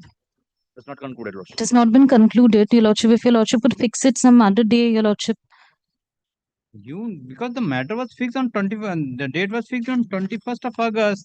Mr. Banerjee knows. I understand, Your Lordship, but due to personal difficulty, is out of station, Your Lordship. Difficulty you could have been mentioned earlier. Now what the 1 hour, what the court will do? If Your Lordship could kindly fix it on some other date, Your Lordship, Fix, subject but to Your 1 Lordship. hour, how the court will do for 1 hour? All the advocates went because of the fixed matter. You could have been mentioned tomorrow, yesterday, or day before yesterday. I apologize for that, Your Lordship. Pay the cost. I will attend the Your Lordship, kindly do not. That. dates are there. Your Lordship could kindly fix it subject to Your Lordship's convenience on some other date. I'll ensure Your Lordship that the witness and the counsel is present, Your Lordship. No, might be you have to present, but there are 2 dates. What will do tomorrow? Why you not mention yesterday or day before yesterday? Your Lordship, due to an emergency, he had to leave, Your Lordship. So He has left. he had left yesterday in the afternoon, Your Lordship. Then you could have mentioned the matter.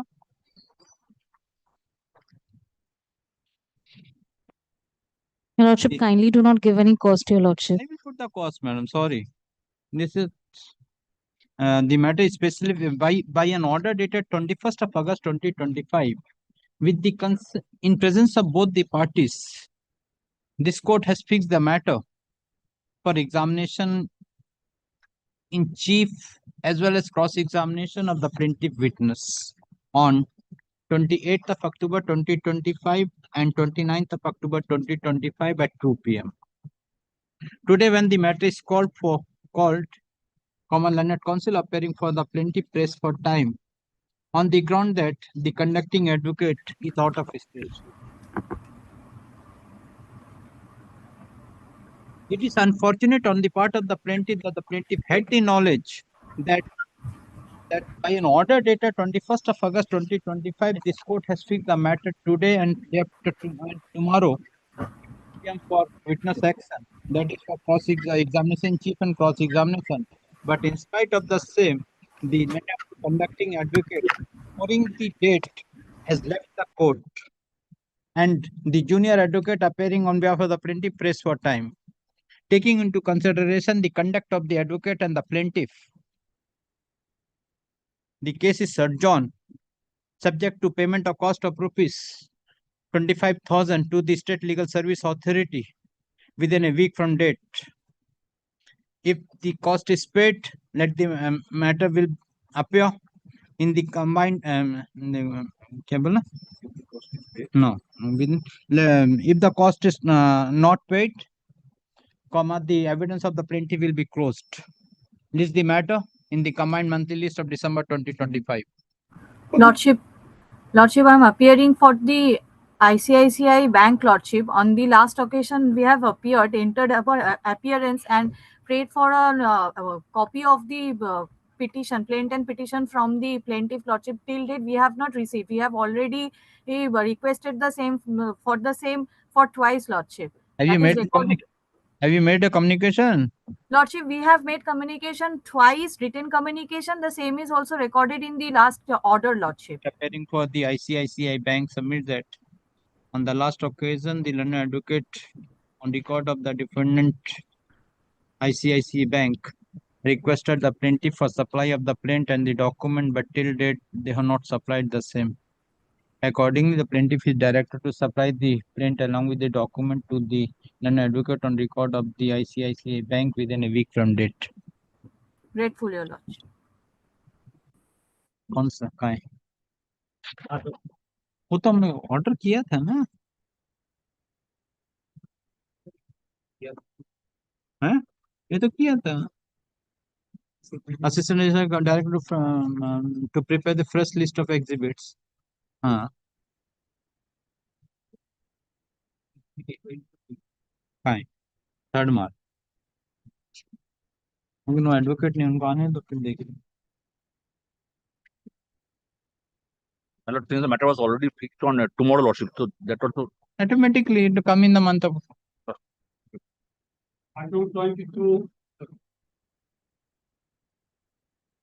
And for the plaintiff, my lord, this is an undefended suit. Here, my lord, evidence was adduced on commission. Commissioner's report was filed, my lord, and report has been accepted. And my lord, now, my lord, it's for arguments today. My lord, what I have done for my lord's convenience, it's my lord, it's a undefended suit. I have prepared a short notes in the form of list of dates. My lord, may I just... what is the case about? Yes, my lord. Here, my lord, there was a contract between the plaintiff and the defendant, which has, my lord, two parts. One, for supply of railway-related equipment. It's for, my lord, alteration of existing electronic interlocking system. That was, my lord, the contract where it had a supply component and had a commissioning component. Here, supply was carried out. Commission has also been done. There is a final certificate issued, my lord, the safety certificate issued by the railways. The payments in respect of supply has been received. Invoice, which was raised in respect of commissioning, that payment about 30 lakh rupees, that payment has been withheld, has not been made. My lord, my lord, claim, my claim is on account of the value of the services which I have provided by commissioning, because supply price I have already received. Now, if your lordship, if I may take your lordship through the list of dates, my lord, that will be, my lord, the whole thing can be summarized, and otherwise all documents have been relevant, has been exhibited. I've given, my lord, the page number of the plaint, the para of the plaint where the pleading has been made, the para of the affidavit of evidence, and also the question numbers and the exhibit numbers where the documents have been proved. If your lordship kindly allow me to place, my lord, the list of dates, my lord, this will be. Yes. Yes. And in fact, side by side, my lord, I'll also show the document which forms part of the judge's brief exhibited. First week of October 2020, the defendant had approached the plaintiff for work of alteration in existing electronic interlocking system at Bevara railway station, along with other negotiations. Now, 8th October 2020, email issued by the plaintiff to the defendant submitting its revised offer, offering to carry out the said works at an amount of rupees 1 crore 4 lakhs. By way of this email, the plaintiff had also put forward certain terms and conditions in respect of carrying out the said works, few of which were, then I'll not trouble your lordship with the extent terms which are there. And the document, my lord, is at exhibit B, which is, my lord, at PD2 at pages 2 and 4 of the 2 to 4 of the judge's brief of documents.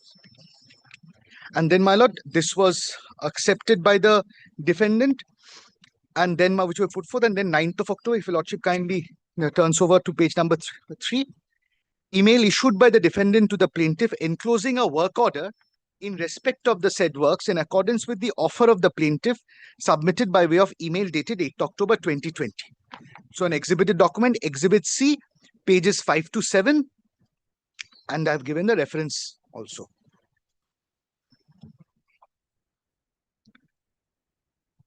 Next. Now, 15th October 2020, we required revision of certain terms of the work order. So we issue an email to the defendant, but requesting the defendant to revise few terms of the work order as per the offer made by the plaintiff. Therefore, was entered. This was, my lord, exhibit D. This is my email when I have requested for some revision of certain terms. 16th October 2020 is when email issued by the defendant to the plaintiff enclosing a revised work order revising the terms of the work order dated 9th October 2020. The plaintiff had received and accepted the revised work order. The contract in respect of the said works therefore stood modified and revised. So there was a contract which stood modified ultimately on 16th October 2020 upon receipt of the revised. That is, my lord, Exhibit E, which is at pages 9 to 11. My lord, since these are the contract terms, possibly I would like to show your lordship that contract once. That is at Judge's Brief of Documents. Yes. My lord will take up the Judge's Brief once. Yes. Page 9, my lord, is the covering email of 16th October 2020. Yes. And my lord, the revised work order is at pages 10 and 11.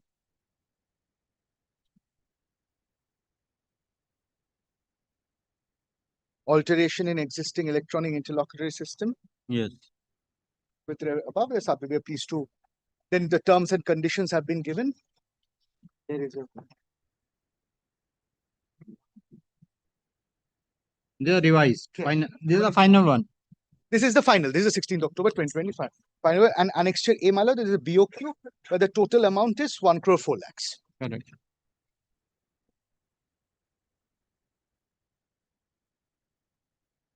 Now, since these were for RDS, these were for railway work, it was to be approved by RDSO.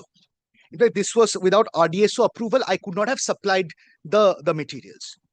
I make all those materials ready, and then by emails of 28th October and 29th October, I have called upon the defendant for inspection, for calling upon the defendant for issuance of call letter upon RDSO for inspection of such materials.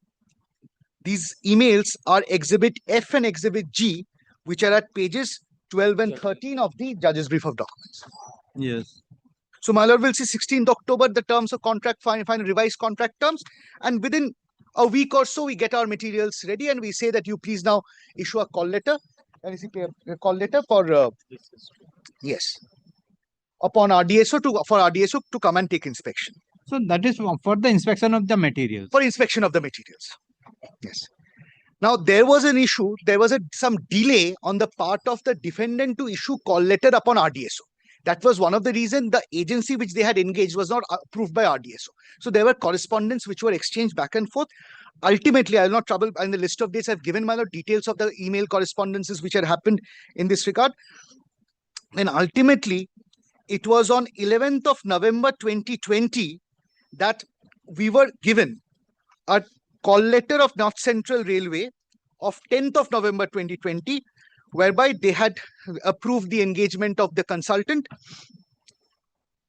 and in respect of carrying out inspection. And then the next day, the revised call letter was issued on 12th of November 2020. Yes. For carrying out inspection of the materials. Yes. That is at Exhibit K and J. Now, the completion we had requested that now, since it is evident that by this call letter, the inspection had not taken place, call letter was only issued on 12th of November 2020, we had given a letter to the defendant that you please extend the time to complete the contract, because it is not possible to do it because there was no call letter issued till this. This, my lord will see at page 6 of the list of dates, 27 November 2020, annexure L, page 20 and 21 of the Judge's Brief of Documents. Exhibit L. Letter issued by the plaintiff defendant inter alia requesting the defendant to extend the time for completing the said works till 15 January 2021, since RDSO was not even in a position to inspect the materials within the aforesaid tenure of the contract. Therefore, the inability on the part of the plaintiff to complete the said works within the aforesaid time periods provided in the revised contract was not attributable to the plaintiff, and in fact was for reasons completely beyond the control of the PD. This is part of my submissions. So 11th November they have engaged. They had, my lord, they had said that RDSO had approved their. Correct. Approval has been intimated to you. Yes, yes. And thereafter on 12th, they have again revised. Yes, they had issued a revised call letter by RDSO that they will come and take inspection. Correct. So now, since it was to be completed by 15th of January 2021, the whole thing, we said that this is not possible to do it within 15th of January because we are only receiving the RDSO call letter in November, on 12th of November. Now, this was extension was given the defendant by a letter of 2nd of December 2020, which is, my lord, page 22 of the judge's brief and Exhibit M.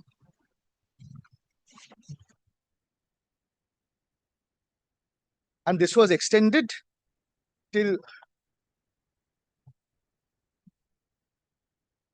45 days. 45 days. Yes, 45 days. And this was, there was no threat of invocation of any LD or any 112 to 15 January. Yes. 45 days. Yes. Yes. Now, 15 December 2020, RDSO took inspection and had given upon inspection, they have said that the quality of the materials were as per the required specifications and they had issued an inspection certificate. That is, my lord, 15 December 2020, Exhibit N. Yes. Exhibit N, page 23 to 28 of the judge's brief. So 15 December inspection was carried out. Inspection done? Yes. Then, my lord, kindly see my pleading is there. In view of the fact that the time period for completion of the work was extended by the defendant, as also going by the nature of the contract itself, time can never be treated as the essence of the contract. This, my lord, the case we have made out, anticipating that in case if it was the defendant had filed a written statement and had taken the plea that it was not completed within the timeline, and that's why they had retained the money, though under the contract possibly they could not have, and even the money retained is also beyond the LD. They have never invoked LD clause. So in anticipation, my lord, this is the case that we had run, that this time was not the essence of the contract. They had given extension, and in any case, it was not for reasons not attributable.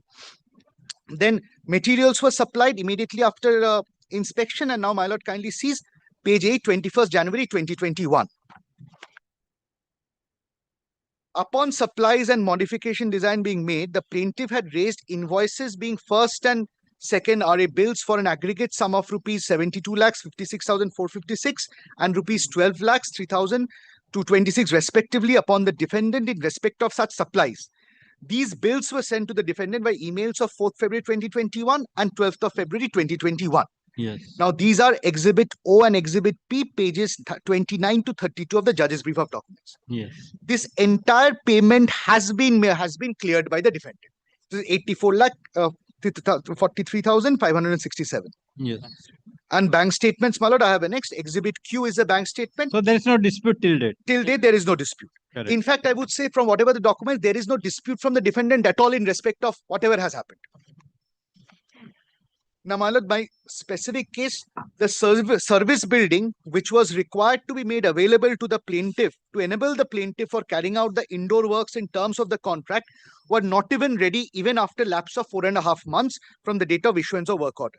This in turn has resulted in the plaintiff not being able to commence the installation and commissioning works thereat. As one of the reasons, service rebuilding was. Now, 2nd of March 2021, email issued by the plaintiff to the defendant requesting the defendant that the service building which was required to be made available to the plaintiff was handed over to the plaintiff. So it be handed over to the, so as to enable the plaintiff to carry out the work. So 2nd March 2021, we put it on record that you please hand over the service building. Otherwise, how will I complete the commission work?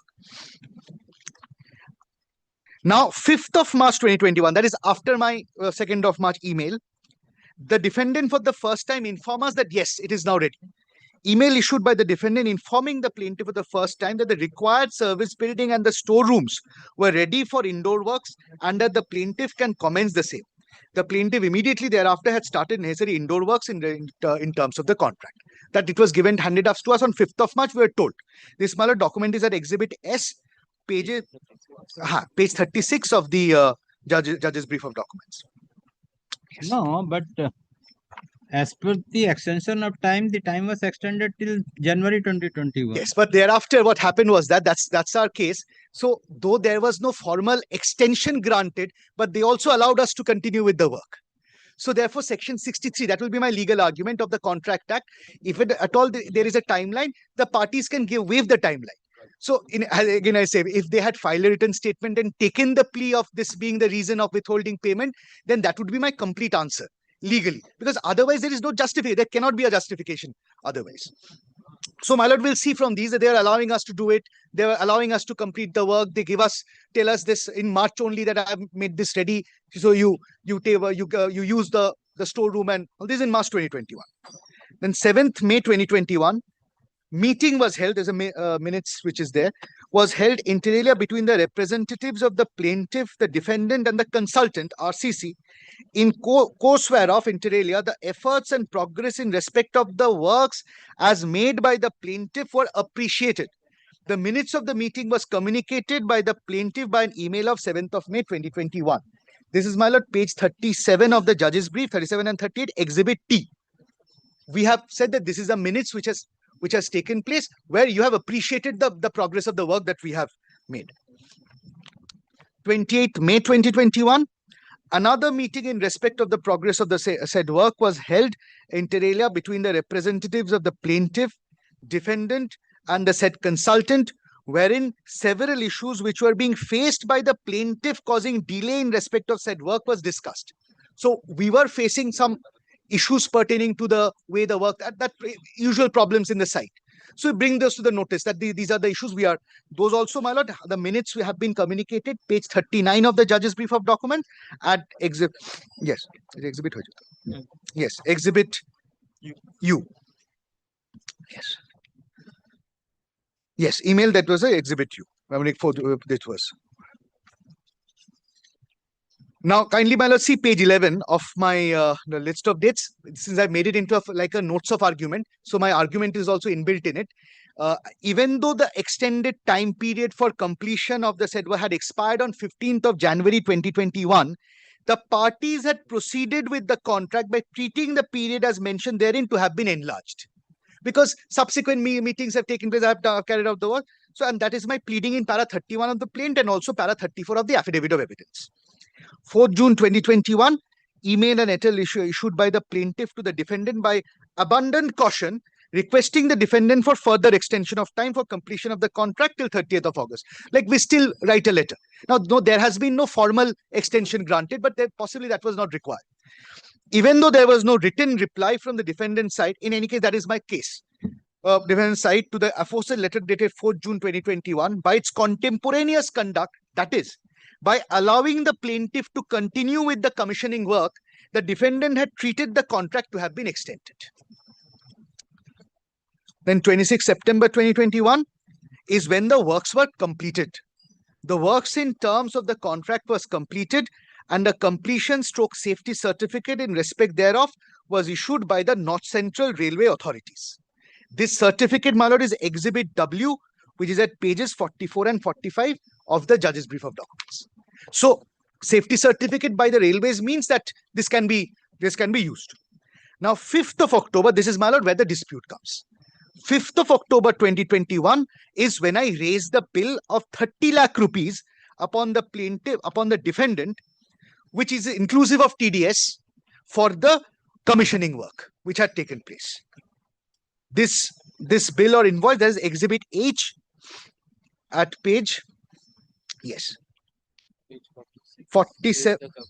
Yes, 47, and also is there in the supplementary judge's brief which I had filed in the page 61. Now 26. Now this is very interesting. What the defendant did was that they booked TDS, the TDS amount 53,991 rupees in respect of the bill. They had booked the TDS against my name, but then no payment was made of this amount. Okay. That is 26 September 2022, the defendant paid TDS to the tune of rupees 53,991 and uploaded the same in their TDS return. The amount of 53,991 had also been reflected in Form 26AS of the plaintiff. However, the defendant failed or neglected to make payment to the tune of 29,69,527 in terms of the said bill. The defendant, having made payment of the TDS amount, in respect said bill, it has accepted or is deemed to have accepted his liability to make payment to the plaintiff in terms thereof. Because, my lord, once I receive a bill which is a TDS component, I book the TDS in the name of the person, I pay. It is also gets reflected in my form 26, which is my income tax form, that there is a TDS paid. But I don't get received. I don't receive the payment of the amount, which means you acknowledge receipt of the invoice, you also pay the TDS. But then it is. So if they have not paid the amount, how the TDS was deducted? Exactly. That is the point. If the amount was not paid to us, then they should have paid the amount to us. Where this amount has gone? This amount they have not paid. That is my claim in the suit. Yes. That TDS, you booked the TDS, but you did not pay my invoice amount. Yes, yes. Next.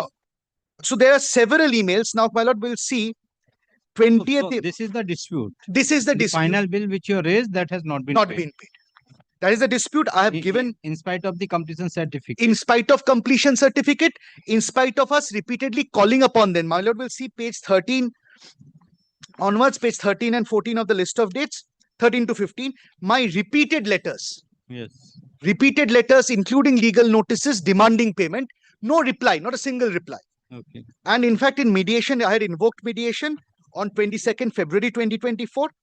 And then there was a mediation, a non-starter report came in 21st of May 2024. Yes. So, my lord, and on law, my lord will see page 16, that section argument of section 63 of the Contract Act. Timeline was given in the contract. That it does not appear that time was the essence of the contract. In any event, the defendant has accepted performance of the contract beyond the timeline, and consequently, by applying the principle of section 63 of the Indian Contract Act, the said timeline has stood waived.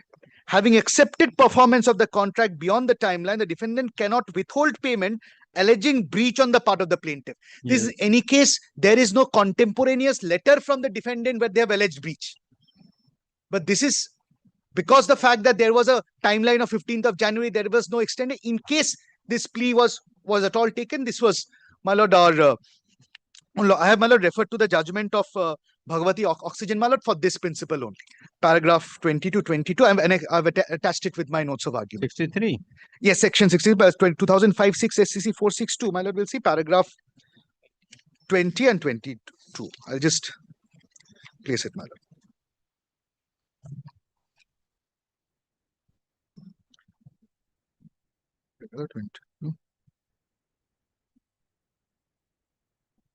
Yes. Par 20 to 22.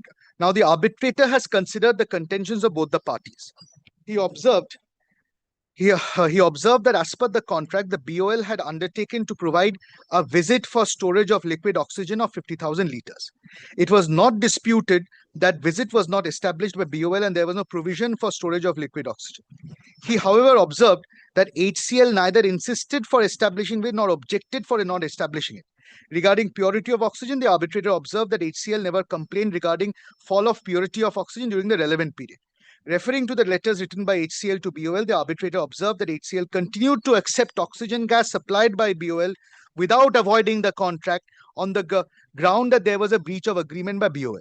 The arbitrator observed that there was neither excess consumption, so referring to decisions of this court in Associated Hotels versus SB Sardar Ranjit Singh and Bijendranath Bhattacharya, the arbitrator held that even if it was the case of HCL that there was non-compliance with certain terms and conditions by BOL, there was waiver and abandonment of the rights conferred on HCL, and it was not open to HCL to refuse to make payment to BOL on that ground. In view of waiver on the part of HCL, it was incumbent on HCL to make payment, and since no such payment was made, BOL was right in making grievance regarding non-payment of the amount, and accordingly, an award was made in favor of the learned single judge as well as Division of High Court considered the grievance HCL so far as the claim BOL allowed by the arbitrator was concerned and upheld it. In view of the finding recorded by the arbitrator and not into the High Court, we are of the view that no case has been made out as regards the claim allowed by the arbitrator in favor of BOL to the extent of supply of oxygen gas to HCL. HCL deserves to be dismissed. So therefore, in this case also, if there was a grievance, they should have avoided the contract or raised the grievance. Having allowed us to continue with the work, they cannot now withhold payment for whatever reason, my lord. This is the principal claim, plus I have claimed interest, my lord, will consider, my lord. Thank you. Grateful, my lord. Hearing concluded, CAB. Grateful. Next.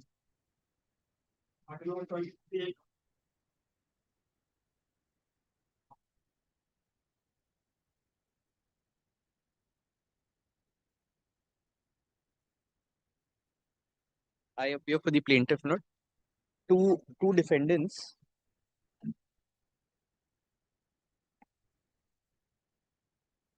This is the What is the stage? My lord, writ of summons had to be served. Not My yet served. mode of Bag is service. there. Serve Yes, the copy. now we'll serve.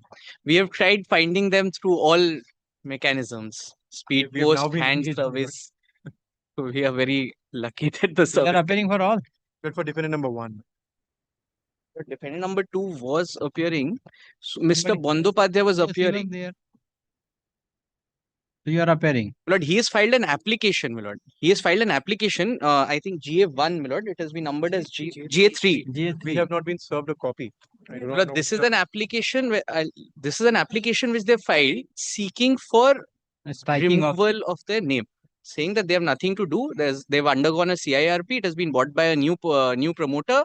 They have come into the shoes. Now any claims have been extinguished. Nothing remains. Remove them. Lord, I want to use an opposition to this application as the plaintiff. Lord, kindly direct them to also serve us a copy because, my lord, we also then have a point against this defendant number 2, my lord. Because although it's a co-defendant, but my lord, their presence would be required in the matter. We'll disclose our defense, my lord. I have been instructed and I know I am not for the that defendant number 2.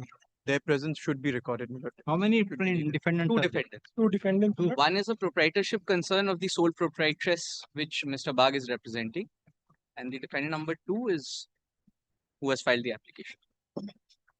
Yes. Well, kindly, if is my lord's pleasure that I place my application? Serve the copy Have a to copy. Very well. serve the copy. I shall serve a So copy. you will file affidavit. Yes, we'll file a. Bag will you also file. Sir, may I just indicate what the gist of the application is? Not no. Once you want to file the affidavit, what and you are appearing for the one. Defendant number 1. Lord, may the service of the writ of summons be there may be a proper direction, my lord, for if they are accepting. Accepting it, my lord. So So 120 we'll days serve. from today. my Yes, we'll serve them a copy of the plaint pursuant to the Yeah, I directions. don't- Have you filed any application? My lord, Substitute service? no, my lord, we just received the mode of service yesterday. Or mode of service to the- And counsel for the plaintiff has handed over a service report dated 27th October 2025, wherein it reveals that writ of summons could not be served upon the defendant number 1. When the matter is called, Mr. Pranti Bag, learned advocate appearing for the defendant number 1, and Done it, Bag. and submits that he has instruction to appear on behalf of the defendant number 1, and he will accept the writ of summons on behalf of the defendant number 1. Accordingly, the plaintiff is directed to serve the copy of the plaint along with all documents to the advocate on record of the defendant number 1 by tomorrow, by Friday, my lord. by within a week from date. Within a week from date, and the defendant number 1 is at liberty to file the written statement in accordance with law. Full stop. The defendant number 2 has filed an application being GA3 of 2025, praying for deletion of the name of the defendant number 2. The Mr. Bag submits that the copy of GA3 has not been served upon the defendant number 1. Accordingly, counsel for the defendant number 2 is directed to serve the copy of GA3 along with the document to the learned advocate on record of the defendant number 1 within a week from date.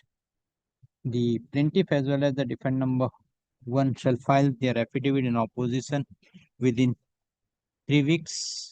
Reply, if any, there to be filed within 1 week. Lord. I week have thereafter. disclosed my standing. by. Release the matter on 27th November. Very deeply obliged. Lord, could it be any day barring the 27th of November? 28, 28, 26th, any day. Just not 28 November. 26th, my lord, kind. 26. 26. Okay, 26. Deeply obliged. obliged. Deeply obliged.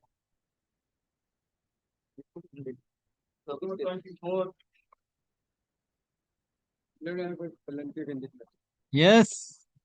Fellowship directed to file the affidavit under For? affidavit under section 65B meaning Ah. and filing the Witness present. Witness has completed with FTW was examined, my lord. Only fish paragraph to mention.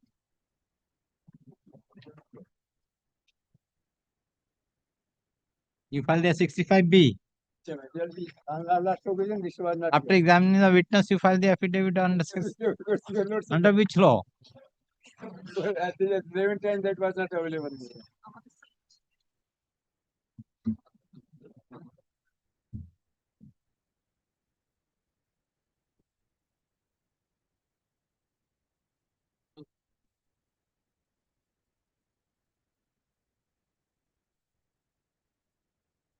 Yes, your PW1 is deferred when you bring the witness. I will bring it tomorrow. Tomorrow. I just am calling it whether it's present in Calcutta or not. If it's present, I will bring it tomorrow. No, tomorrow तो company matters है ना? Record or not? Plaintiff has filed affidavit under section 65B of the Indian Evidence Act 1972. Let the same be kept in the record. Counsel for the plaintiff submit that praise for time. According case adjourned, let the matter appear. एक कोई date है क्या? Witness section 20 November 345 for witness action for further examination of the plaintiff witness number 1.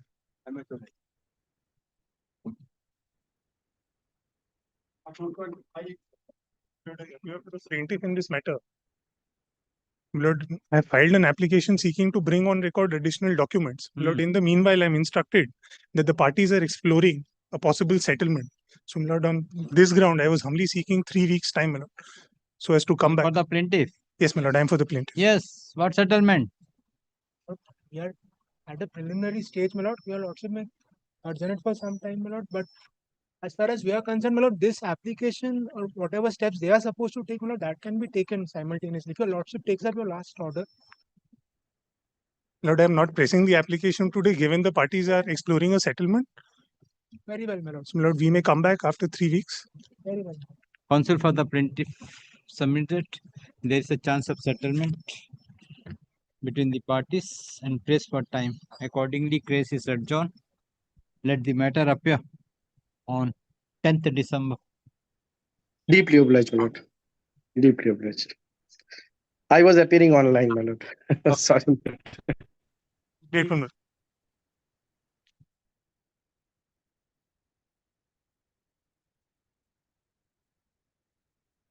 My lord, in this matter, I'm appearing for the plaintiff, my lord. This was a suit initially which was filed in the non-commercial division. They had not filed the written statement. It was marked as an undefended suit and we proceeded with the witness action. Thereafter, my lord, the suit was converted to a commercial suit, my lord. It was transferred. We had complied. They took an application for recall of the order by which it was fixed as an undefended suit. That was allowed. So, my lord, had permitted them to file the written statement which they have filed. Now, thereafter, my lord, they had stopped appearing. As per last order, my lord had directed us to communicate a letter to them, which we have done. Today, they are appearing. The only thing, inspection, admission, denial is left. But if my lord kindly takes the written statement once, I just wanted to get one clarification. If my lord kindly sees the written statement once, they have at page number. Hey, written statement. Written statement was affirmed on 31st of July, man. 2023. Sorry, 7th August 2023. You are having the copy? Yes, my lord. That was one was served on me. Nahi record. Oh, very well, my lord. Arekta copy আছে? Written statement. Yes, it is. Here.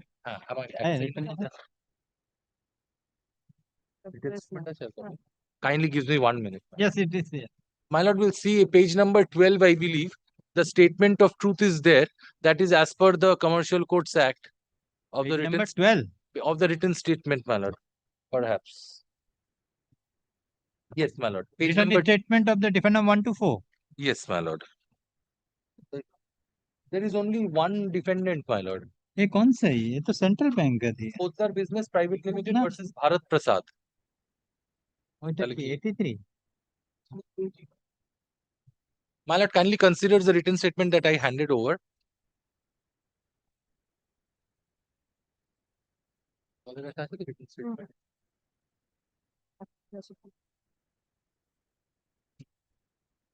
Yes. My lord will see page number 12 of that written statement. The statement of truth is there. Correct. But my lord will see that page number 15, the list of documents, it is not in proper form. It is like in a non-commercial suit. Your Lordship, I am filing my affidavit of documents. No, but list of documents has to come before affidavit of documents. That I don't believe is there in the written statement. And until then, my lord, this entire procedure of discovery, inspection, admission, denial, if the written When statement this is written statement was filed?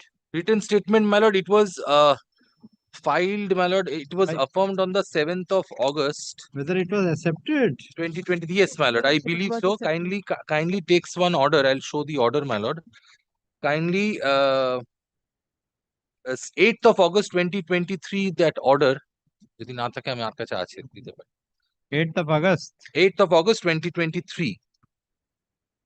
7th August.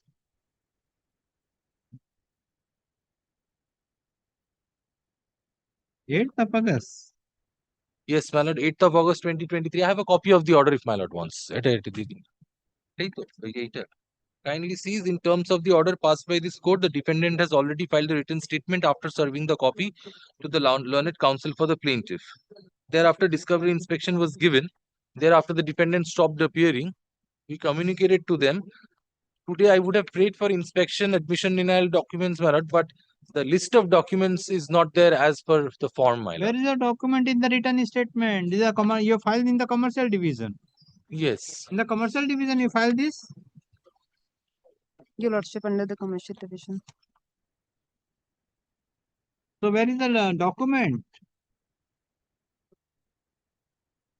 In the list of documents, what you want to file today? Your Lordship, this is affidavit of documents, Your Lordship. Affidavit of document. Your Lordship. But where is the list?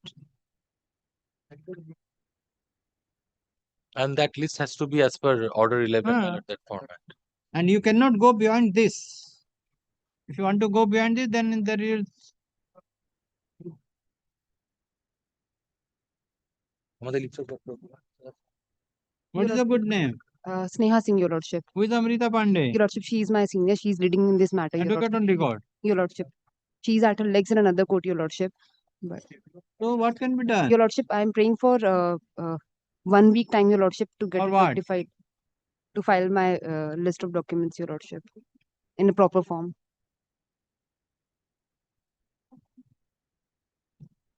This was filed on August 23. 1 year, 2 year passed.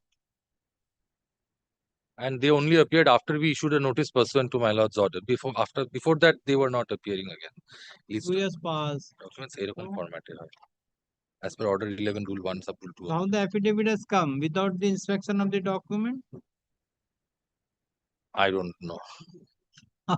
We haven't prepared anything because we do not know. They were How you not prepared the affidavit unless the document is served, inspection is completed. Your Lordship, I am praying for a short passovers. Your Lordship, Come tomorrow. Your Lordship, I'll As per the prayer made by the counsel for the defendant, case adjourned, let the matter appear tomorrow. Grateful to my. Next.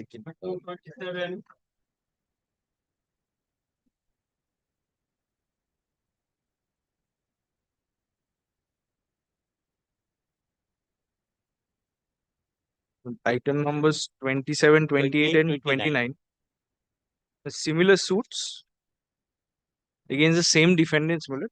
Your Lordship was pleased to pass an order dated 13th of June 2025. If your Lordship sees, this suit has already been made undefended against defendant number 1A and 1B, paragraph 4 of 13 June's order. Yes. Lord, your Lordship had directed us to take steps to ascertain whether notice was served on defendant number 3. Defendant number 2 is already appearing. Filed their written statement in the suit.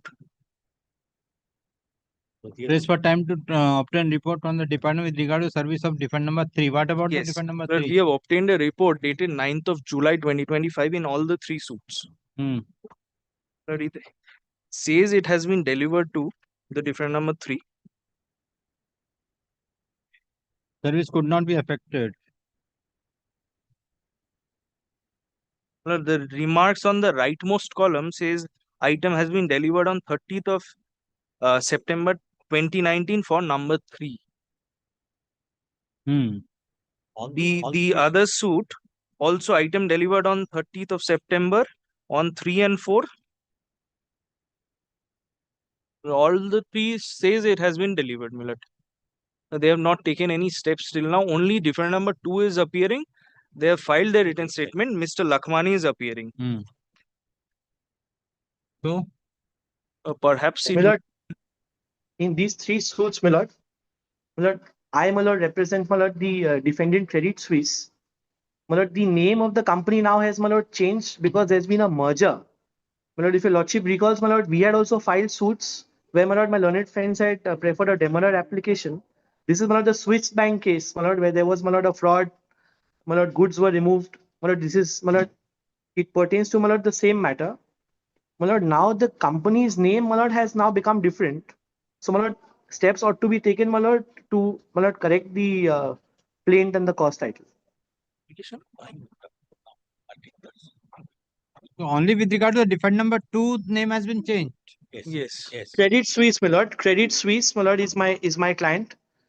But now, my lord, it has merged, my lord, with UBS.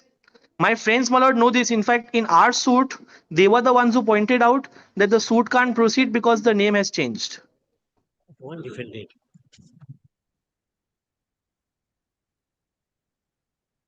Yes. And we'll take steps to substitute the name of the defendant number 2. But insofar as the defendant number 3 is concerned, 1A and 1B is already taken care of, Millard. Defendant number 3, Millard, has to be put in or undefended. Plaintiff has handed over the service report. May I take a lordship's leave, my lord? Yes, yes. Issued by the Deputy Sheriff of Calcutta dated 9th of July 2025, wherein it reveals that writ of summons have been duly served upon the defendant number 3 through postal services by speed post on 30th September 2019. In spite of receipt of summons, none appears on behalf of the defendant number 3.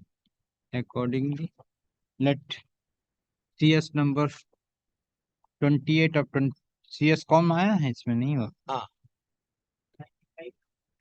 CS com 95 of 2024 within bracket old CS 28 of 2018 be proceeded as undefended against the defendant number 3 also. As regard the defendant number 2, learned counsel appearing for the defendant number 2 submits that the name of the defendant number 2 has been changed and incorporated with, no, you don't know. It has not been changed. We ought to take out an application to change the name. Defendant number 2 has been changed, and as such, the plaintiff has to take appropriate steps for correction in the name of the defendant number 2. Substitution. Correction. In view of the police, counsel for the plaintiff prays for time for taking appropriate steps for correction of the name of the defendant number 2. But in the other 2 matters, same order could be passed. In view of the police, let the in view of the submission made by the counsel for the plaintiff, the case adjourned. Let the matter appear on 26th November 2020. Only in CS 29 of 2018, there are defendant numbers 3 and 4. The report of the sheriff also says that. So it will be undefended against 3 and 4. Regarding 2, the same. Yes. Defendant number 2 is the same. CS 30 and 28 would be same. Defendant number 3. Only No, CS 29. With regard to defendant number 2. Yes. They are in all 3 suits. एक काम करो. This is 20. This is on 27, ना? अभी कौन से इसमें order किया? 27. 28 में जाओ. 28, that is CS 29. 28 ऑर्डर खाली की writ of summons उसमें लिखा है ना? As per the service report, writ of summons has been served upon the defendant number 3 and 4. This is CS 29, my lord. Okay. 3 and 4. But in spite of receipt of the summon, none appears on the different number 3 and 4. Accordingly, CS number CS.com 29 CS.com 96 of 2024 within bracket old CS 29 of 2018 be proceeded undefended against the defend number 3 and 4 also. बाकी हो जाएगा defend number 2 का है ना counsel for the plaintiff वाला है ना counsel for the defend number 2 submit that ठीक है दोनों में and what about the third one CS 30 only defendant number 3 and 30 is as it is same as item number 27 ठीक है as it is ठीक है 29 as it is 27 all matter 26 of November. Grateful. Grateful, my lord.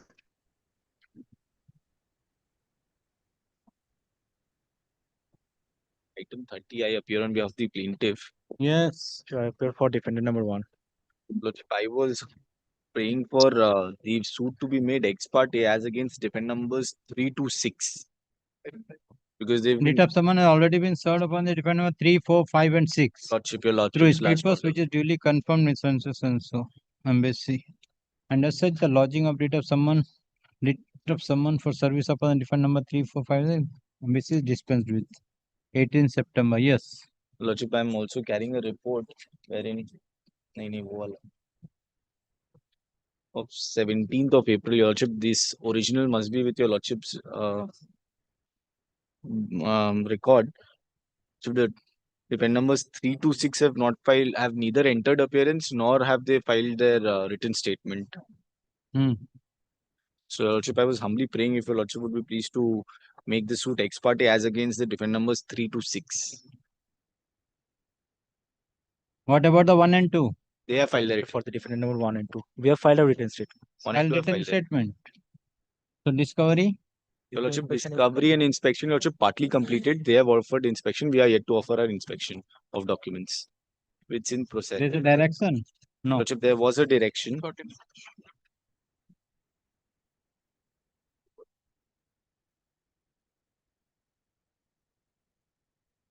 Counsel for the plaintiff has handed over the service, handed over the report issued by the deputy registrar within bracket legal dated 17th April 2025, wherein it reveals that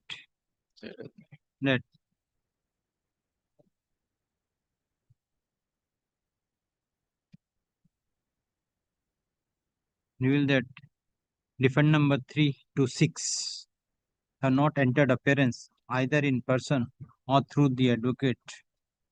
Learned counsel for the plaintiff submitted in spite of service of writ of summon upon the defendant number 3 to 6 have neither entered appearance nor have filed the written statement and prayed for fixing the matter as undefended suit against the defendant number 3 to 6.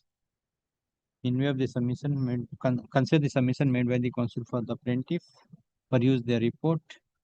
Let CS.com 106 of 2024 within bracket old CS number 71 of 2018 be placed in the list of undefended suit against the defendant number 3 to 6.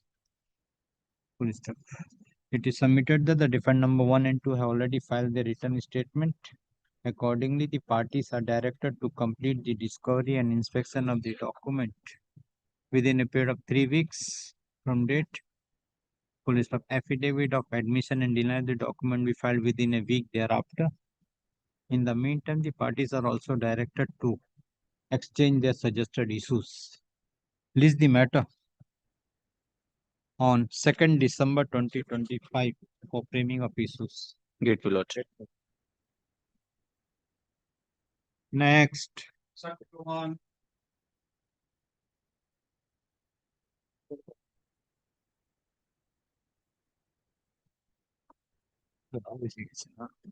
my lord, in this matter, cross-examination was going on of my witness. Now, my lord, the suit pertains to a declaration, my lord, that open area in the third floor of the premises. I purchased the entire building and sold, my lord, according to me, portion of the third floor to my learned friend client. Now, my lord, the suit is for declaration that, my lord, the open area, That plans and all these things. my lord, remember part my lord, is belongs to me. Now, my lord, in course of the my lord, I exhibited document when the suit was going on.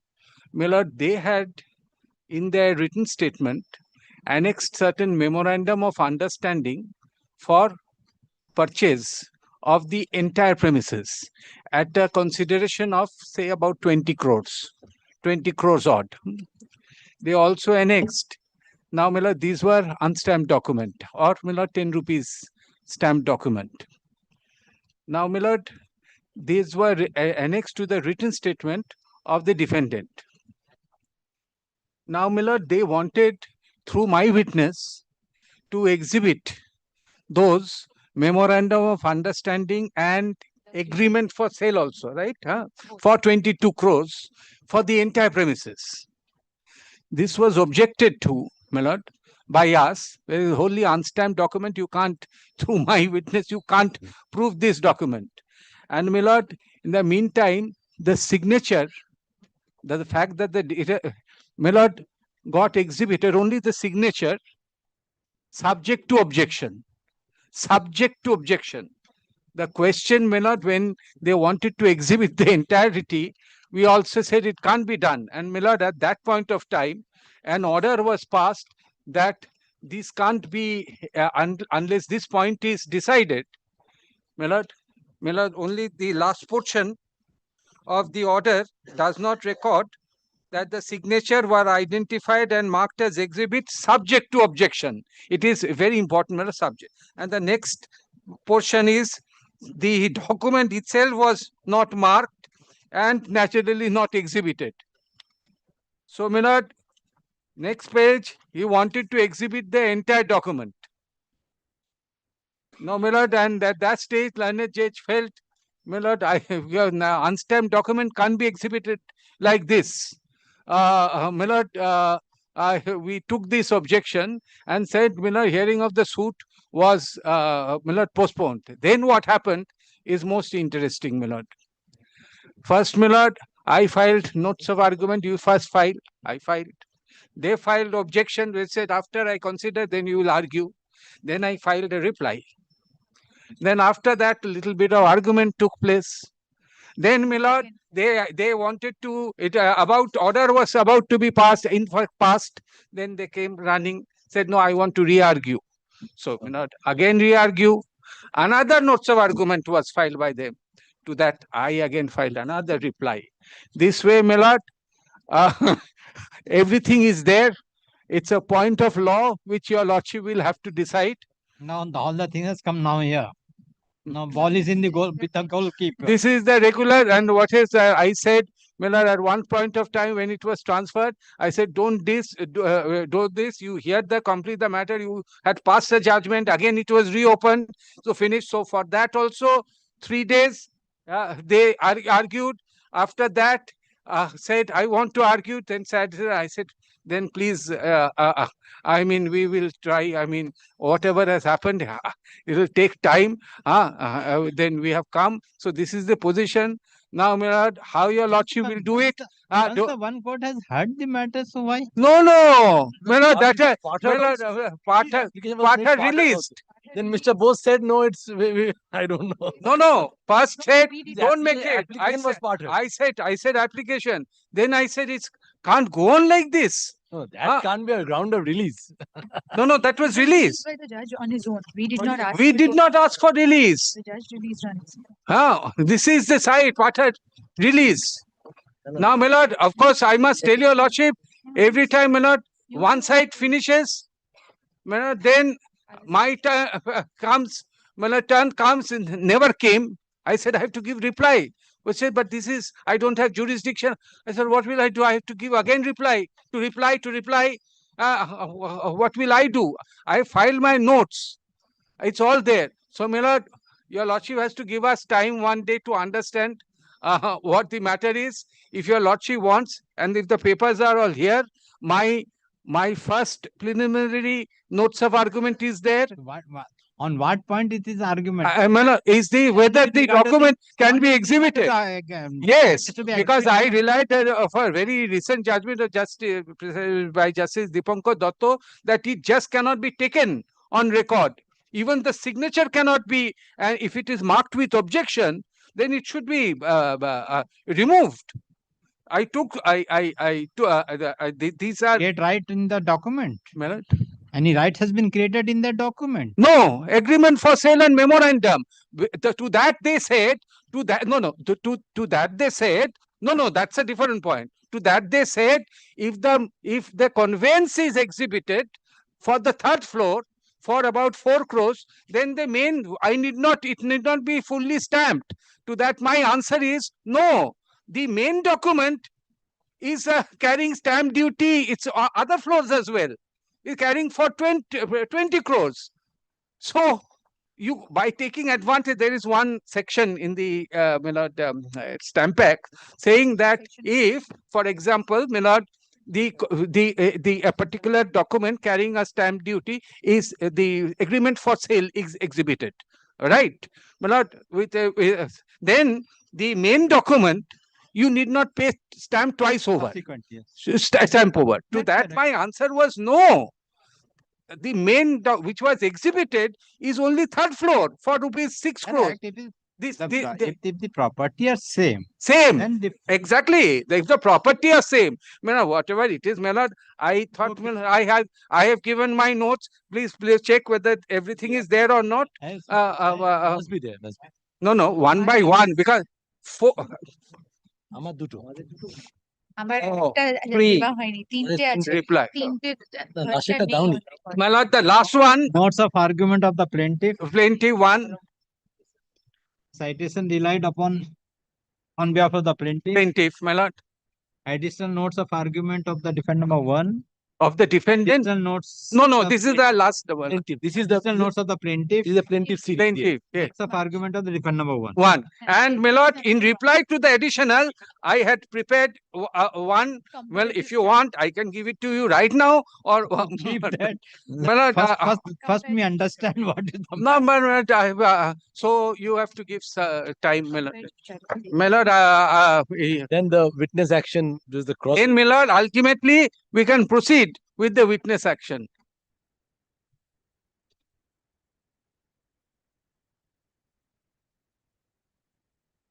Yes. You can see number of days, my lord, if you want to. I am not, what I am saying is not, There are my lord. orders, and there are small. There are orders on every day. There are orders. Well, good for us. Yes. Good for us, not for, I mean, well, also for me. I have 3 sets. Us includes all. Everyone, And the- everyone. Counsel for the parties submit that the matter is to be heard on merit with regard to admissibility of the memorandum of understanding dated 9th of May 2017 and agreement dated 8th of June 2017. Let the matter appear on at 11:30-12 कुछ है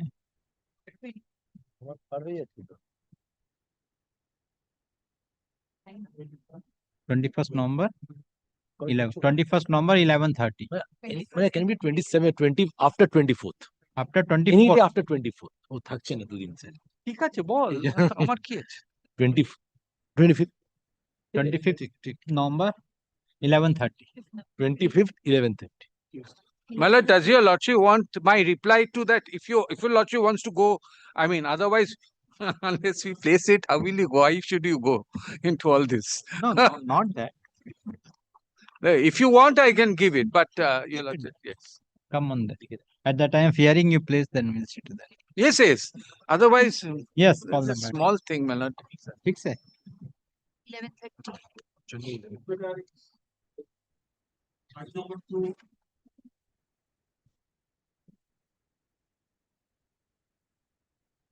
Still, I am in a awkward position to make this submission.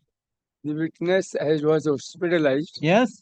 Witness had to reduce. He has been hospitalized. Witness is hospitalized. Yes. He was discharged a day Actually, before only see the yesterday. last three orders. I am the defendant. The last 3-4 orders. There's the 19th of February is the issues framed, and then it was fixed for witness action and judge's brief and orders thereafter.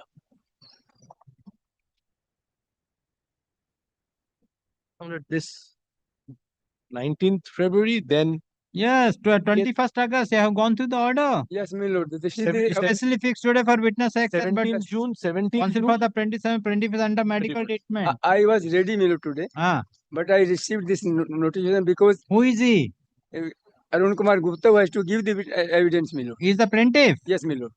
He is the plaintiff. Yes, my lord. Plaintiff is the company. Company there, that director, my lord. Who is he? What post he is holding in the company? Only 2 persons are in the company. This Arun Kumar Gupta and his father, about 85 years old. No other person are there in the company. Nightingale Hospital. That he was discharged before yesterday. That of 14 or 15 days was hospitalized. I was not so aware. In the morning I rang him. But even the judge's brief has not come yet. The brief was ready with me, but I had to go through it.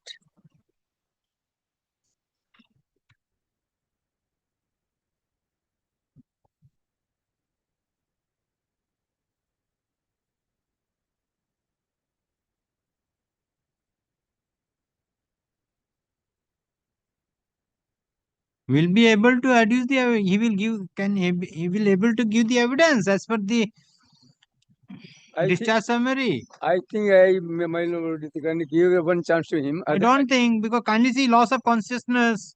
How you can come future?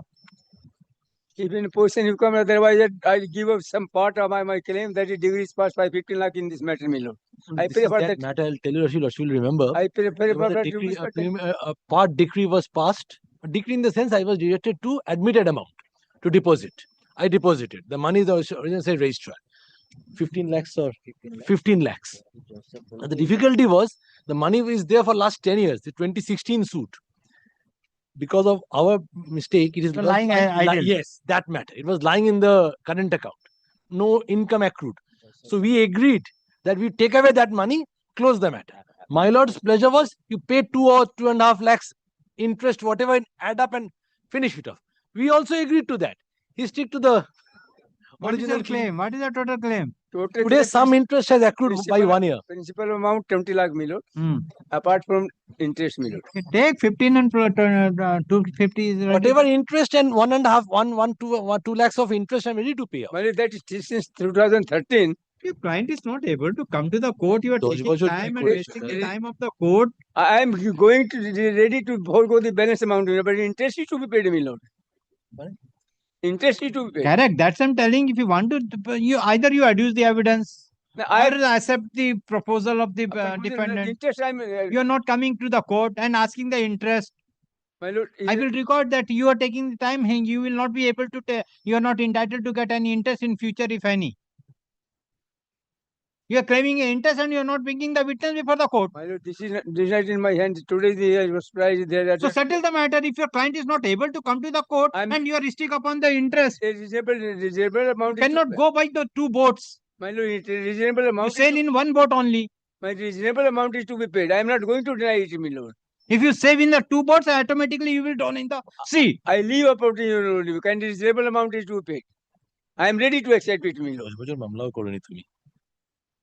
In one hand, you are not bringing your witness. Another hand, you are asking for the interest. I am ready to accept your lordship. Reasonable amount to pass your lordship. Reasonable? How the court? Court is not a charity. If both the parties settle, then you come. Otherwise, as per the law, it will be decided whether you are entitled or not. I am asking with regard to every day. For the 3rd day, you are taking time. This illness is not in my hand. And your client is Under medical treatment. I don't know when he will be free and when he will come. Give the last chance in minute, otherwise no.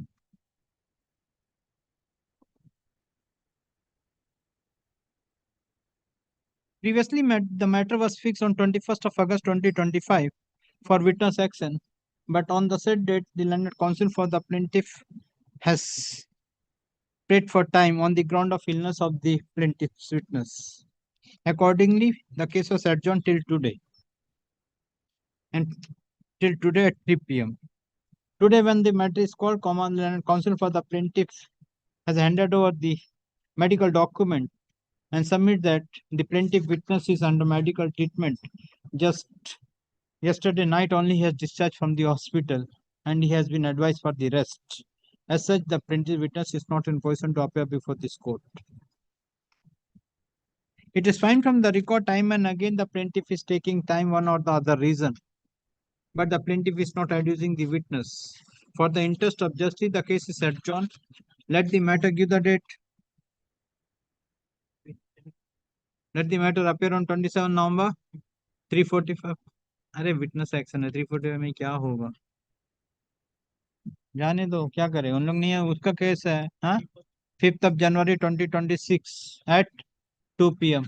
It is made clear that on the date fixed, if the plaintiff failed to bring the witness, the evidence of the plaintiff will be closed.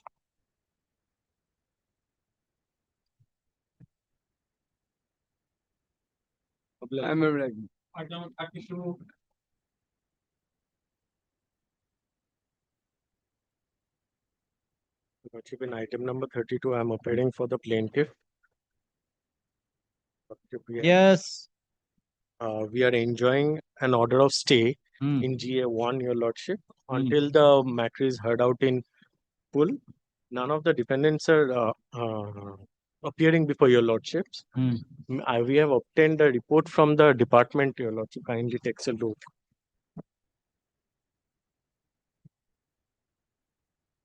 Defendant numbers 1 and 2 have not entered appearance either in person or through advocate. And in the note below, service report issued by the Deputy Sheriff of Calcutta as submitted by the learned advocate. But the problem is that, sir, in the meantime, your suit was dismissed on 17th of April 2025. Yes. And 21st of July, your suit was restored. Yes, Your Lordship. So, how this report will work? How this report will work after the restoration? Your suit was dismissed, then suit is restored. Yes, if Your the suit Lordship. is restored, either you have to give the notice to the defendant. But Your Lordship, the summons have already been served much. That's why earlier it was served. Yes, summons Correct. was served. Then I need you not serve fresh they have not summons. appeared. They have not appeared. Yes, Your You Lordship. also not appeared. Your suit was dismissed for Yes, Your default Lordship. on 17th April 2025. I am not on the GA, Your Lordship, as of now. I am asking the sequence. 17th Yes, April Your 2025, your suit was dismissed. Yes, Your Lordship. Correct. Subsequently, on 21st of July, your suit was restored. Yes. Can this report be taken into consideration after restoration? Your Lordship, for the purposes of the suit, it can be. Because I need not, Okay, the summons were served previously. I am passing an order to issue fresh writ of summons. Your Lordship, kindly. I will not allow. After the restoration, how the suit will go undefended? Your Lordship, Tomorrow you will be in difficulty, my order will be in difficulty. If the decree is passed. But Your Lordship, On the same ground, your decree will go. After restoration, no notice. Notice is something, Your Lordship, but the point is the summons, it has been served. I am on the point of summons. I appreciate that if your suit would not have been dismissed for default, I can accept this report. Your suit was dismissed for default, subsequently it was restored. What is the law? If the suit is restored, what is the law? Notice is not required to give the defendant if the suit is again restored. Notice, yes, Your Lordship, but have you issued the notice? No, Your Lordship. Then I am only on the point today, Your Lordship. Kindly sees the note below. It says, the service report issued by the Deputy Sheriff of Calcutta as submitted by the learned advocate for the plaintiffs does not indicate the service of writ of summons has been effected upon the defendant number 3. Now, the only point I'm trying to make out, Your Lordship, before Your Lordship, is that we had we had lodged the writ of summons for all the 3 defendants. only defendant number 1 and 2, it has been served. Correct. But your lordship kindly turns over the page where the sheriff's report is there. Kindly sees below the first table, a note has been given. One process for defendant number 3 could not be served through concerned court due to paucity of time, although all the writ of summons were lodged at the same time. And the second thing, your lordship, the postal service kindly sees all the 3 it was dispatched, but only with regard to defendant number 2, postal acknowledgement receipt has been received. But whether with regard to defendant number 1 and 3, one has been received by in person which is shown in the above table. I am concerned with the defendant number 3. Neither postal acknowledgement receipt nor undelivered packet for defendant number 3 till date. But your lordship, if the track report shows that it has been delivered, then it is delivered. May not be the postal acknowledgement receipt. All I'm beseeching your lordship, if your lordship kindly directs the department to see if that the postal service, it has been delivered to defendant number 3. May not be the postal acknowledgement receipt, but from the service track report, they can always verify it. That's the only direction I'm seeking before your lordship as of now. That's the only thing. Because I only want to ensure that my service of summons is complete. Sir, when it was dispatched? Your lordship, 2021. Now, which year we are having now? 2025, your lordship. What is the law of the postal authority? How many months or how many years this that has to be kept? But your lordship, if they write to the at least to the headmaster of the GPO, you will not get. After 6 months, you will not get any report from. They will say, as per our procedure, it has scrapped. You will not find. 21, 25. If any order is passed, also what he will not get the track report. But maybe from the delivery manifest, as your lordship, we found it from the other matter which your lordship saw that we were examining the bailiff and the postal authority. The delivery manifest, it was much. You have to prove how this will be. Deputy sir, if you're telling that it is served, you proved.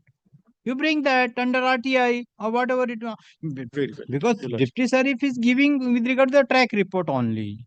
He will not go to the collected manifest of the. The only difficulty is the Deputy Sheriff here did not take into account any track report also. That's why if it is track report, he could have been given. There will be no track report because it is given in 2025. 2025, there will be no track report of 2021 postal receipt. Your lordship, may I come back? May I come back? What you will do? Your lordship, I'll issue the notice and I'll come back. Maybe there is a. As per the prayer made by the counsel for the plaintiff, case adjourned. Let the matter appear on 19th November. Monitosh.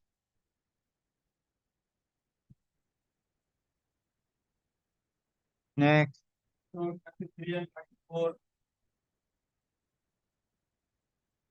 In both these suits, I appear for the plaintiff.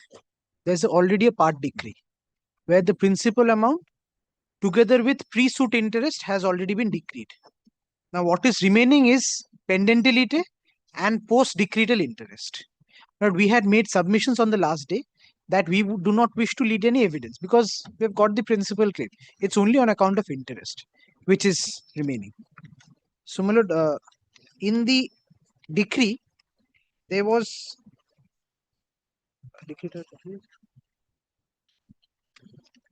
a direction to deposit 5,000 rupees with the registrar original side. Because some issue was raised with regard to Bengal Money Lenders Act.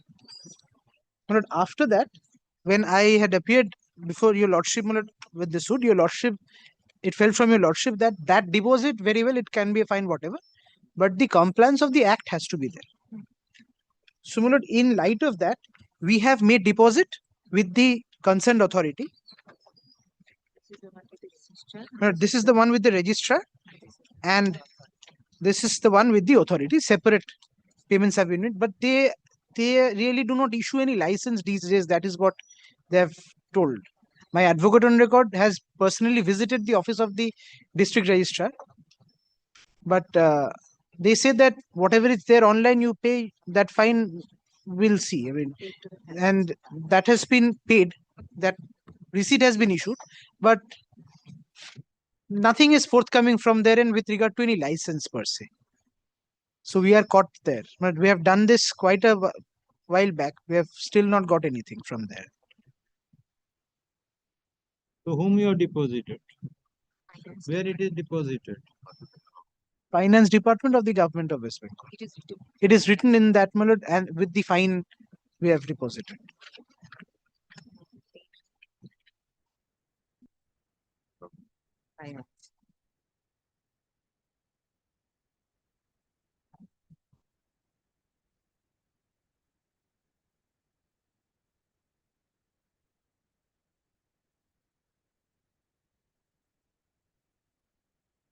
And this is the receipt which we have received online.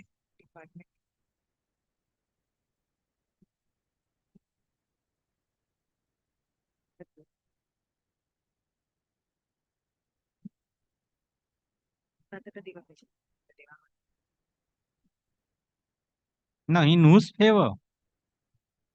In whose favor the challan is made? Department of Finance. Kindly look at this also. We have got 2 acknowledgements.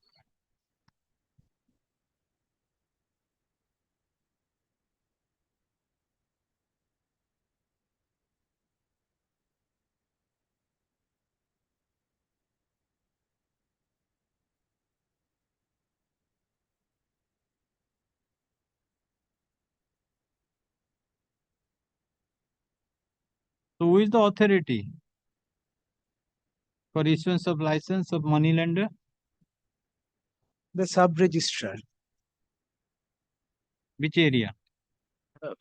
Of the concerned area. So we are within the original site. So we have applied, we have gone to this registry office. He had personally gone and they really didn't have any idea with regard to this license. This is what they have told him. So then they said that you apply online and if you call for the report. If you give the address, then I will call the report. What has happened after receipt of the amount? Yes. Bring the address of the competent officer. Let the report be called for. Yes, yes. If the report is come, it's okay. If not, then the personal is to be examined. Because we have paid the fees. Whatever Correct. it has to be paid is Paid the fees, so then it is the duty of the the 1940 Act. It's no longer in vogue. I don't know. No, it is there. The license is issued. So some of the authority, if they are accepted, so But this is what is accepted online. I do not know. that's whether... why accepted it will go. Then where it will be deposited, in which account? It is that because it is fine, forfeiture, penalty, confiscation, or for what?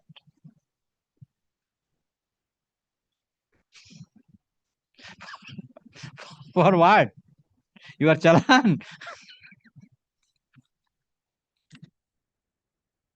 You take instruction. I am fixing after Tuesday, or bring the correct address of the office and come. Yeah, address of the office. Because the report is to be called for from the concerned officer. What has happened after receipt of this amount? Kindly keep it tomorrow, man. We shall. As per the prayer made by the counsel for the plaintiff, let the matter appear tomorrow for taking instruction, for taking information with regard to the competent authority. With regard to the competent authority of issuance of the money lenders license under the West Bengal Money Lenders Act 1940. Bengal Money Lenders. Bengal Money Lenders Act 1940. Roshib is keeping tomorrow or Monday or Tuesday. She has a judge report call for. Very well. ठीक है Calcutta to authority নাম address claim. But identical order passed in the next one also. So we are 34. Same issue, part decree passed, but 33, 34, same. My lord, in item number 35, I am appearing on behalf of the plaintiff, your lordship. The matter is still pending before the Supreme Court, your lordship, and the next date is fixed on 4th of November, your lord.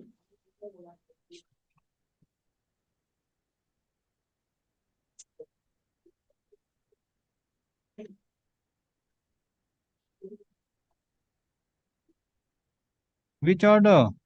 23. Lord, Yes, your lord. we have filed WS after 30 days, but Acha, that one. yes. It is submitted by the learned counsel for the parties that the matter is pending before the Honorable Supreme Court and will be listed in the month of November 2025.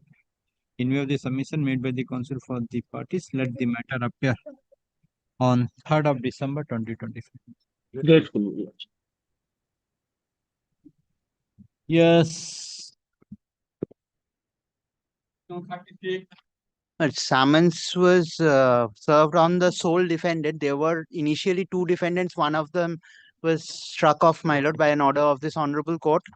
The other regarding the other defendant, summons was served on 6th May, my lord. The order dated 25th June 2025 records that. And till 16th June, we have a report by the office of the sheriff, my lord, that they have not entered appearance in the case. Have you received the obtained report whether they entered appearance or not? Up till 16th June, they have not, and they have not. This is the report, my lord, and thereafter, my lord, the case status does not show that they have filed anything, my lord. The case That's why status. I'm asking. Not entered appearance. Defendant number 1. My lord, the sole defendant, my lord. The other defendant has been struck off, my lord.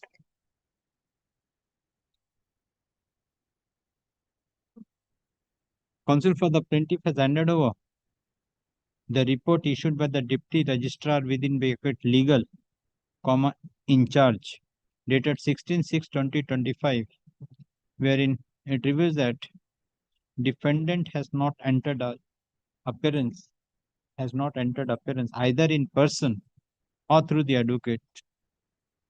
Full stop. In view of the above, let the matter be placed in the list of undefended suit. The report of the deputy registrar legal, copy of the report be kept with the record. Give the copy. List the matter, undefended suit, no? So you will adduce evidence. My lord. The plaintiff is directed to file the judge's brief of document within 4 weeks. 4 weeks, man. Within 4 weeks, comma, affidavit of evidence of the plaintiff witness be filed within 2 weeks thereafter. Please the matter, give the date for evidence. 5th of January at 3 p.m. Deep. For witness action.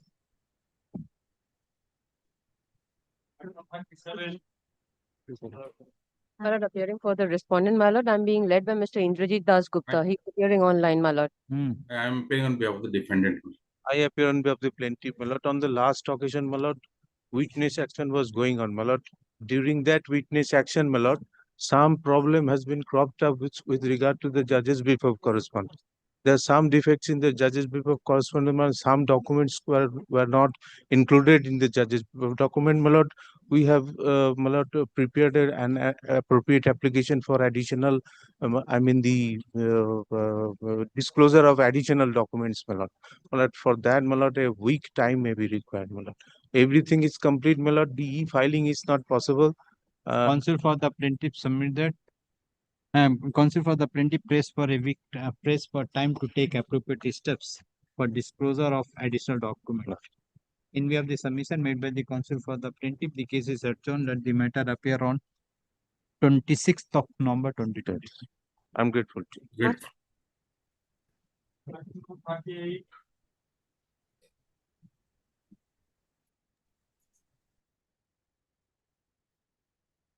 My suit, my lord.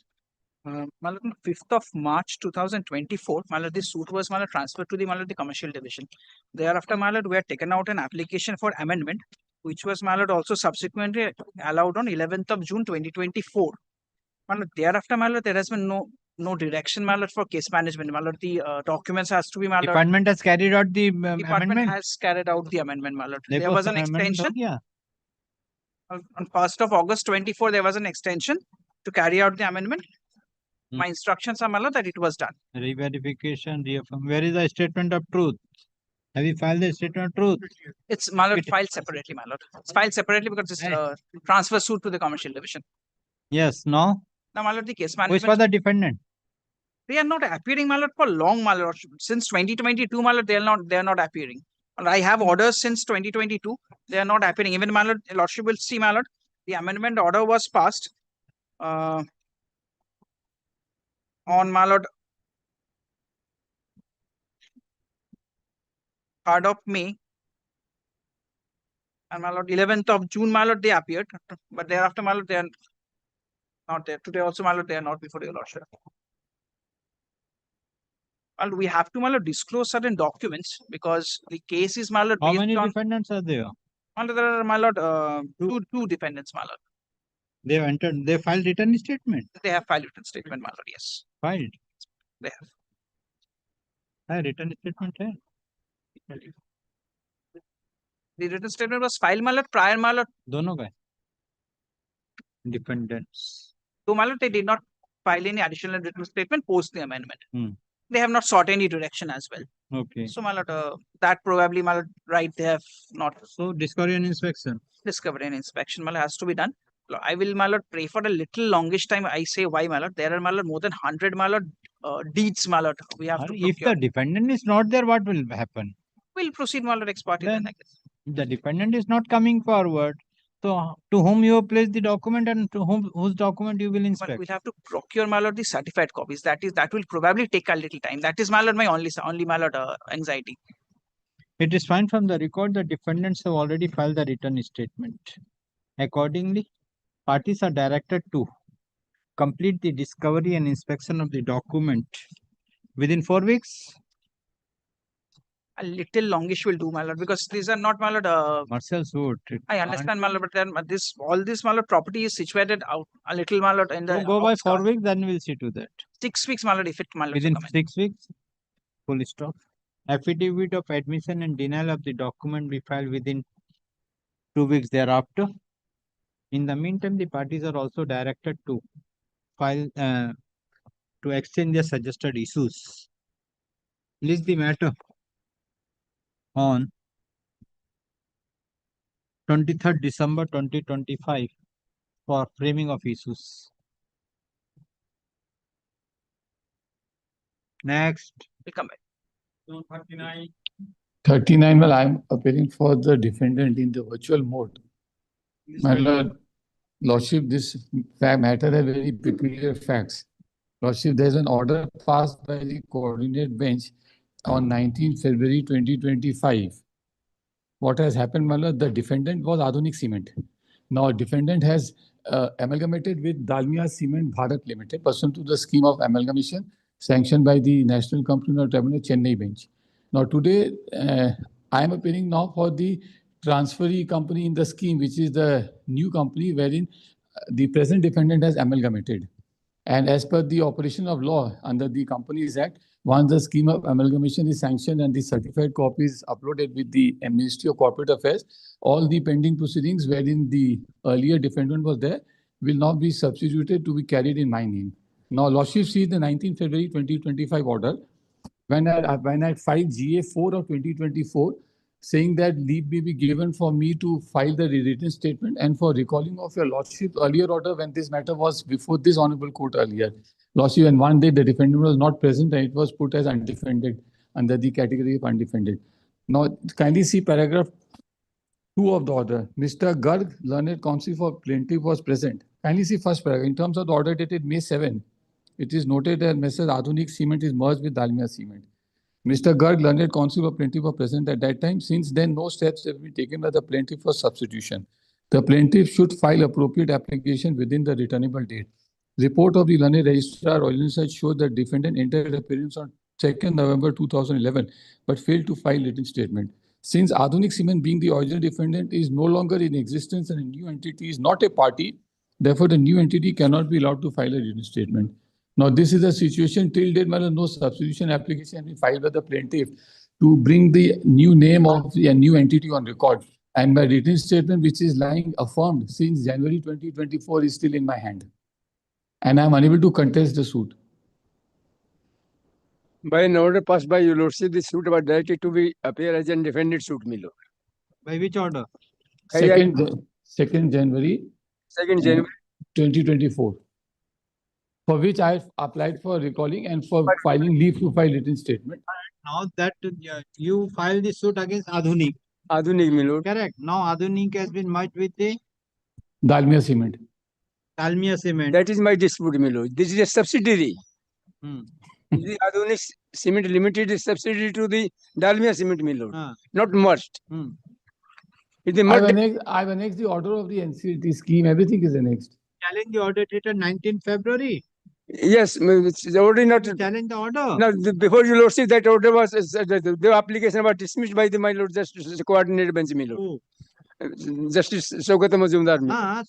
Justice Saugata Majumdar has passed an order. But even though disposed, not dismissed, disposed. They are not given the address which the company's name is to be substituted. There are two names are theirs. Which name is to be substituted? They are not given till today, not furnished the name, my lord. No, we have filed the affidavit in GA4 annexing the order of scheme. Mr. Sharma, you have also not filed any application that you should be added. Now he is telling that the Adhunik is subsidiary company. No, my love, we have provided that.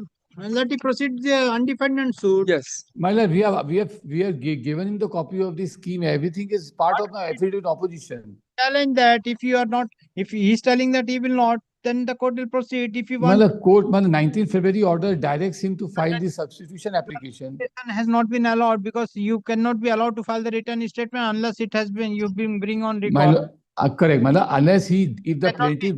Plaintiff is telling that you cannot bring on record, you are only the subsidiary. No, that is incorrect, my lord. I've already put on record. I put an affidavit on oath, my lord, in GA4.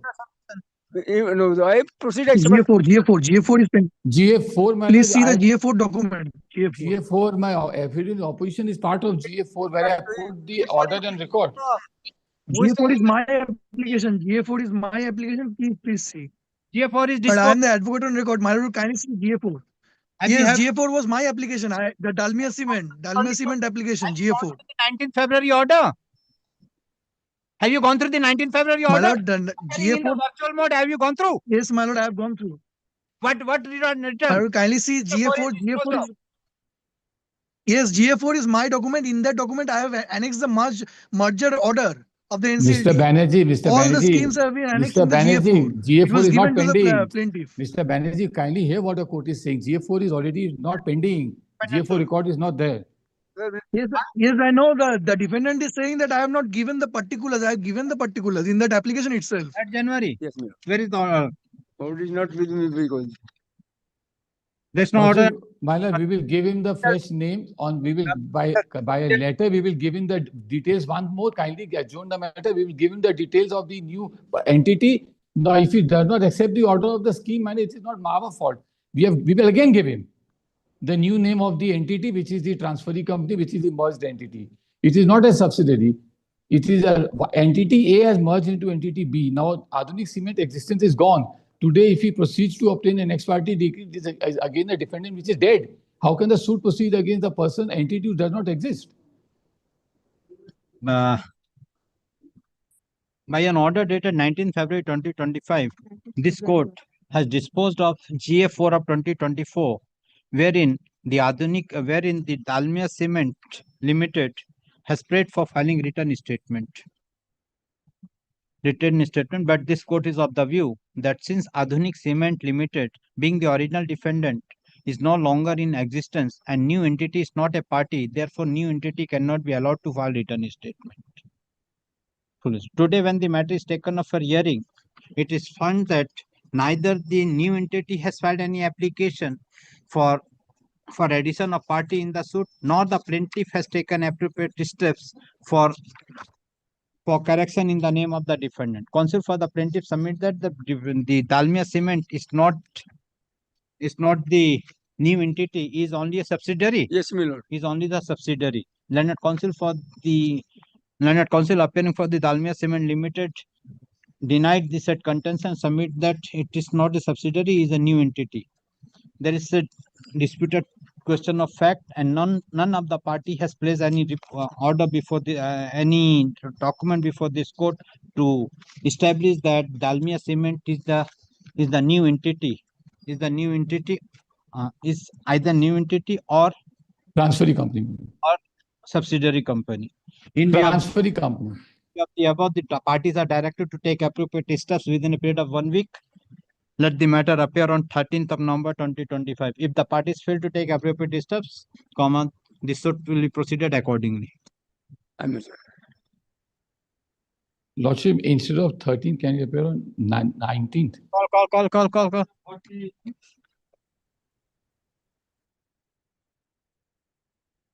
40, my lord. Lord, I beg to appear for the plaintiff, my lord. My lord, here, my lord, an application being GA number 7 was filed by the plaintiff, my lord, since the name of the plaintiff company had changed, my lord. My lord, that application was allowed, my lord, granting liberty to carry out, my lord, the amendments, my lord. My lord, that amendments have been carried out, my lord. However, my lord, your lordship will kindly have a look that in GA7 has been disposed of. it has been disposed of, but the amendments, my lord, your lordship will kindly have a look at the, my lord, green, my lord, amendments shown in GA7, my lord. There, my lord, the person who is affirming the affidavit, his designation is shown as the finance controller. However, the competency, along with the board resolution which he has got, You are appearing for whom? the plaintiff. You are appearing for the plaintiff. Yes. So the plaintiffs, the person authorized to affirm, his designation which has been given in the board resolution is finance controller Eastern region. The word Eastern region was not mentioned in, my lord, the greening part. That's why, my lord, my request was, my lord, before your lordship, to allow, my lord, us to, my lord, insert the portion Eastern region so that the amendments have been carried out. It can be reaffirmed. Where is the print? Manutul?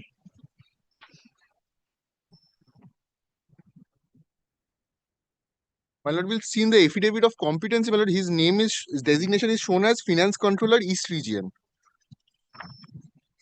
What is the name? Mr. Shubir Banerjee, my lord.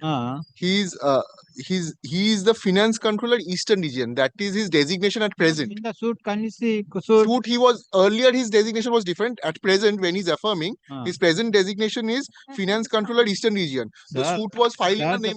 Suit was filed on 20th November 2017, 28th of November 2017. Yes, my lord. Correct. On that day, he has affirmed his affidavit as a manager of the plaintiff company. Right, my lord. Correct. Yes. So now what has happened now? My lord, Thyssen Group, which was the erstwhile company, has subsequently, my lord, been changed to PK Elevators. Correct. At PK Elevators, he is the finance controller Eastern region. I have in my green ink in the affidavit stated that he is the finance controller. Which affidavit? My lord, affidavit of the amended plaint, my lord, where the amendments have been shown in green ink, my lord. GA7, my lord. I have annexed the amendment.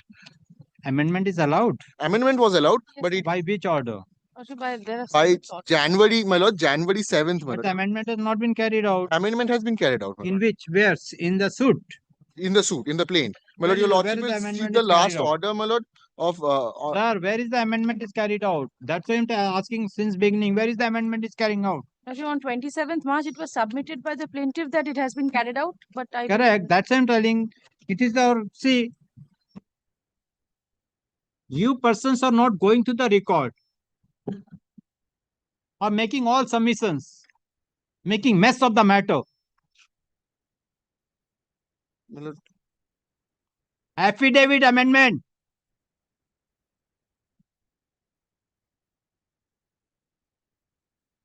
He is still the manager of the old company. He is... Where is the amendment?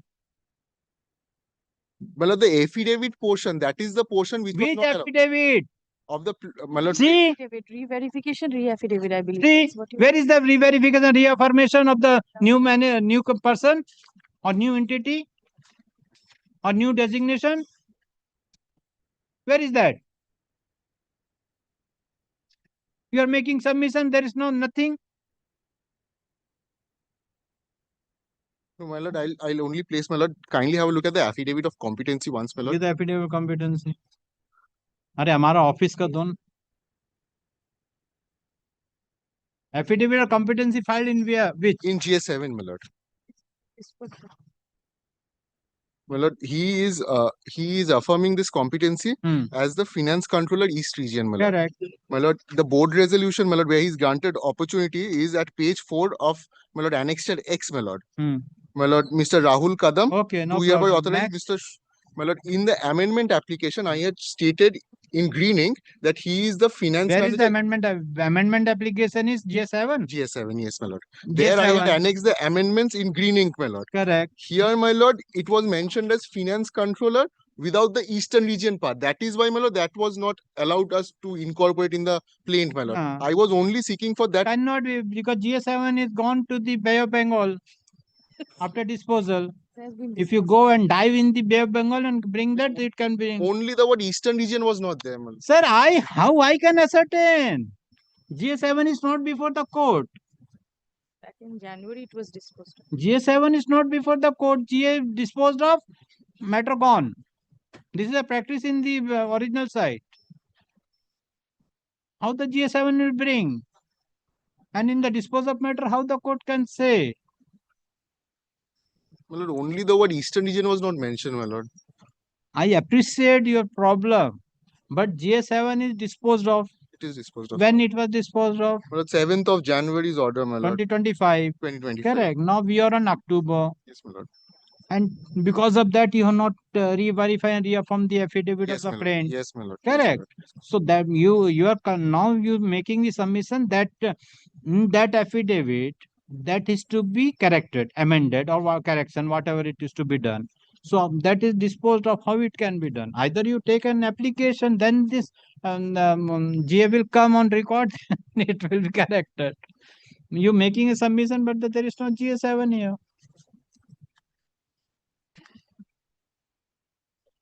Lordship has exercised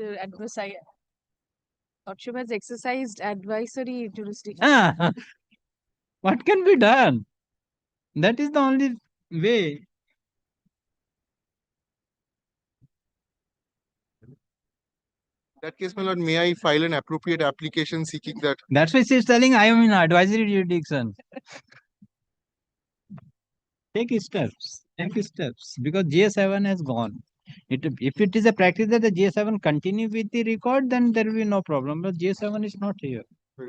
The counsel for the plaintiff submit that the plaintiff had filed an application being GA7 of 2024. GA7 of 2024 for amendment in the plaint, but in the affidavit of GA7 there is some correction is required in the affidavit portion. Designation of the. There is correction is required in the affidavit portion of Mr. Shubir Banerjee, my lord. Of the person who has affirmed the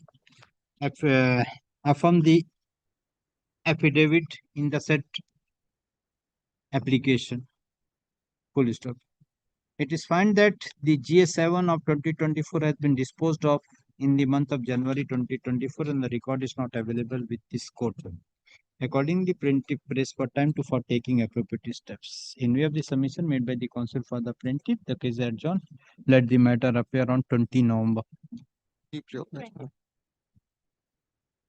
There was a direction for service of the amended plaint. Unless the. Not done. Now, Then only. been complied. Unless it is reaffirmed and re-verified. That's why there is no reaffirmation. अरे वो original ले लिया था print.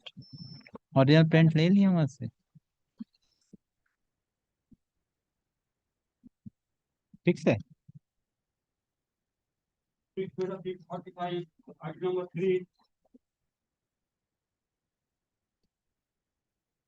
I'm appearing on behalf of the plaintiff lordship. My witness was supposed to be examined in chief. Present. Yes, Eviction. Before I start lordship, I would like to place the order where it has been posted as undefended suit. Okay, no Fifth- problem. Yes. May I file the affidavit of evidence, Lordship? You file the judge's brief? No, directly. Yes. Right.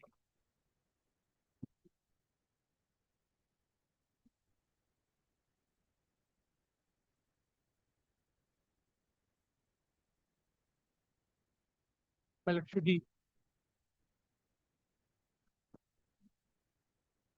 Speak English. In the difficulty that I have, my learned advocate on record faced some personal difficulty. He had to leave, so I had to take assistance of my. No problem. Yes. मेरे साथ बोलिए। मैं कसम खाता हूँ मैं कसम खाता हूँ जो कुछ भी बयान दूंगा जो कुछ भी बयान दूंगा वो सच होगा। वो सच होगा। मेरे बयान में कुछ झूठ नहीं होगा। मेरे बयान में कुछ झूठ नहीं होगा। बयान में कुछ झूठ नहीं होगा। ईश्वर मेरे सहायता करेंगे। ईश्वर मेरे सहायता करेंगे। ईश्वर मेरा सहायता करेंगे। आपका नाम? मेरा नाम आशीष जिंदल। स्पेलिंग बताइए। ASHISHJINDAL। आशीष जिंदल। पिताजी का नाम? राजेंद्र कुमार जिंदल। राजेंद्र कुमार जिंदल। आपकी उम्र? 54। 54 इयर्स। क्या करते हैं आप? मैं बिजनेसमैन हूँ। बिजनेस। घर का पता बताइए पूरा। 1/A Ballygunge. 1/A Paliganj. Circular road. Circular road. Kolkata 700019। 7,19,019। 700 019। 019. Sir. Well, may I start? Yes. Mr. Witness, how are you connected to the instant suit? आप इस मामले के साथ कैसे संपर्कित है बताइए।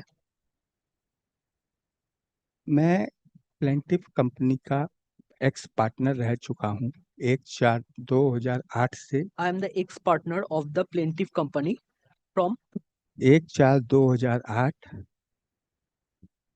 बोलो to 31/3/2010। 31st March 2010।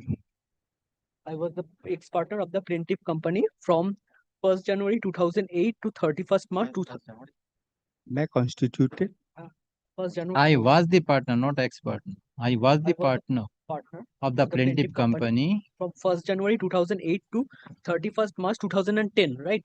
Yes. मैं कंपनी का पावर ऑफ अटर्नी होल्डर हूँ।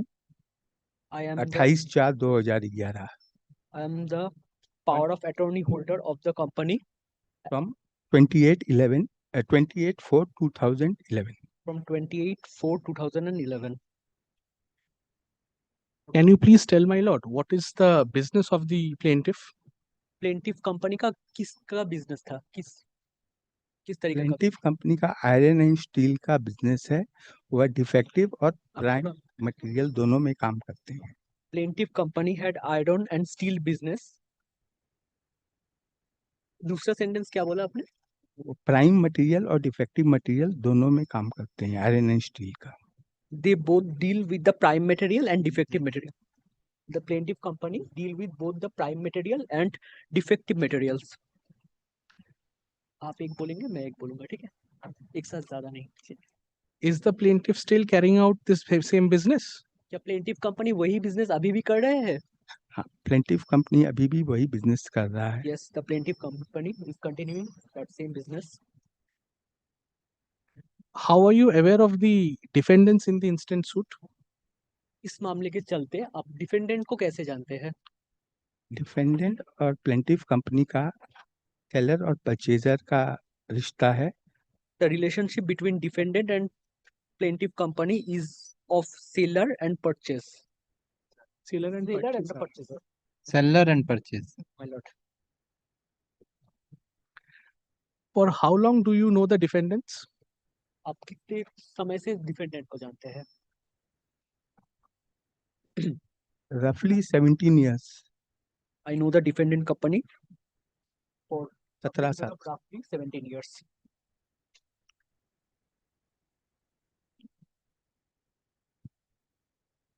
Did you manage the day-to-day activity of the plaintiff firm? The plaintiff firm का day-to-day activity आप मैनेज करते हैं? जब मैं पार्टनर था मैं ये ट्रांजैक्शन मेरे सामने ही हुई थी डिफेंडेंट के साथ में। When I was a partner, these transactions were made in front of me with the defendant company.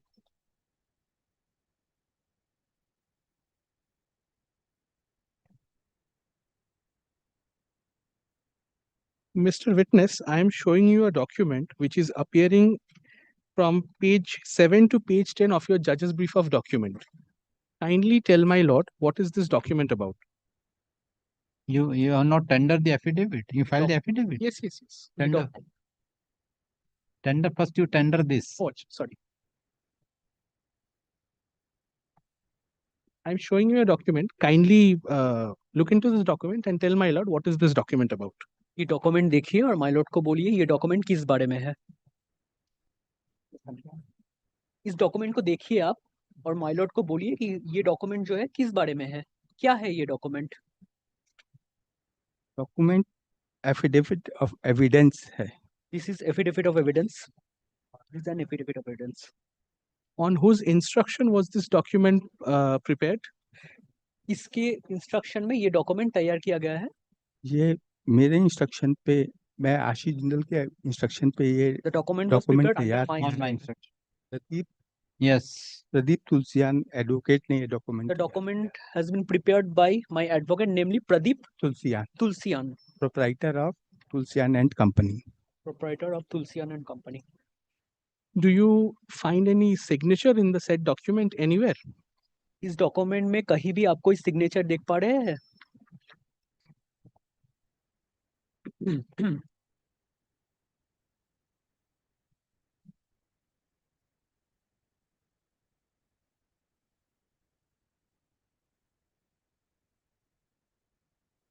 मेरे सिग्नेचर हैं और कमिश्नर के सिग्नेचर हैं। On page number 17 of this document, there is my signature and there is also the signature of the commissioner. Are the contents of this document true and correct? इस document में जो कुछ भी बयान लिखा हुआ है क्या वो सच और सही है? हाँ जी, बिल्कुल सच और सही है। My lord, may I tender this document? And not necessary. Yes, now place the document. আমি যেটা দিলাম একবার একটু 7 to 10. 7 to 10. Right. क्वेश्चन একটু বলুন। क्वेश्चन है व्हाट इज द डॉक्यूमेंट? ये डॉक्यूमेंट क्या है माय लॉर्ड को बोलिए। ये पावर ऑफ अटर्नी है। This is the power of attorney. Can you please tell my lord who has granted the said document, said power of attorney and to whom? ये power of attorney किन्होंने दिया है और किसको दिया है? Plaintiff firm के partner Shrimati Usha देवी अग्रवाल ध्रुव अग्रवाल ने अब माय लॉर्ड को बोलिए। पावर राजेंद्र कुमार जिंदल और आशीष जिंदल मेरे को दिया है। The owner of the plaintiff company, namely Srimati Usha Agarwal and go a bit slow otherwise. Usha Agarwal and Dhruv Agarwal have given this power attorney to Mr. Rajesh Jindal and Rajendra Kumar Jindal and Ashish Jindal. Do you find any signatures in the said document? इस document में आपका क्या कोई signature देख पा रहे हैं? इस डॉक्यूमेंट में उषा देवी अग्रवाल, ध्रुव अग्रवाल, राजेंद्र कुमार जिंदल और मेरे सिग्नेचर आशीष जिंदल के सिग्नेचर हैं। Yes, in the said document there is a signature of Usha Devi Agarwal, Dhruv Agarwal, Rajendra Kumar Jindal and my signature, that is Ashish Jindal. Look, can I ask him to encircle the signatures with blue? Not necessary. The whole document will go. The whole document. In that case, my lord, may I tender this document from Exhibit A. Exhibit A? For what purpose?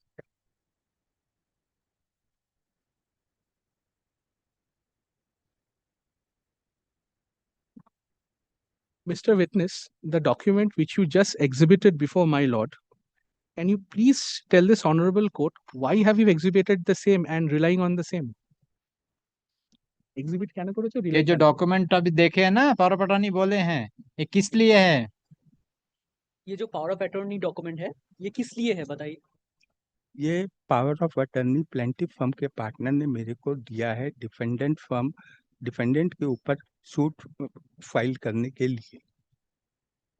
The the partners of the plaintiff company have given me the power of attorney to depose before this court in this suit.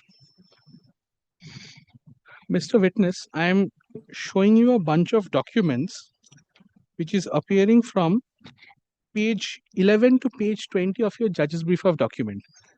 Kindly look into this document and tell my lord what are these documents.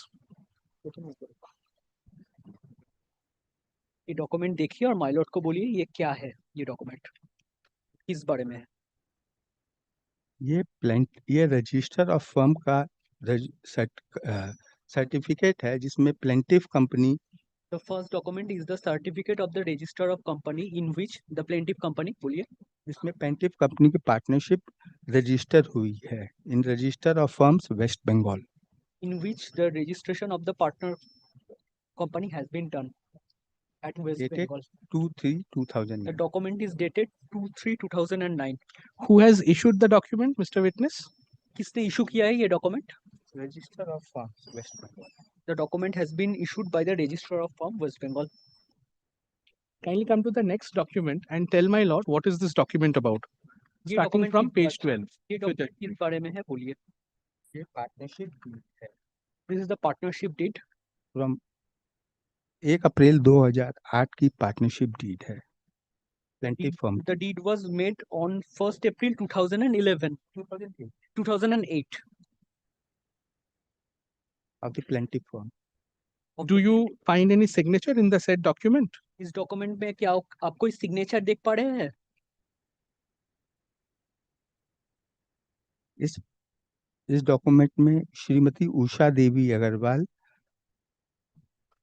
बोलूं आशीष Jindal,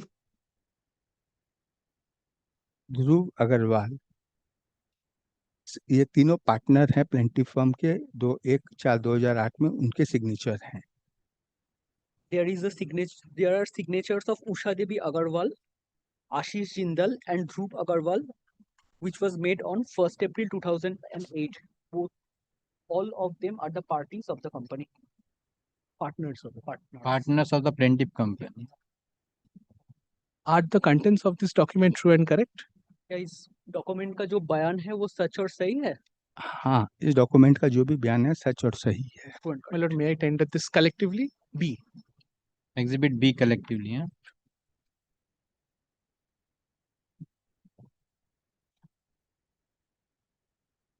Next.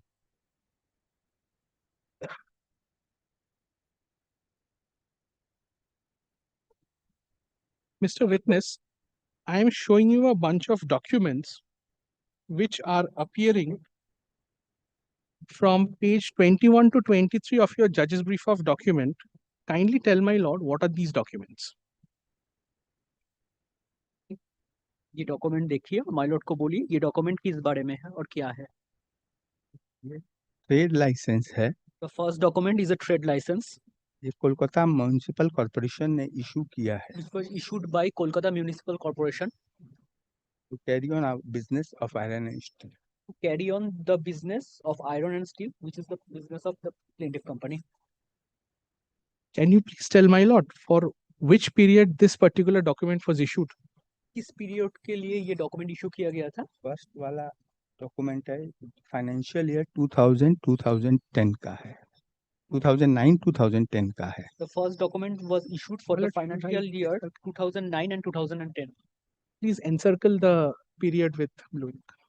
जो period आपने बोला ना उसको encircle कीजिए blue ink से जी. The witness encircled the time period appearing on the said document with blue pencil. Yes. Please tell my lord about the next document appearing at page 22 of the same month. दूसरा वाला document क्या है, my Lord को बोलिए. ये certificate of enlistment e receipt licence department trade department से Kolkata municipal corporation certificate of enlistment है. The next document is a certificate of enlistment e-receipt, which was issued by the license department, Kolkata Municipal Corporation. Can you please tell my lord for which period this was also issued? किस period के लिए ये issue किया गया था, किस समय के लिए? ये डॉक्यूमेंट फाइनेंशियल ईयर 2011-2012 के लिए इशू किया गया है। The said document was issued for the time period of financial year 2011 and 12. Mr. Witness, kindly come to the next document appearing at page 23 of the same bunch and tell my lord what is that document. ये document क्या है my lord को बोलिए? ये भी certificate of enlistment है। This is also by Kolkata Municipal Corporation. This is also the certificate of enlistment which was issued by Kolkata Municipal Corporation. Is there any time frame or period mentioned in the said document? क्या इस document में भी कोई time frame समय का उल्लेख किया गया है? किस period से किस period तक ये document ऐसा कोई time frame दिया गया है क्या? इस टाइम फ्रेम नहीं दिया गया है। कमिटमेंट डेट इसमें 1/4/2004 है। सी 2023-2024। No time frame has been mentioned in this particular document, but the CE year is mentioned here, which is 2023 and 2024, and the commencement date is 1st April 2004.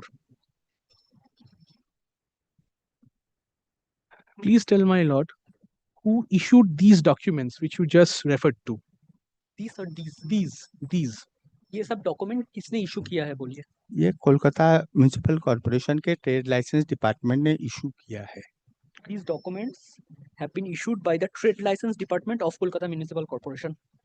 How have you received these documents, Mr. Witness? आपको ये सब document कैसे मिला? First वाला document जो उनका Kolkata municipal corporation का है, उसमें हमने आदमी भेज के वहां पर पैसा जमा करवाया था, उसका रिसीट और लाइसेंस हमको मिला। For the first document, I sent a person to the Kolkata Municipal Corporation who I sent the person to Kolkata Municipal Corporation. He deposited the money, and against that, the receipt and the license was handed over to him. And for the rest of the two documents? ये दो document आपको कैसे मिला? ये document हमने अपने computer से, office के कंप्यूटर से इसको पैसे जमा दिया था, वहां पर हमको ये सर्टिफिकेट ऑनलाइन मिला। For the next two documents, I have deposited the money and I downloaded these two documents from internet. From my office computer. On my office computer. Well, may I collectively tender the documents? See collectively.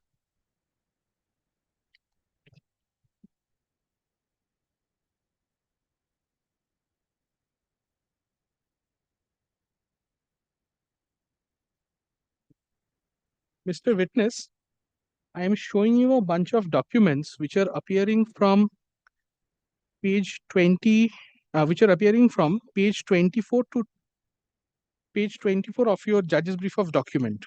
Kindly tell my lord, what are these documents? 24 to 27 of the judge's brief of documents. ये documents क्या है, my lord को बोलिए?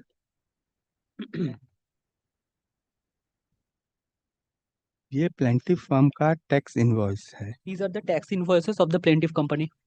पहला वाला document plaintiff firm का tax invoice है। The first document is the tax invoice of the plaintiff company.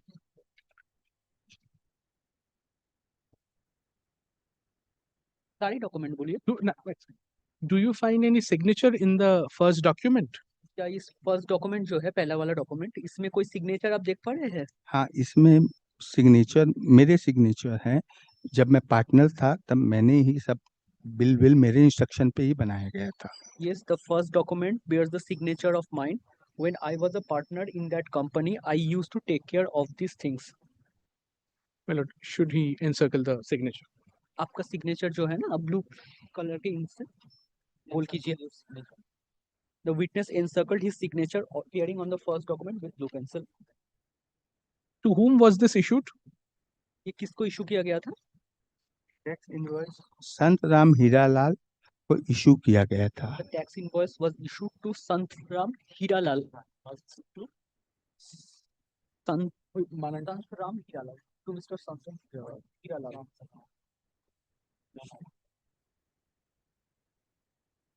On whose instruction was this document prepared?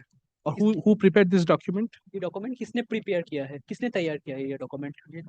ये डॉक्यूमेंट मेरे इंस्ट्रक्शन पे प्रिपेयर किया गया था और सिग्नेचर मेरे ही हैं। The document was prepared under my instruction and it bears my signature. And what is the date of this document? इस डॉक्यूमेंट का तारीख क्या है बताइए? इस डॉक्यूमेंट का तारीख 30/5/2008 है। The document is dated 30th May 2008. Mr. Witness, kindly come to the next document, which is appearing at page 25 of the said bunch. Please tell my lord, what is this document? ये दूसरा document क्या है, my lord को बोलिए। ये plaintiff firm का चालान है। This is a challan of the plaintiff firm. Do you find any signature in the said document? क्या इस डॉक्यूमेंट पे आप कोई सिग्नेचर देख पा रहे हैं? हाँ, इस डॉक्यूमेंट पे मेरे सिग्नेचर हैं। Yes, the document bears my signature. Ashish Jindal. Namely Ashish Jindal. My lord, I'm asking him to encircle Yes, this. continue. Yes. Please encircle the signature. आपका सिग्नेचर ब्लू कलर के इंक से गोल कीजिए। Set करो ये green को। What is the जरा सी यहाँ कर। Encircled his signature appearing on the document. भगवान ने क्या डॉक्यूमेंट देता पता नहीं। what is the date of this document? इस डॉक्यूमेंट का तारीख क्या है? इस डॉक्यूमेंट का तारीख 30/5/2008 है। The document is dated 30th May 2008. Who prepared this document? ये डॉक्यूमेंट किसने प्रस्तुत किया ये है? डॉक्यूमेंट मैंने खुद ने, जब मैं पार्टनर था, मैंने खुद ने प्रिपेयर किया। I have prepared this document when I was a partner.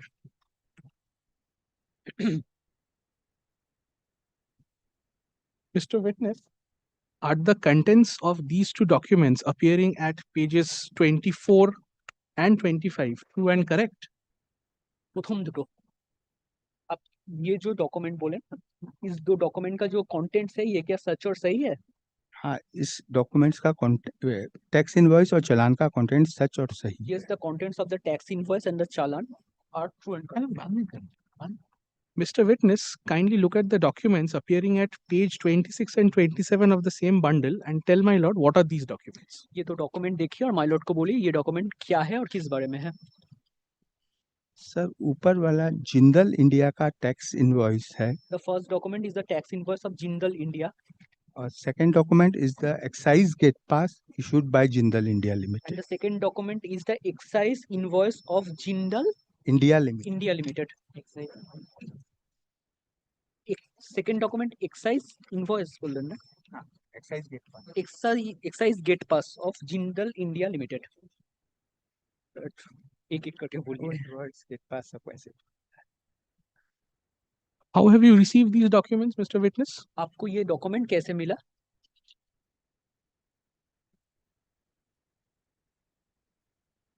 ये डॉक्यूमेंट डिफेंडेंट फर्म को हमने जिसको मटेरियल बेचा था वो उसने वहां पर ट्रक प्लेस किया था।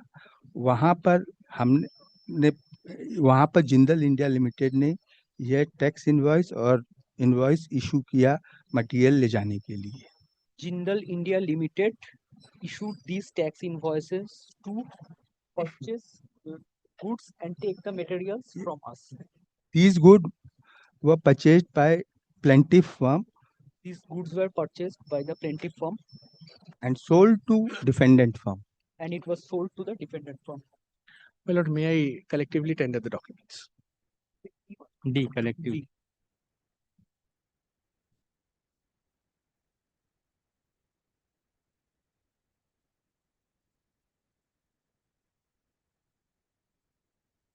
Mr. Witness, I'm showing you a bunch of documents which are appearing from page 28 to 31 of your judge's brief of document. Kindly look into these documents and tell my lord what are these serially. ये document देखिए और my Lord को बोलिए ये documents क्या है और किस बारे में है?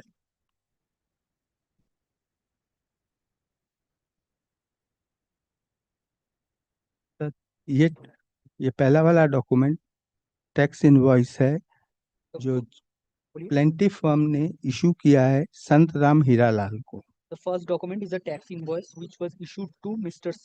Sant Ram Hiralal. इसमें tax invoice number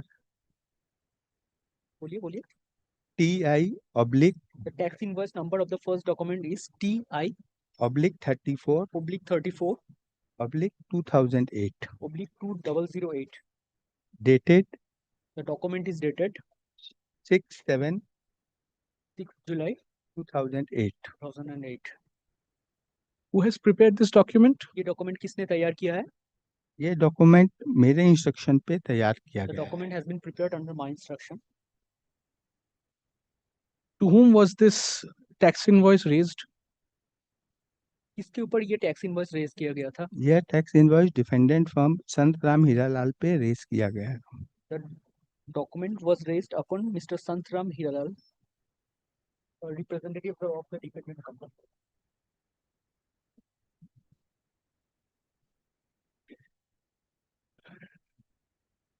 Do you find any signature in this document? क्या इस डॉक्यूमेंट में आप कोई सिग्नेचर देख पा रहे हैं? हाँ, इस डॉक्यूमेंट पे मेरे सिग्नेचर हैं, मैं पार्टनर था। Yes, there is a signature of mine in the same document as I was a partner at that period of time. My lord, I'm asking you to encircle the signature. आपका जो signature है ना, वो गोल कीजिए. The witness encircled his signature appearing on the same document with blue pencil. Please tell my lord about the next document appearing at page 29 of the bunch. Excellent. এটার সাথে কি এটা? না, এটা next document. হ্যাঁ, ওটা next.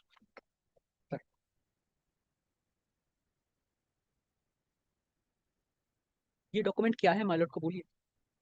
सर, ये document plaintiff firm का चालान है।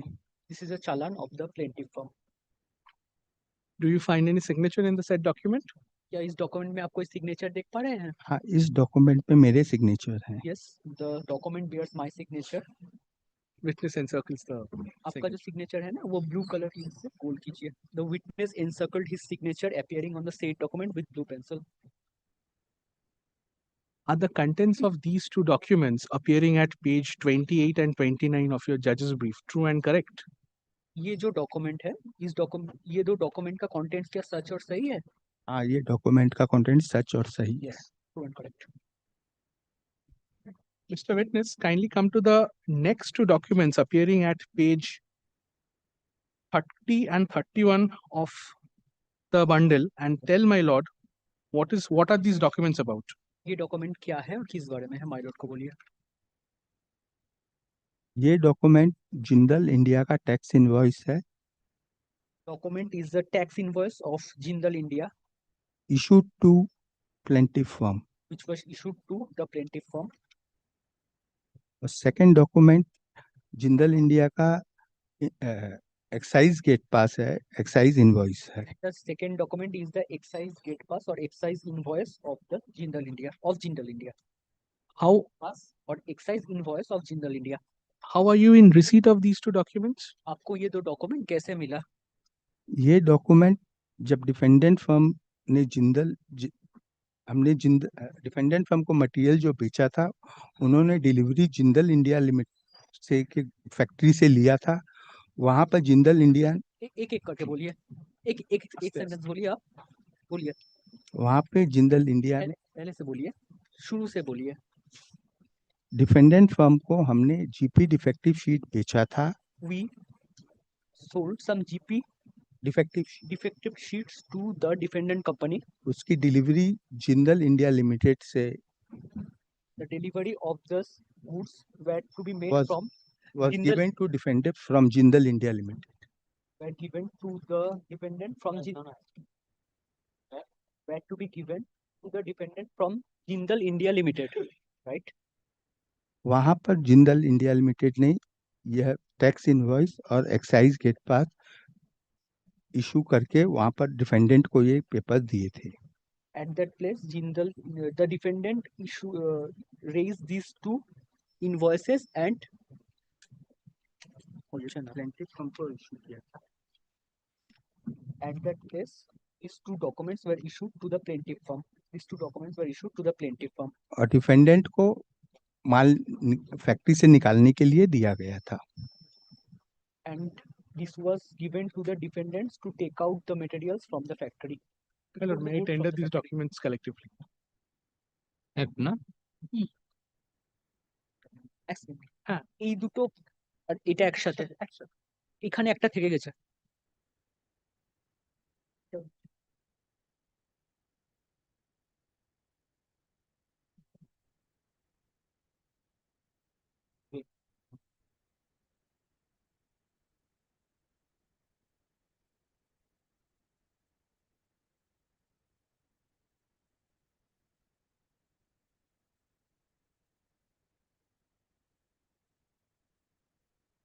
ওটা ফার্স্ট এক্সিবিট হলো স্যার, এটার পরে ছিল ওটা, আপনি দেখে নিন পুরো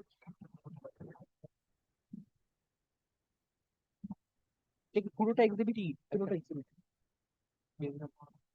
পেজ নাম্বার তো ম্যাচ করবে না। প্রথমটা কি আছে? 28 just a minute.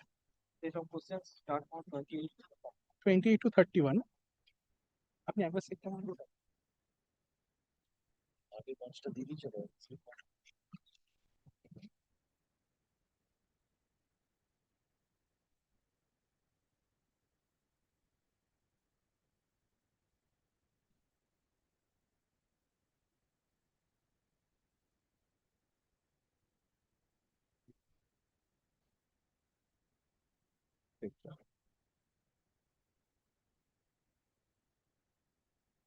Collectively. Collectively, my lord. The subsequent set had also. Okay. বলবো? Mr. Witness, Sir, one second. you just mentioned about an entity by the name of Santram Hiralal. Can you please tell my lord, how is this connected to the instant proceeding? आपने अभी एक संतलाल हीरालाल नामक व्यक्ति का जिक्र किया है, वो इस मामले से कैसे संपर्कित है बताइए। तो संतराम हीरालाल संतराम शॉप संतराम हीरालाल के प्रोप्राइटर हैं। Santram Hiralal is the proprietor of Santaram Shaw is the proprietor of Santaram Hiralal. Santram Shaw is the proprietor of Santram Hiralal. हाँ, proprietor of Santram Hiralal. आपने क्वेश्चन क्या किया था? वो इस मामले से कैसे संपर्कित है? Santram Hiralal as a seller और परचेजर वो हमारे ऑफिस में आए थे। As a seller or purchaser, he went to our office. He visited our office. और काफी बातचीत हुई उनसे और A lot of discussion was made with him.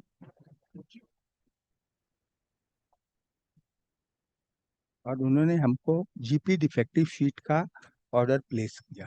And he placed the order of GP detective sheet to our company. Defective sheet to our company. He placed an order of. Is Santram Hiralal anyhow connected to the defendants in the instant suit? क्या ये Santram Hiralal defendant के साथ किसी भी तौर के संपर्कित है? संतराम हीरालाल जो डिफेंडेंट्स हैं वो legal heir of Santram Hiralal हैं, संतराम शॉ हैं। The legal heir of the defendant is Santram Shaw. Defendant आप समझे नहीं, मतलब संतराम शॉ के लीगल हेयर है defendant. Defendants are the legal heirs of Santram Shaw.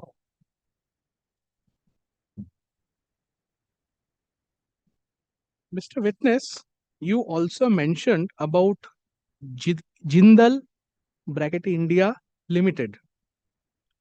What is this entity?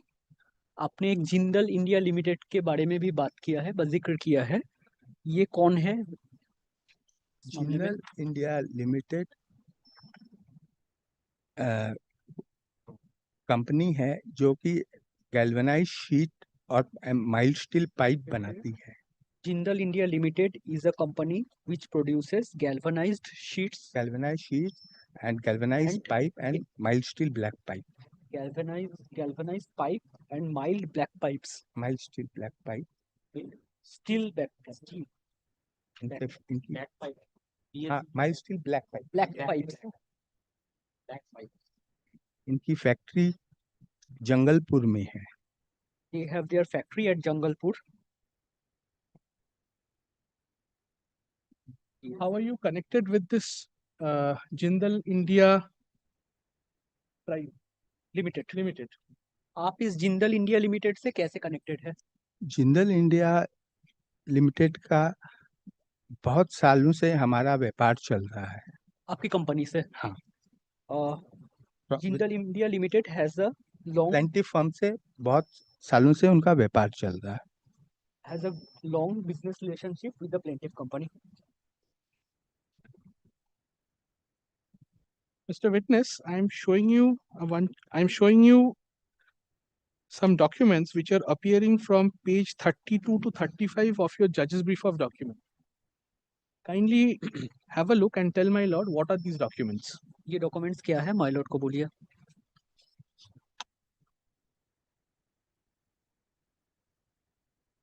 ये डॉक्यूमेंट टैक्स इनवॉइस है प्लेंटिफ फर्म ट्यूब्स इंडिया का। The first document is a tax invoice of the plaintiff company.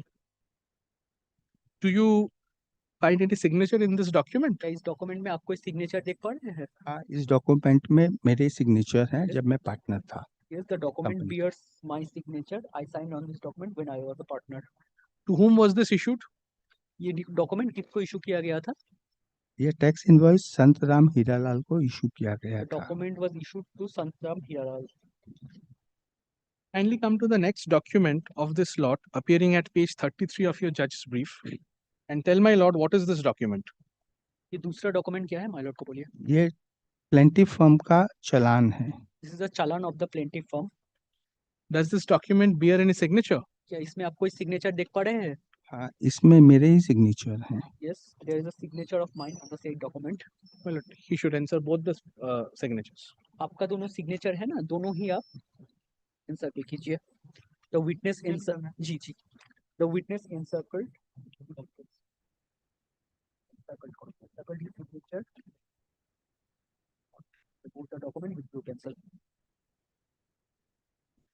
Are the contents of these two documents true and correct?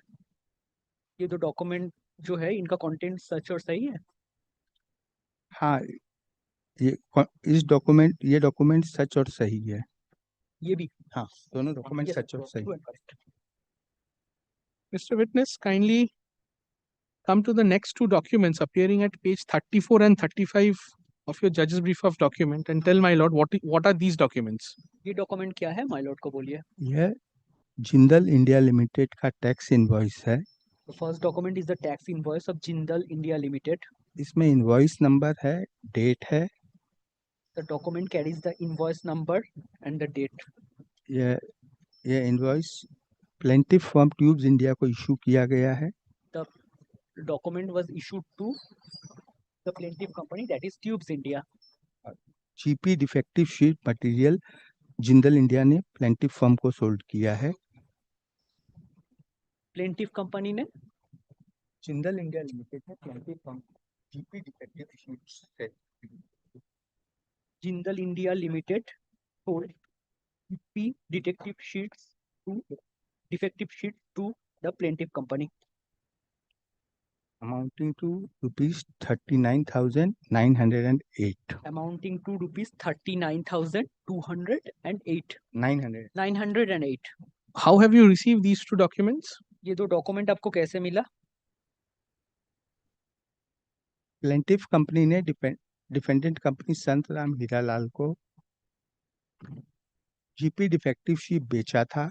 The plaintiff company sold GP defective sheets to the defendant company.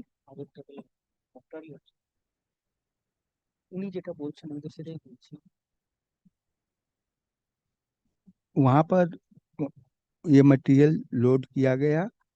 At this place, these materials were loaded. और Jindal India ने factory से बाहर निकालने के लिए defendant को ये document दिए। To take the materials out of the factory or go down, Jindal India Limited give this invoice to the plaintiff company. To the plaintiff company who handed over. No. This is a confusion. क्या document है? क्या document? How have you received the tax invoice?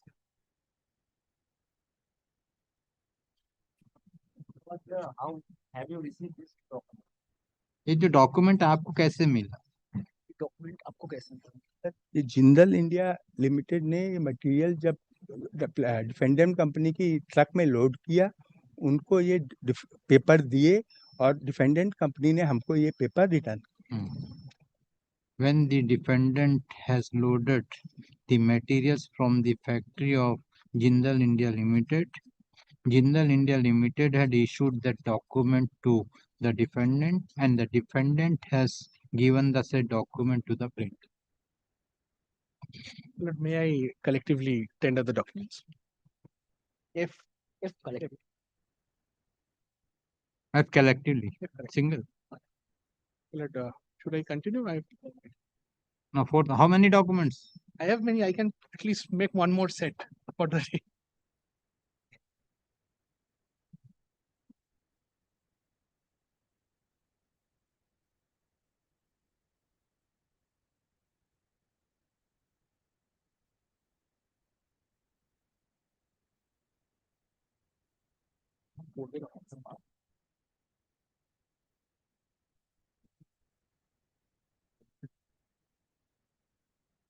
Mr. Witness, I am showing you a bunch of documents which are appearing from pages 36 to 39 of your judge's brief of document. Kindly look into this document and tell my lord what are these documents about. ये document देखिए और my Lord को बोलिए ये क्या है और किस बारे में है। सर, ये प्लेंटिफ फर्म का टैक्स इनवॉइस है। This is the tax invoice of the plaintiff company firm. ये सेलर्स कॉपी है। This is the seller's copy. इसमें tax invoice number TI 37 2008 dated 9/7/2008. The tax invoice number is TI 37 2008 and it is dated 9/7/2008. Challan number and date इसमें लिखा हुआ है। The challan number and date is also mentioned in the said document. Do you find any signature in the said document? Signature देख पा रहे हैं आप? हाँ, ये सिग्नेचर मेरे हैं। मेरे इंस्ट्रक्शन पे ये टैक्स इनवॉइस बना था। Yes, I can see my signature on the document and under my instruction the document was prepared. Kindly encircle your signature. अपना सिग्नेचर को गोल कीजिए. The witness encircles his signature with blue pencil appearing on the said document. To whom was this document issued? किसको issue किया गया था ये document? ये document संत राम हीरालाल को इशू किया गया है। Document was issued to Ram Hiralal. Kindly come to the next document which is appearing at page 37 of your judge's brief and tell my lord what is this document? ये दूसरा document क्या है my Lord को बोलिए. ये plaintiff firm का चालान है।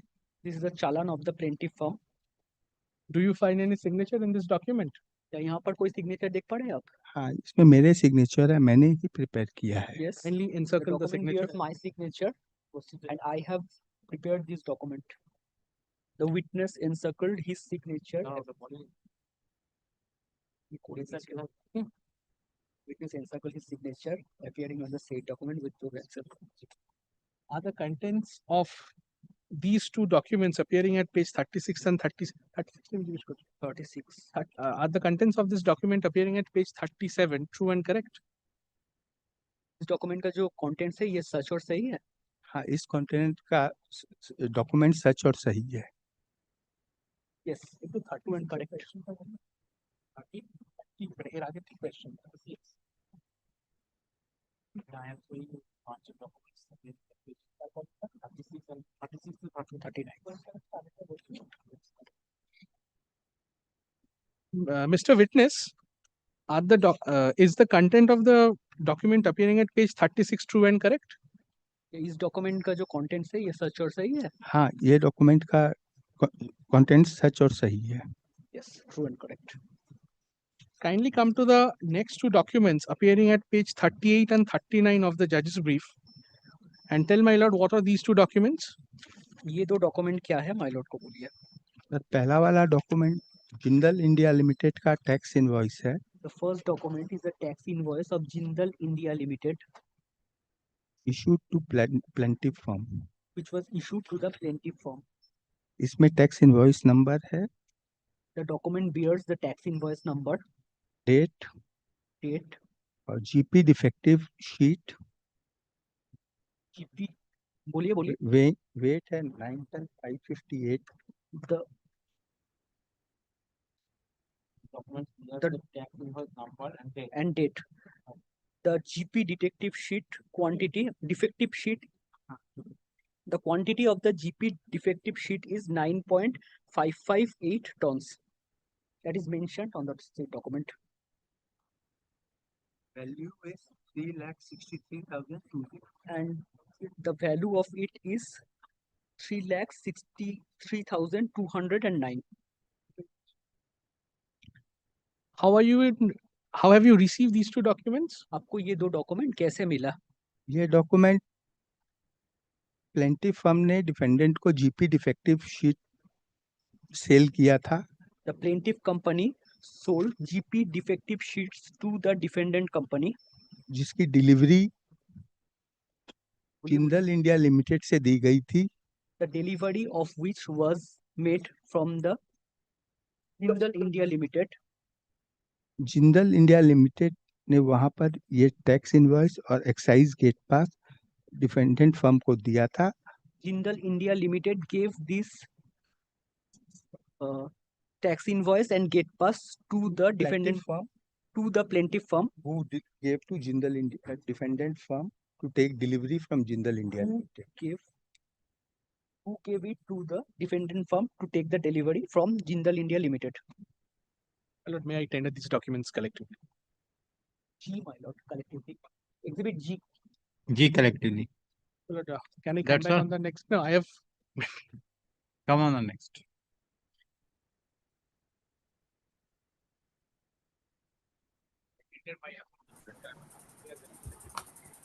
My learned advocate on rebuttal. The plaintiff is present. Plaintiff has filed examination in chief on affidavit. During the examination, the plaintiff documents were marked as exhibit A to D. Due to paucity of time, examination chief could not be concluded. According chief is therefore let the matter appear on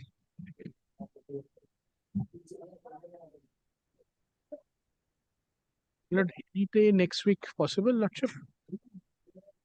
3rd December you will get. 3:45 कुछ भी नहीं.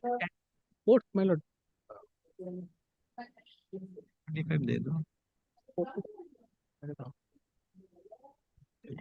27 November. 3:45. Indulgence, my lord. I'm mentioning one.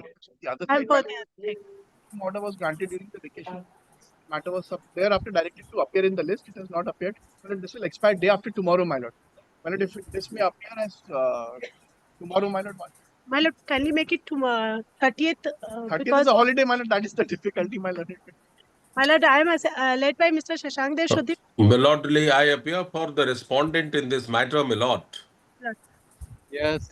Milordly, the order which has been taken ex parte, Milordly, it was Milordly misrepresenting the facts and circumstances, Milord. But anyway, Milordly, since this honorable court was pleased to pass an order, Milord, of the stay, I don't have any issue. But Milordly, according to my convenience, Milordly, if my Lord will permit me, because I am from Delhi, Milord. So I will be grateful, Milord, any date may be given. If it can be extended thereafter, subject to my learned friend's convenience, it can be, my lord. It's a direction for affidavit, no? No, my lord. No, my lord, it takes party order. It was ad interim order was passed. It was. My lord. Therefore, my lord, it is going to expire on 30th.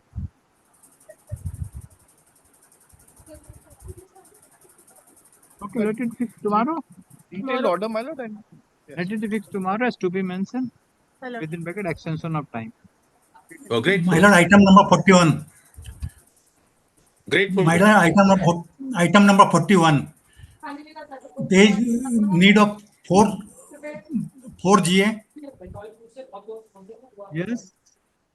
There is need of 4 GA to proceed with the matter. GA 3163 of 2016.